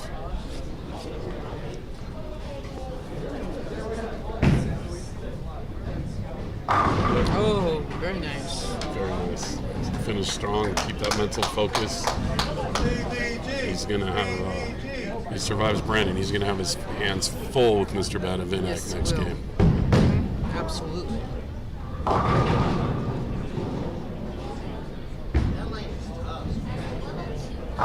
Go use the little realtor's room. I'll be right back. Okay. I will cover it as they finish.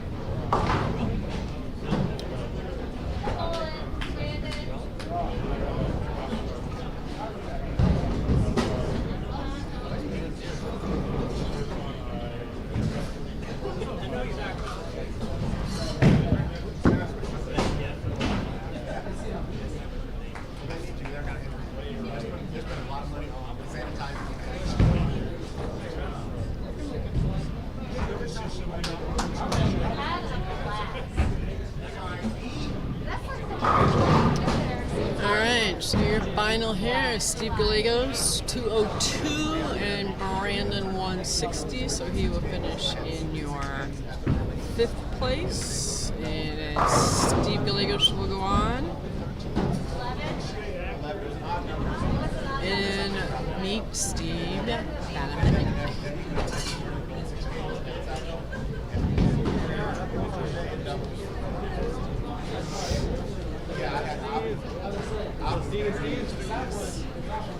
Yeah, once we realized Omaha.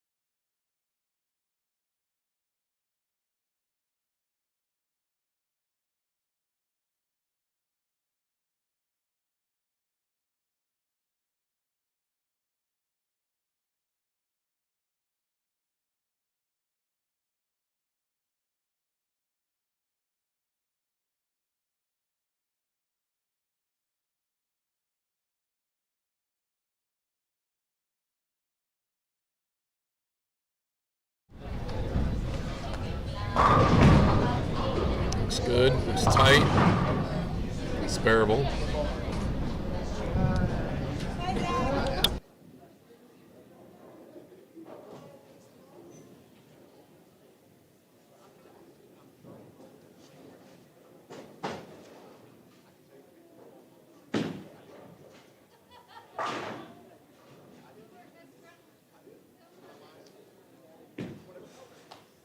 It's fair. It's fair. I will, yeah. Excuse me.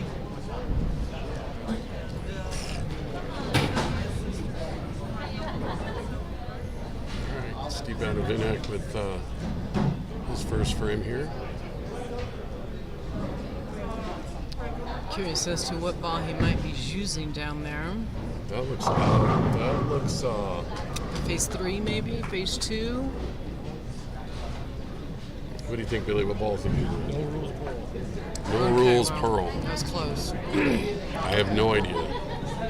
I would refer to that one as the green swirly one. That would be the I'm extent of good my with that. volleyball knowledge. Some of them I know, some of them I don't. I don't even know what mine are. The one that smells like blueberries, and then they have a desert storm or something.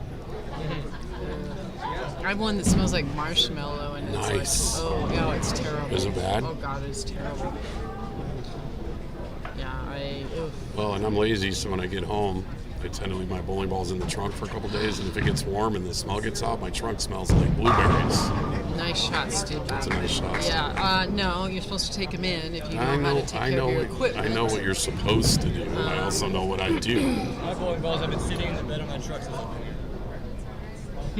Well, they clean that way if it gets warm outside. Then you just wipe them down, and that way you don't have to put them in the oven to clean them. You think I'm kidding? Jen, I've if actually you're put my bowling balls in the oven to I am clean so them. sorry. I am so sorry. That's all I can say. So we have one Steve that's at 300 or double at a 9. Yes, I'm the guy who's going to put a bra on a horse and cleans his bowling balls in the oven.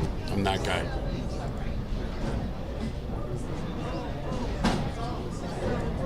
If you put a bra on that horse, I swear you better have pictures. Oh, of course. I'm not going to do it without pictures. That would be the entire thing. And that's, Jen is not going to let you do that. oh, yeah, she already agreed. Oh my God. Jen, we need to talk. No, the thing is, the horse will love the attention. Coco loves attention. She's a total diva that way. By the way, Jen, thank you so much for the shirt. I appreciate it. Maybe we can get some cheese brought back to us. We'll probably make that happen. We love Wisconsin cheese, let me tell you. It is the best cheese. Yes.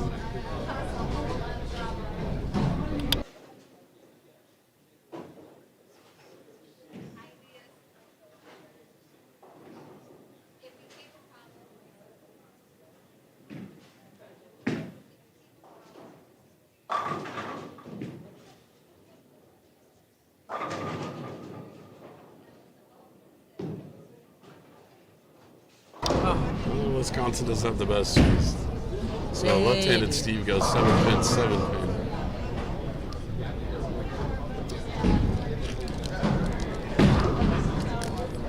And converts it. Convert it. Don't know that a spare shooting contest is in order here. It's going to need some X's, I reckon. Average watch time is 17. That was pretty cool.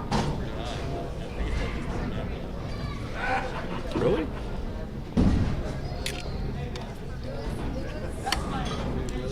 People are paying attention for our Steve off here. Gallegos picks a new cylindrical object. You go to the toolbox? Went to the toolbox and Okay. got the one that'll kick out a 7-pin, I bet. We haven't had that many left-handers on this pair. When you think about it. No, they skipped us a lot. They did. They were on this ends, but yeah, we didn't have a lot of them.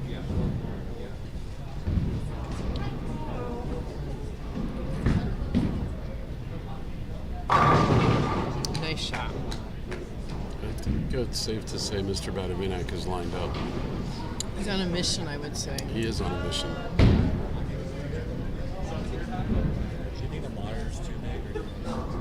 I don't. We might need to get Bobby a booster so she can sit on the top of it.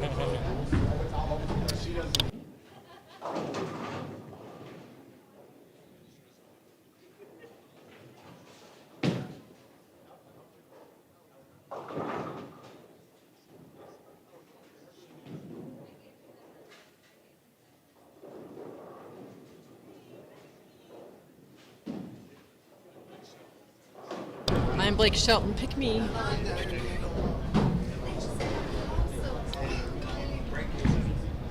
we got the righty going up there. Liked it, walked it out to maybe 2 pairs. All right, maybe? Lefty Steve's got some work to do. He's got the skill set. See if he can get the carry. Yeah, he's got to put something together. Yep. He's got to kick that 7 out.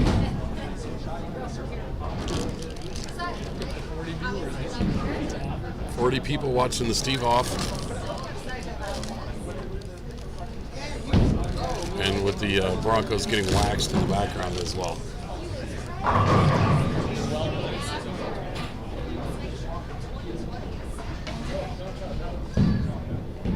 Definitely played the wrong quarterback though. Should have played Abear today apparently. Well, on the verge of being killed on Facebook or YouTube, I did not pick the Broncos to win. Just saying. Oh. Got a 6-pin.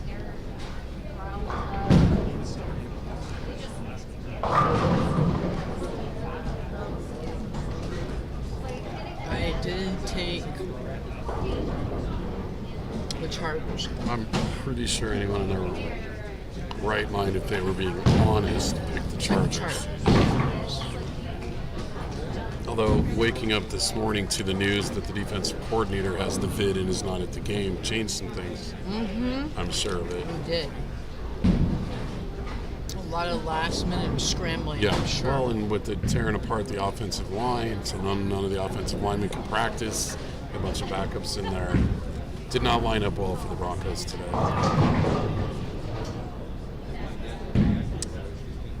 All right, Steve Diegos has got to get on his horse and get to work, and he needs to start this frame. Right now. And he does. There he is. Tim Tripp 6 special. Which Tim Tripp has been in contact with us. So hi Tim, if you're watching. Hopefully you guys had an awesome time on your little getaway for your 25th wedding anniversary. Congratulations to you and Kim.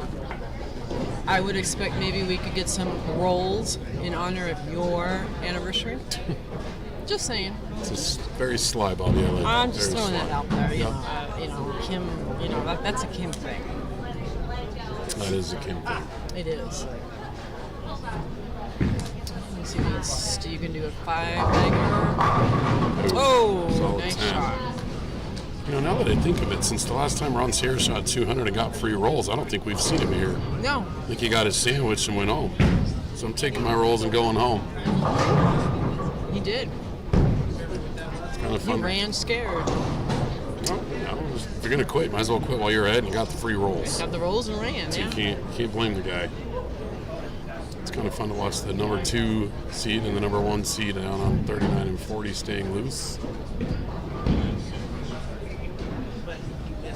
Steve can get this 10-pin. Yep. No doubt. Very nice. So Steve has won. I don't know, a lot of these. I know he won at least a couple of them. At least 2, maybe 3. Yeah. I'll have to ask the tournament director. Socializing sort of at the moment. Safely, of course.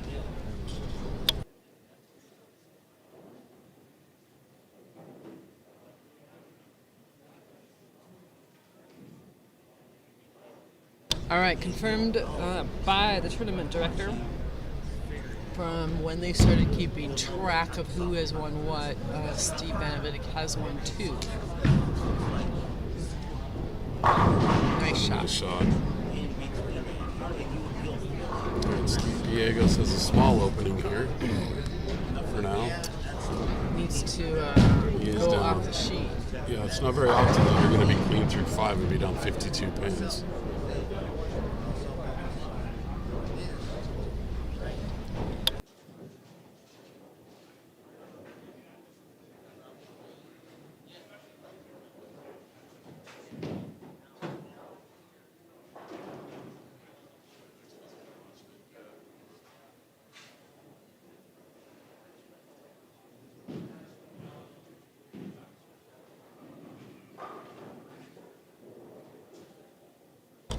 Steve up here. Going to need a double here. He really needs a 3-bagger here. Give himself a chance. He likes it. Sounded good. He's the 7-pin. That's 3 7-pins in 6 frames. 2 different bowling balls. Yeah, he has lost some carry. He has done that.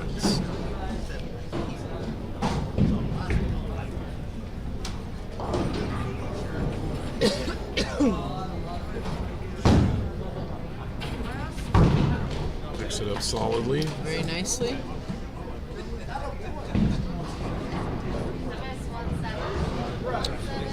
They are both clean.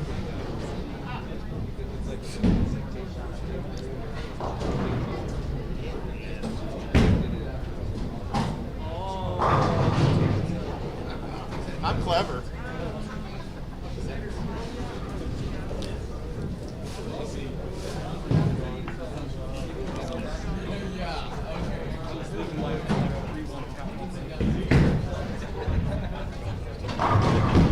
Oh, nice. Nice.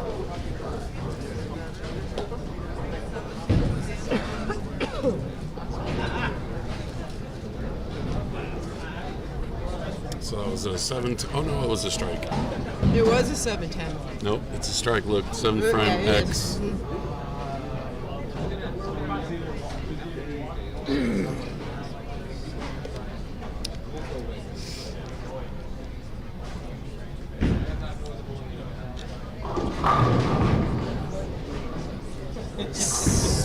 The right-handed Steve is locked in and uber focused. He is.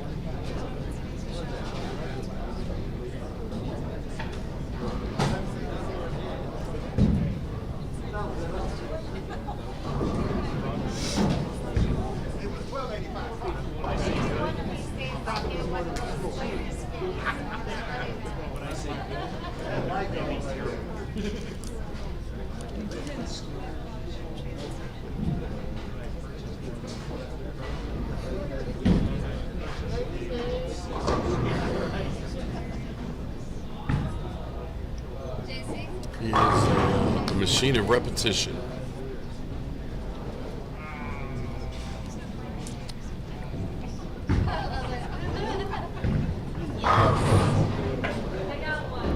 So Mr. Gallegos is going to a 3rd ball. See if he can figure out a way to leave the 7-pin with this one. In the background, I'm seeing Drew Lock pick himself up off the turf a lot. I just saw that he was really slow getting up off of that last play. I'm not sure what happened. They did call the Chargers for roughing the passer on it. Uh-oh. And he's going to the locker. Oh. That's a replay from the Steeler game. He did get up. I thought they did. It doesn't matter who they play. That offensive line's not playing well. And the Chargers front 4 are really good.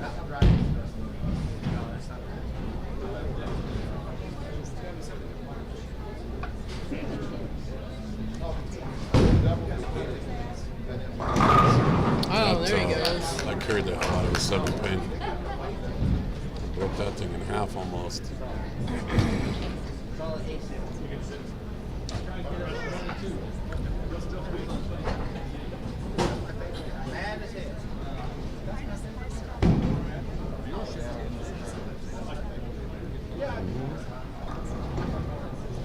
Yeah, this is a big shot for Steve Gallegos. If he wants to stay in this match, he's got to have this.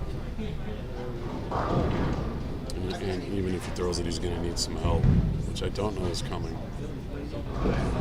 No. It's a good-looking shot. Oh. There it is. 4 7 that's pins all. in 9 frames. We matched Mr. Badavinac in terms of shot for shot being in the pocket.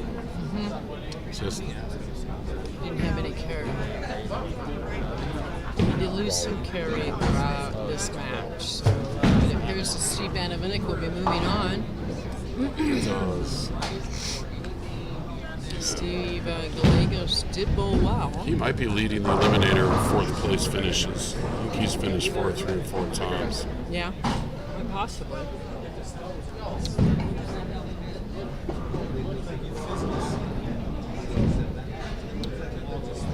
a T-shirt that says 7-pin Gallegos. Just about to finish this one off. It is now mathematically over. Steve Benevinck will go ahead and be Jeff Pelletier. That's not true. No? If Steve punched out, if Gallegos punched out and Benevinck threw 2 gutter balls, Gallegos would sneak past him. It's not going to happen. So therefore, mathematically, it's not over yet.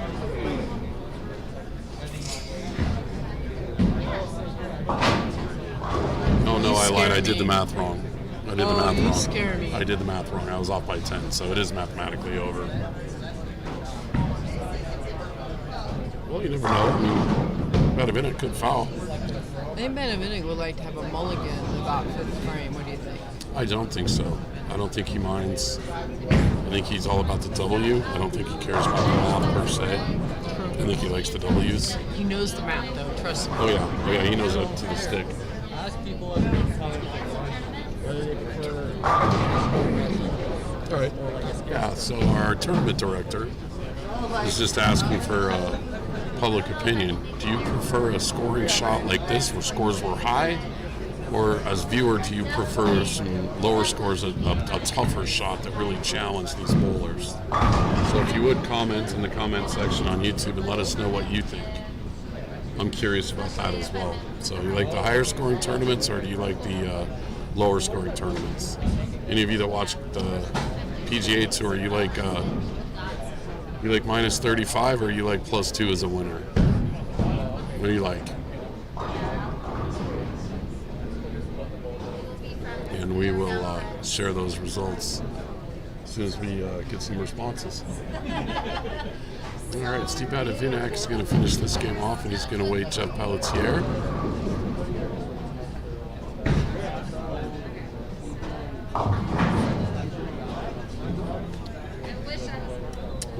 Mr. Benevinck's going to shoot 276. Best Mr. Gallegos can do is 216. Jeff Pelletier definitely has his hands full. He does.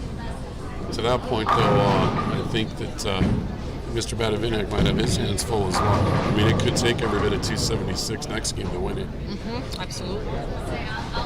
Absolutely.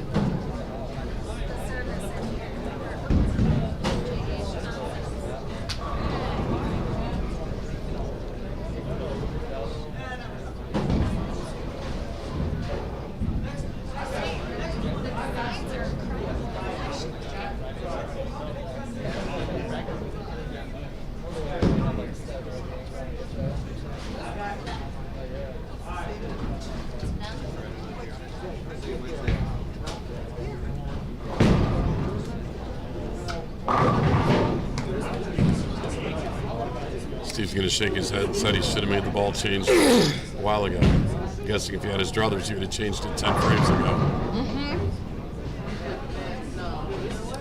Mr. Ollie Gilchrist down on 39 and 40, staying loose. Mr. Pelletier standing back here patiently holding his balls.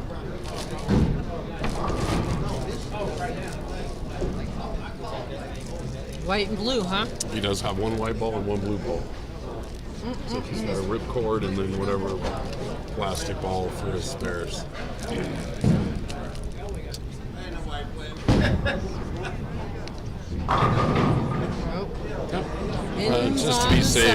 Just to be safe, he walks off with another 7-pin.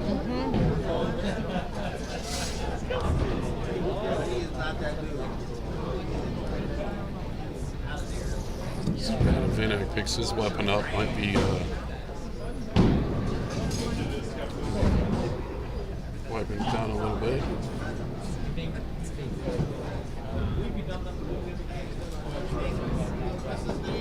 He's going to go down, Mr. Benevinck's going to go down maybe and throw a shot or two on the stay loose pair. Looks as if that's what his plan is. Yeah, just to stay loose. Keep his had back issues on and off for a couple of years now, so keep those muscles warm up and loose. Yes, we Because have changed Mr. many. Pelletier, hat backwards, no name shirt having guy steps in to bowl him in the semifinal match.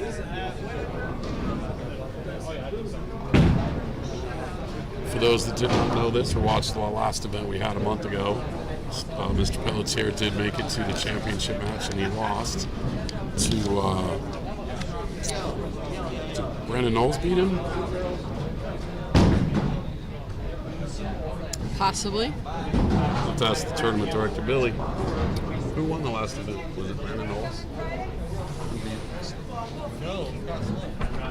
It was Scott Sloan. I apologize, Scott, That's if you're right. watching.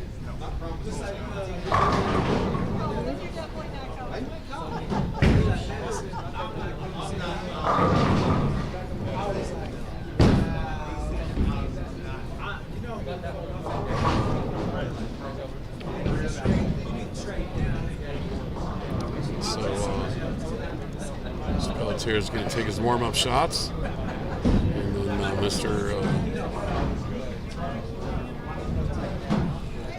decide where he wants to shoot, who he wants to start, what he wants to do. I don't know how often he threw that ripcord earlier. I don't think he threw it much, did he? I don't think he did either. Well, that's not one of those adjustments from being on 39 and 40 for the last 45 minutes. I hope not. Me too. Again, I think 39 and 40 is more just to keep warm, I hope. I would hope so. These people don't. Yeah, because that is a tough pair just all the way around. Yep.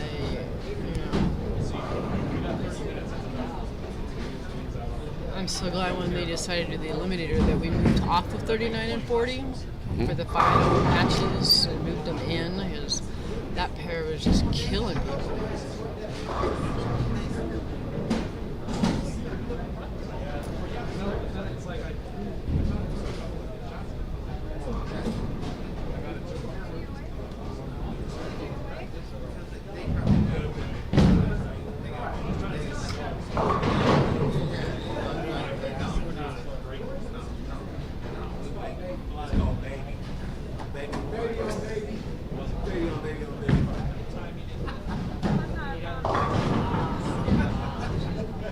I don't know if it's the lane or me or what, but the last shot that Mr. Badavinek shot on 33 and then the two that Mr. Pelletier just shot on 33 seemed to break early. Steve's got his massage drill out. Can't quite see him trying to work on that left leg, the thigh, and the hip area.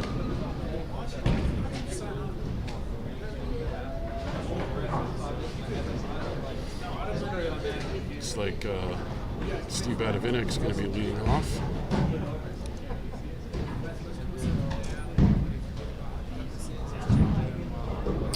Comes our IT department. We'll ask him about the comments have been. So, Billy, what's it been? We asked the question what the viewers liked, high scoring or not. What have the results been? Billy's got the results in his pocket. Hold on.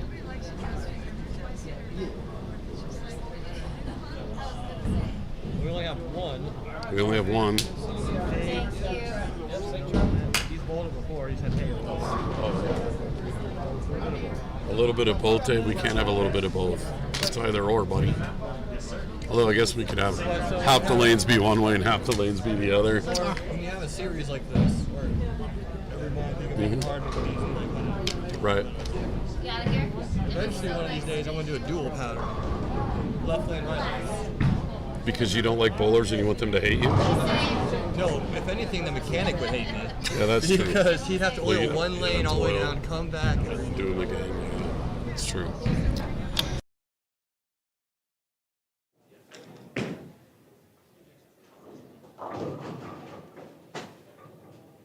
All right. Formally just announced.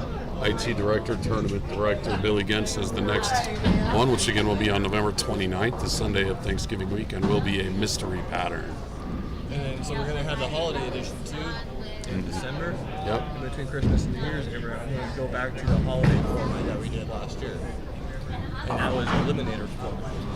Remind us what that is, Billy. What's the Eliminator format? So you would go, pretty pretty much everybody goes on the same lane against each other. Right?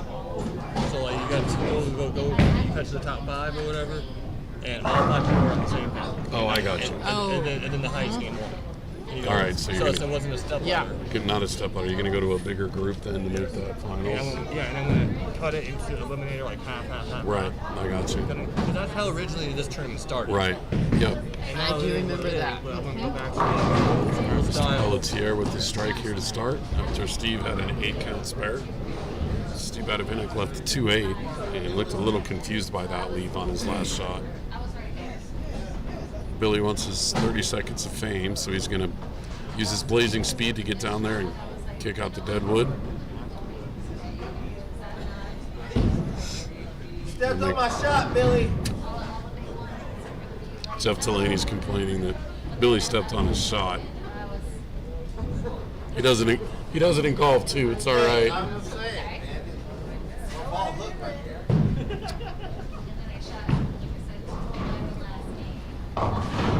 Yep. Something magical in the bad way is happening on 33. That ball is. Took it a little earlier all of a sudden on 33.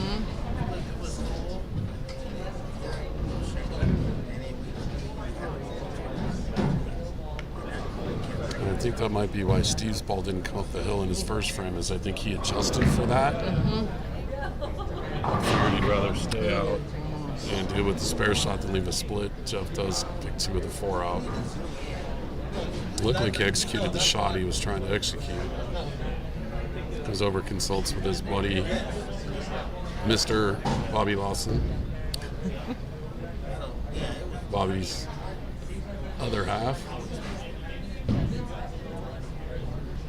Hey, the Broncos scored a touchdown. That doesn't happen every week. I did see that. That was like a runoff. I think that was Lindsay that did that. Does look like Lindsay. Oh, Kick, he kicks out the shot. 10 pin. Does kick that 10 pin out late. Softer 10. Looked like Mr. Lindsay ran a long ways for that touchdown, He too. did. There he goes.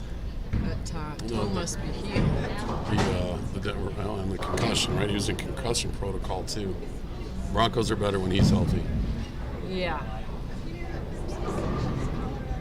So many injuries on the NFL, I can't keep track of them. It's tough to... Yeah. He's got his Morgan Moore hair there bouncing around as he's going down the sideline.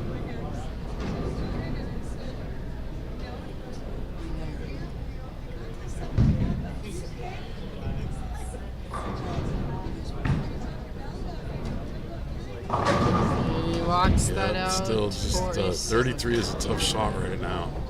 You can see him thinking about it. Seems to have a little more bend on that lane than he does the other one.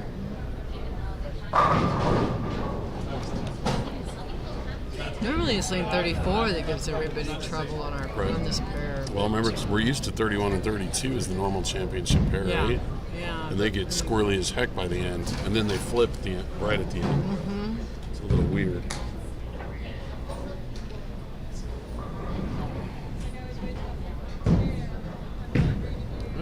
Well executed spare shot.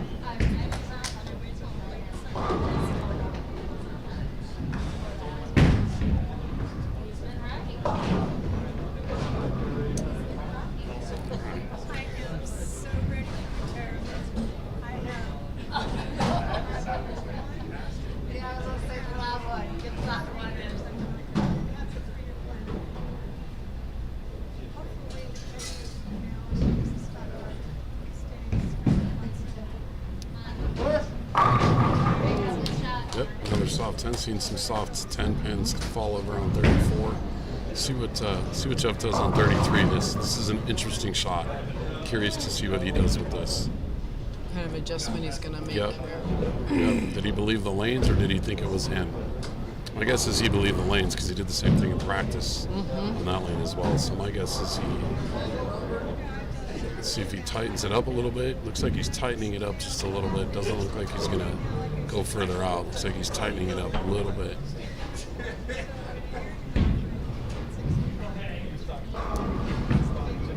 It's well executed. That's a There you good go. shot right there. There you go. That was the right adjustment. Yeah, he,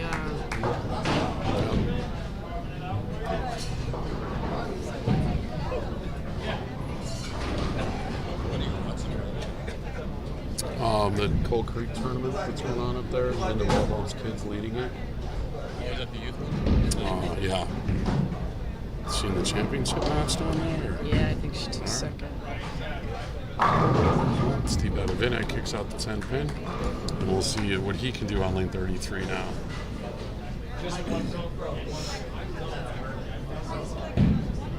Got ourselves a 4-pin match after 4.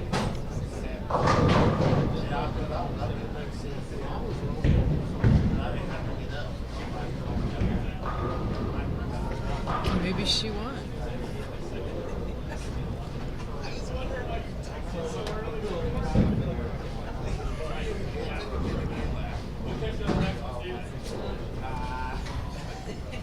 Steve doing a little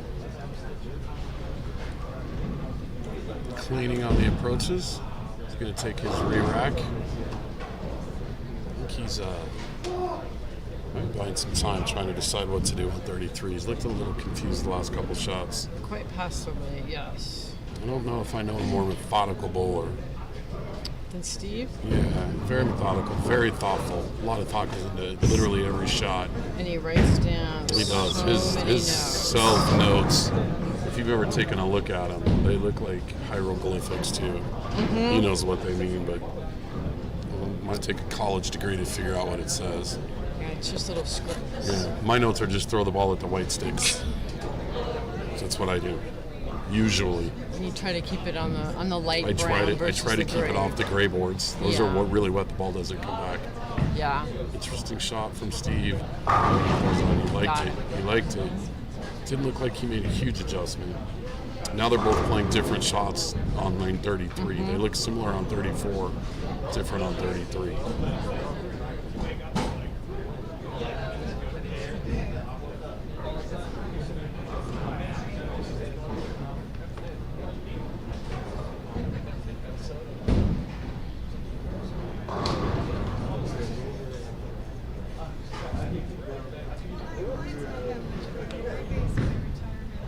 Uh-oh, left that one in. Oh, but he got it. Got away with one. He did get it. Said every now and then they'll give you one back. It's pretty crazy how it's been almost a year now since the first holiday edition where I had 96 entries. Yep. It's almost 2 years since. That's crazy. I feel 5 years old. I remember I was playing pool in the basement. You guys went over doing this. And it's like, Yeah, we had pullers everywhere that day. see if I can get that one again.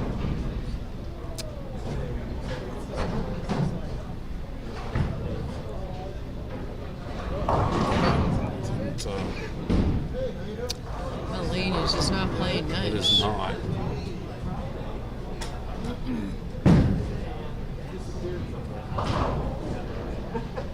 That happens around here. It'll be interesting, regardless of which one of these guys survive this match. It'll be interesting to see what Raleigh does over here, because he's playing such a different line than these guys are.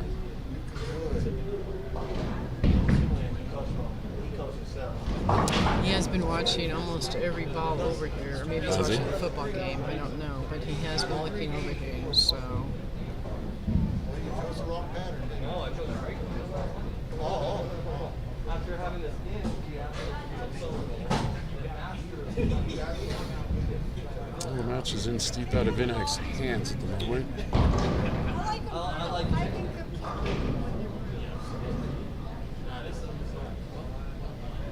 But the next one.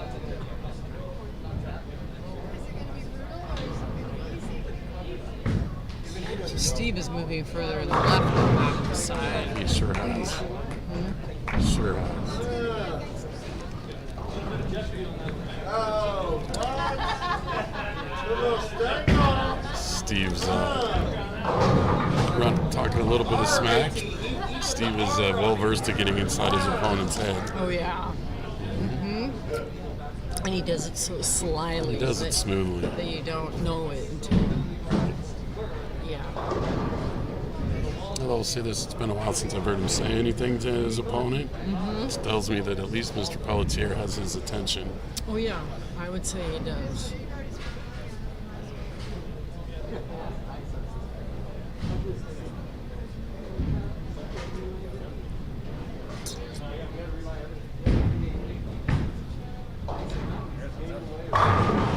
That's a nice shot.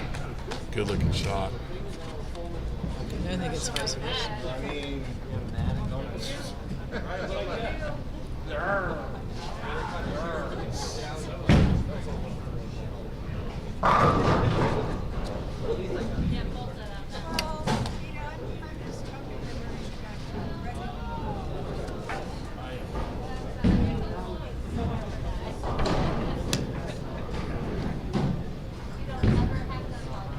It's a good looking shot.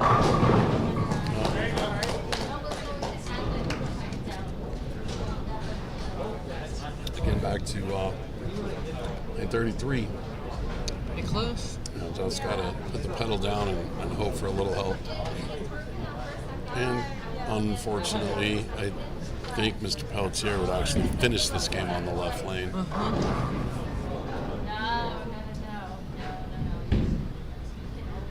Down to the last 3 frames.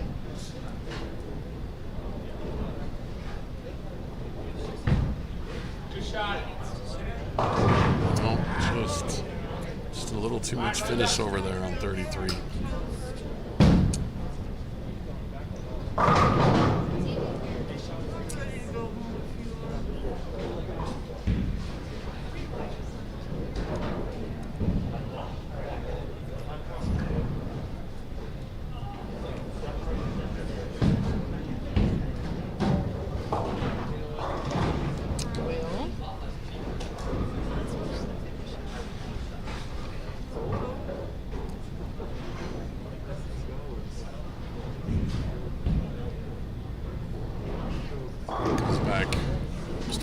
Comes back and consults Mr. Lawson again. Maybe looking for some consolation. I'm not sure which. I don't know. That's scary. Chris does give good hugs. He does. Those big, bold bear arms and bear paws on you. All right, Steve can pretty much end this match this turn. It's out. Up. It's lined up. Yep. The man, the myth.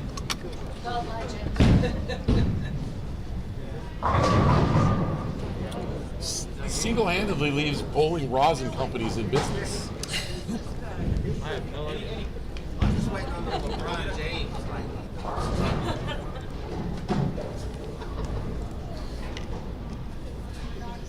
Is that game?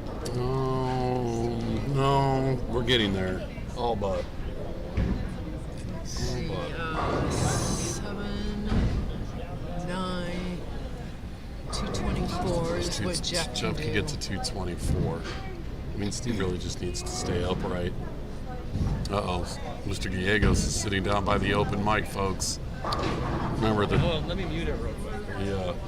The thoughts and opinions of the bowlers are not necessarily in alignment with those of the announcers, tournament sponsor, or director. Or sponsors. Right. There we go. I promised to be cool after losing my match, so I'm good. Well, I mean, you did leave a couple of 7 pins. Yeah, and he Or shot 11 or whatever. 278 at me. So the last 2 matches I bowled that I've lost in this place, they both shot 278 at me. Well, Back in the Masters. You were all over the pocket. You just 7-pinned it. Steve covers that spare, which effectively ends the match.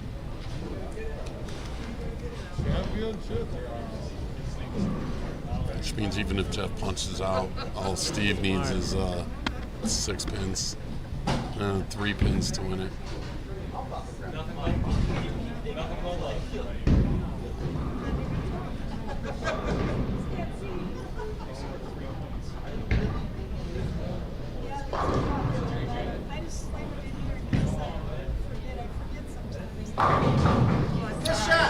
Strikes now. Good job. Billy wants his 15 seconds of fame. Yeah. He looks better with the mask on, I think. What do you think, Bobby? Oh, Yeah, put the definitely mask now. on, yeah. That was almost as if on cue. That's a fine. I like to be behind the scenes, actually. No, I couldn't tell. Billy, you have a face for radio.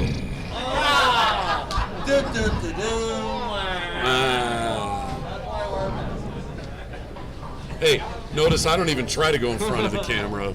Oh, now Jeff finds it on 33. It was funny. It's easy to make strikes now and they don't count. He was like, who are you? Like, so we go up there to get in brackets and stuff, and Billy had his hat off. And we already know, like, Billy doesn't go with his hat on. So, Right. Yeah, he goes up to the counter, and Cindy was like, Billy goes, hey, I want to get into the brackets, and she kind of gives him this puzzled look, like, who are you? And then she was like, oh, that's Billy, you know, like, You look weird. he's like, he look weird, like, he doesn't have his hat on. Billy's like Smokey and the Bandit, or the Bandit, right? He only takes his hair off, or his hat off for two things, and one of those is to sleep. There's this thing called identity, you know. Hey man, if you keep your identity in your hat, that's fine. I was taken back. I was like, you don't know me. When your definition of an identity crisis is which hat do I wear, it's not a bad place to be. I'm like, no, it's got to match the outfit. Yeah. Yeah. He does, yeah. All right, so Jeff's got a shot to finish this at 224. Got a full rolled nose. Uh-oh. And he does. All right. Well, So it's really Steve depending needs on- 4 pins. Yes. Depending on Steve's work. Yeah. Okay. All right. I don't do math. He's at least he made Steve have to at least try in the 10th frame. Mm-hmm. He did that. Which frankly is more than a lot of people do when they bowl Steve Badavinak. I mean, And that's even with an open early in the game. Yes, so he did just fine. he needs this one. Fine. He beats. He needs 4 pins. That's it. Well, I don't do math. he's down the middle of the lane. He gets all irritated if he wanted to. Look at that. That is a victory for Mr. Badavinak. That'll be a 3rd place finish for Mr. Pelletier. So back-to-back tournaments, back-to-back eliminators, he's finished 2nd and 3rd. Nothing wrong with that. There is no shame in that. Is this like his first 2 tournaments in the Eliminator? I feel like he bowled a No. couple of times before. No. I think he's only bowled He's twice. only bowled 2 Eliminators. I think so. Finished 2nd, Yeah. 3rd. Well, that guy needs a sponsor then.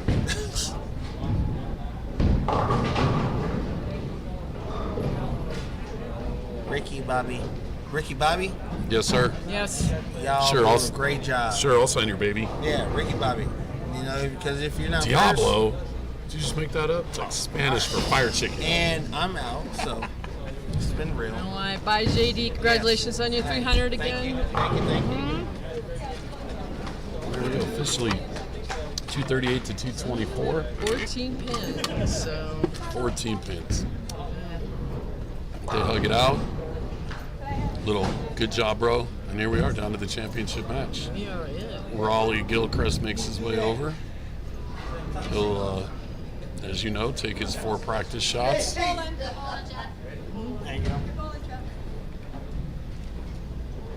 Good job, Jeff. Jeff's got a lot of good jobs and high fives going on. You get 2 shots on each lane, and then you get to decide.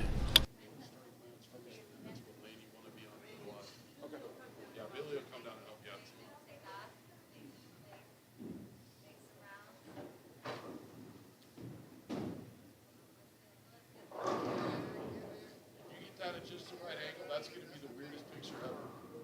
Just Kelly with these 2 hands on her head.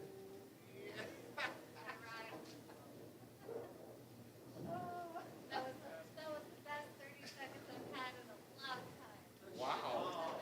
You need to get out more, love. You need to get out more. Were you talking to Ricky? Not on purpose. I'm just the announcer. I just do the play-by-play. I don't participate. I'm not rolling every 2 hours, like 120 times today.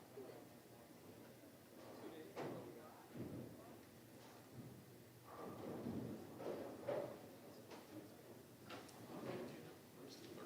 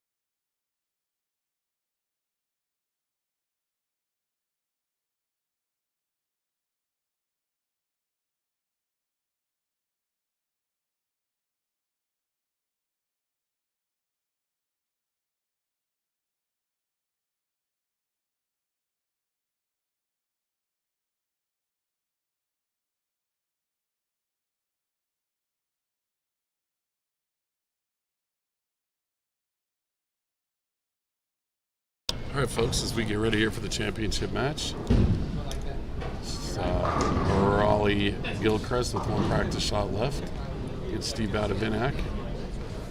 Raleigh will throw one more practice shot and then decide how he wants the match to start. Steve's been down keeping his back and hip loose. Grabs his weaponry and meanders down this way.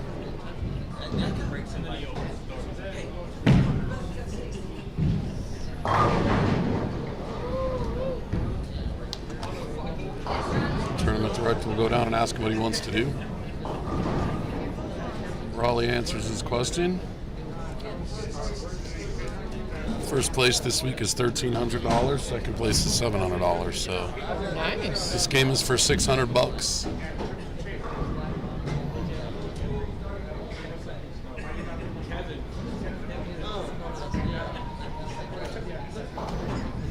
I don't know much about Raleigh. Do you know much about Raleigh? I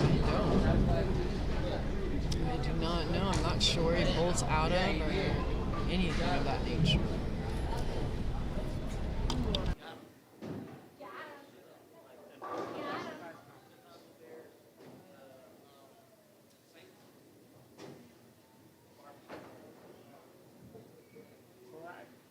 Somebody brought in family.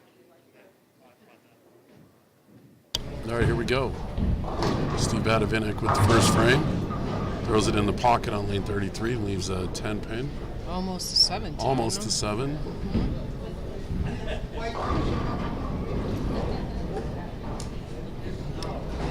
I'm going to go way out on a limb here and say lane 33 is going to determine who wins. I know, right? Way to go way out on a limb. Yeah. I think 34 is a little bit more consistent. 33 is all over the place. Yep.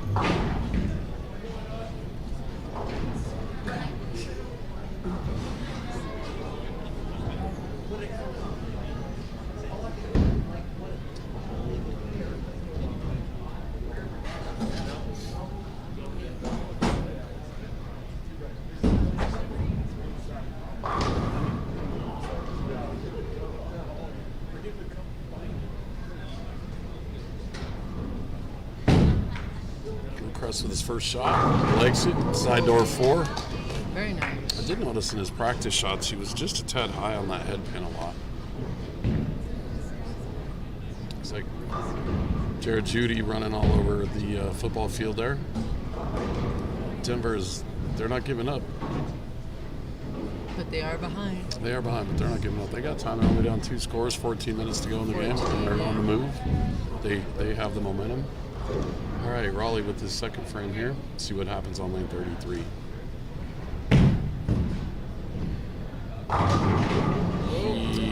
That was an almost exact replay with a different color bowling ball of Steve's first frame. Yes, exactly. 7-10, kick 7-10 pin. All right. We did have a few 7-10s today. We did have a few. I don't want this to come down to another 7-10 on a bad beat. Seen the 7-10. We have seen the 7-10 change champions once. 2 8-10s. Alright,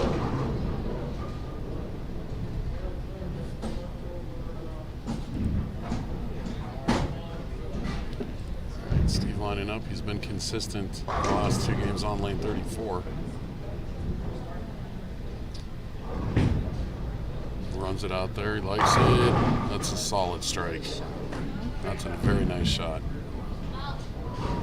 That's a $600 shot. 600 or 1,300? Well, it's 13 to the winner and then 700 for second place. So the difference is $600. Okay. That's a lot of $1 scratch tickets. I'll let y'all do your own math on that. Yeah. Nice little Christmas present. Mm-hmm.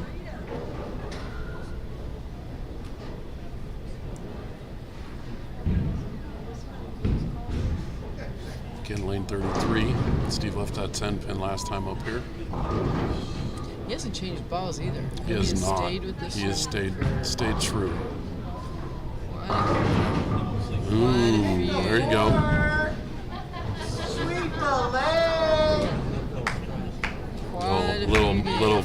flex there. Steve gives credit to his bicep for that one.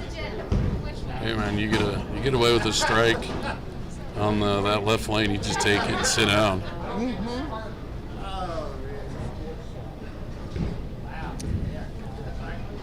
See if Raleigh's got an answer in him here for Steve's double.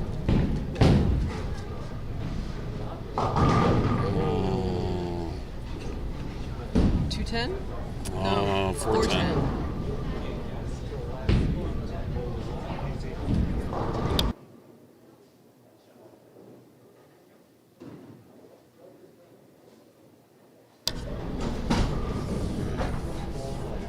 See if Raleigh gives this a run, or if he just plays it safe and goes for one. He gave it a run. There you go, Bronco fans. Another touchdown. Down one score with 11:42 to go. The only team who blows more fourth quarter leads than the Chargers are the Falcons.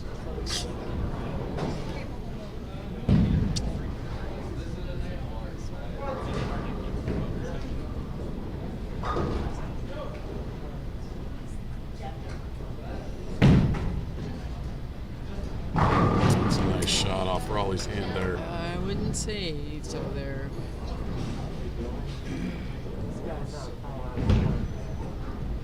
We are told that Raleigh bowls out of the Springs.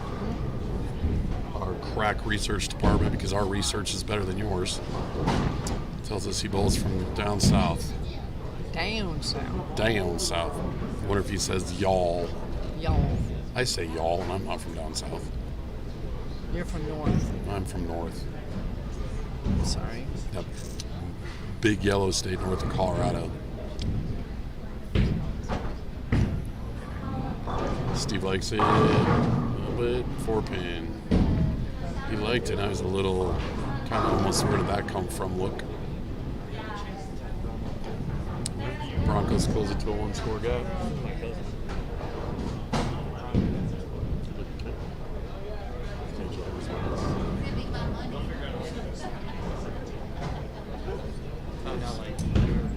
Nice.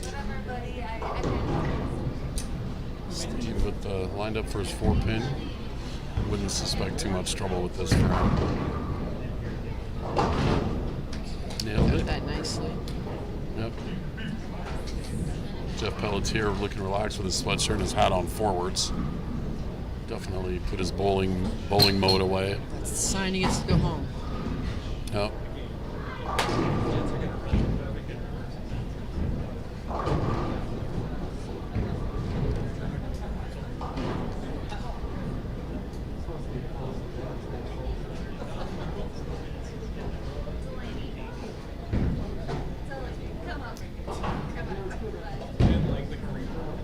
Dude, that's so creepy, Jeff. So creepy. Jeff Delaney and Kelly Zapp posing for creepy pictures. Definitely need to get out more. All right, Steve lets it go. That didn't break early, but it broke hard. This game may turn into survival mode. Let's play 9-pin. Yep. There was the super cute one here. But you know what? I love this one. I think we're gonna have to take their camera away from them down there. Mm-hmm.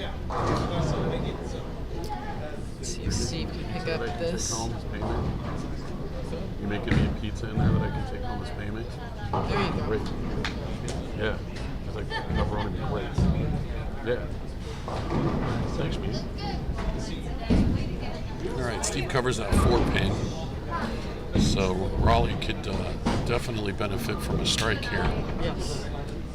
Absolutely.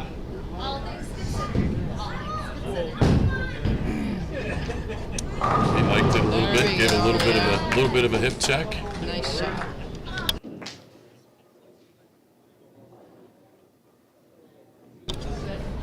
All right, we'll see what he can do now on left lane.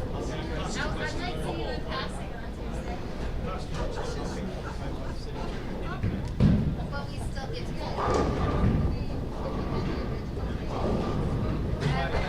Every week. Yeah. Looks like he made an adjustment over there. I think he kind of knew that was a 10 pin. He reacted like he kind of knew that. Yeah. That His double. knees on it, Yeah. his hands on his knees Yep. there. So.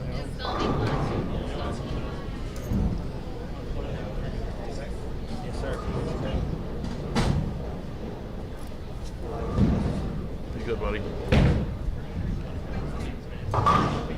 Covers that 10 pin up. Pick that up with no problem. Yep.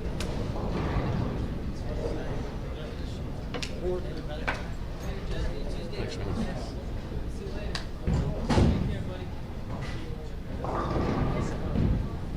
Molly threw a good strike on the right lane and then a solid 10 pin on the third.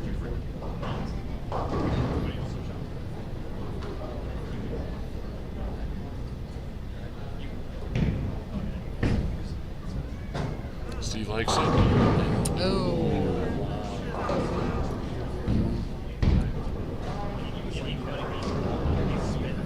This suddenly turns into a big spare. Ouch. Big spare on the 4-9. I've picked that up before, so I am sure that Steve can pick that up. I'm quite certain that he can pick it up. I would have no doubts that you picked it up too. If I can pick it up, I don't know, maybe somewhere I picked it up along you the way. could pick it up then.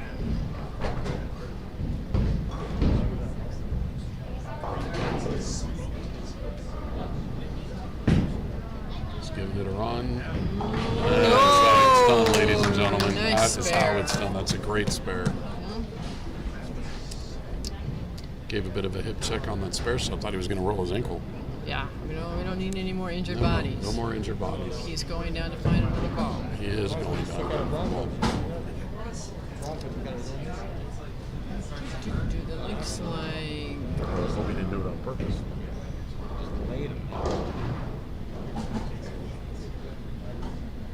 He's checking his notes. It wouldn't surprise me if he takes a re-rack here. yeah, he just went down and got it. Looks like an Astro Physics possible. Out. He doesn't look like he's going to take the re-rack, so he's already got a plan.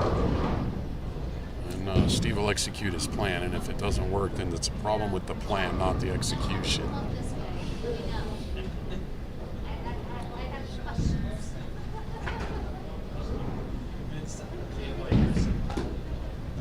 No, That's, it's like the same ball.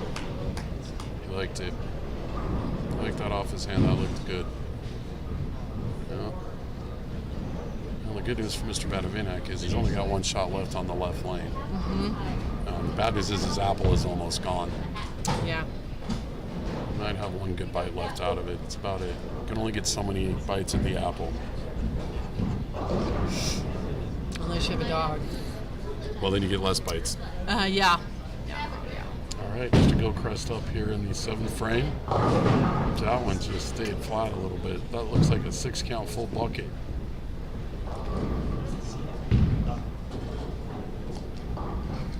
A pin count might hurt a little bit. And not to mention it's a challenging spare he's left himself. Steve with his notepad out. Keeps his notes where you can see him when it's his turn. Raleigh goes up, lets the spare shot go. That's a nice cover. That's a tough. It's not quite the 4-9, but that's a tough spare, I find. Yeah. So we got ourselves a match here. 3 frames left. Mr. Badavinak with a slight edge. It's a somber crowd. We have a lot of the same people that tend to get a little loud when cheering, but it's very subdued today. Oh, yeah. We were talking about it earlier, too, that it just seems like everybody's just kind of Yep. Super mellow. very, not.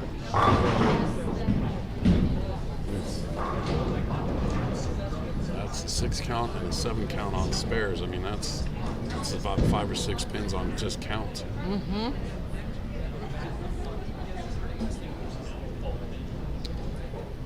Yeah, it seems like everybody's much quieter today, and maybe everybody's working from last night, but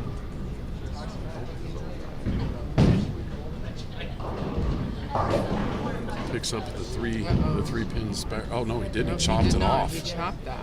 That's good. That's a huge door for Steve now. I would suspect Steve will. Well, he struggled on 34 a couple frames in a row. I'm imagining he's not going to leave the 4.9 again anyway. I would think he has a different ball on lane 34. He did go down and get something different. He's throwing that same one though. Yes, Looked like he moved in. Looked like he moved his feet in. Mm-hmm. It's a nice shot right there. That's gonna make it an uphill climb for Raleigh. So the best Raleigh can do is a 198. That is correct. Steve's 9 spare, double, 9 spare, 9 spare, 8 spare, double. It's tough to overcome Raleigh's two opens, and Steve's throwing half strikes. So I think Steve pretty much just needs to stay clean, and he will be another Eliminator champion. 50.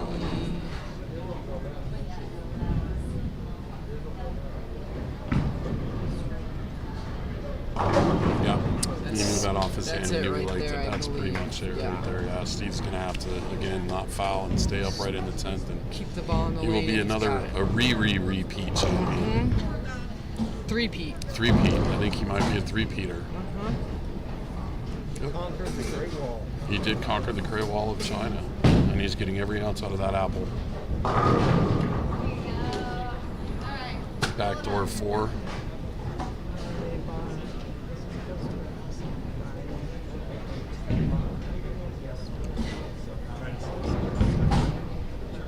Let's see if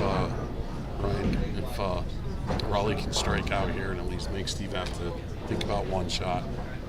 Not that Steve won't anyway, but he knows it's essentially over. No, he doesn't. Okay. Nose is out the bottom of a 2-pin. I'm bowling early on Tuesday, so I'll stick around. We're always one of the later ones, too. Bye, guys. Bye, buddy. Bye.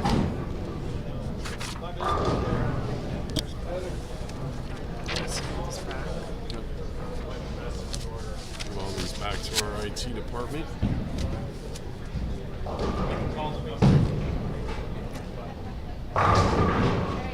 Goodness gracious, Great Wall of China has been conquered. It's done. It's so much easier to strike when you know it's over. Pretty sure.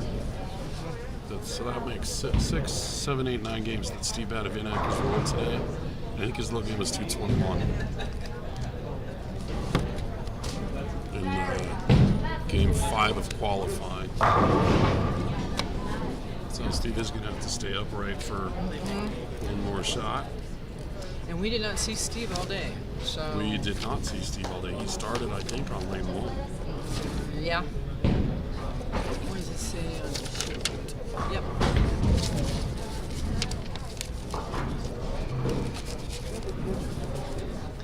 All right, so as Steve finishes up his 10th frame here. And his championship run. Yes, for Kick it. the third time. Where's that muscle? Doesn't really need it. Does not need it. Well, if he could whip this spare, and this would officially be his low game of the day. Exactly. So we'd like to thank Ink Bank. We'd like to thank Ricky the Realtor Garris. We'd like to thank Billy and Fred for letting us come in and Arapahoe Bowling Center. Again, we will be doing this again at the end of the month. If anyone is interested, contact the center. Definitely pay your $80. We have confirmed it is a mystery pattern, so never know what you might get. Other than that, I think with this ball, we are done. We are done. I like the socks. The Yes. sport hose that Mr. Badavinak is wearing. Congratulations, Steve, and everybody else that came out. Thank you all. Congratulations to Raleigh for 2nd, Jeff for 3rd, Steve for 4th, and Brandon for 5th place. Congratulate all the bowlers. And we will absolutely see everybody 4 weeks from today on Sunday with that mystery pattern on the last Sunday of the month. Yep, thank you Everybody all. have a good month. Bye.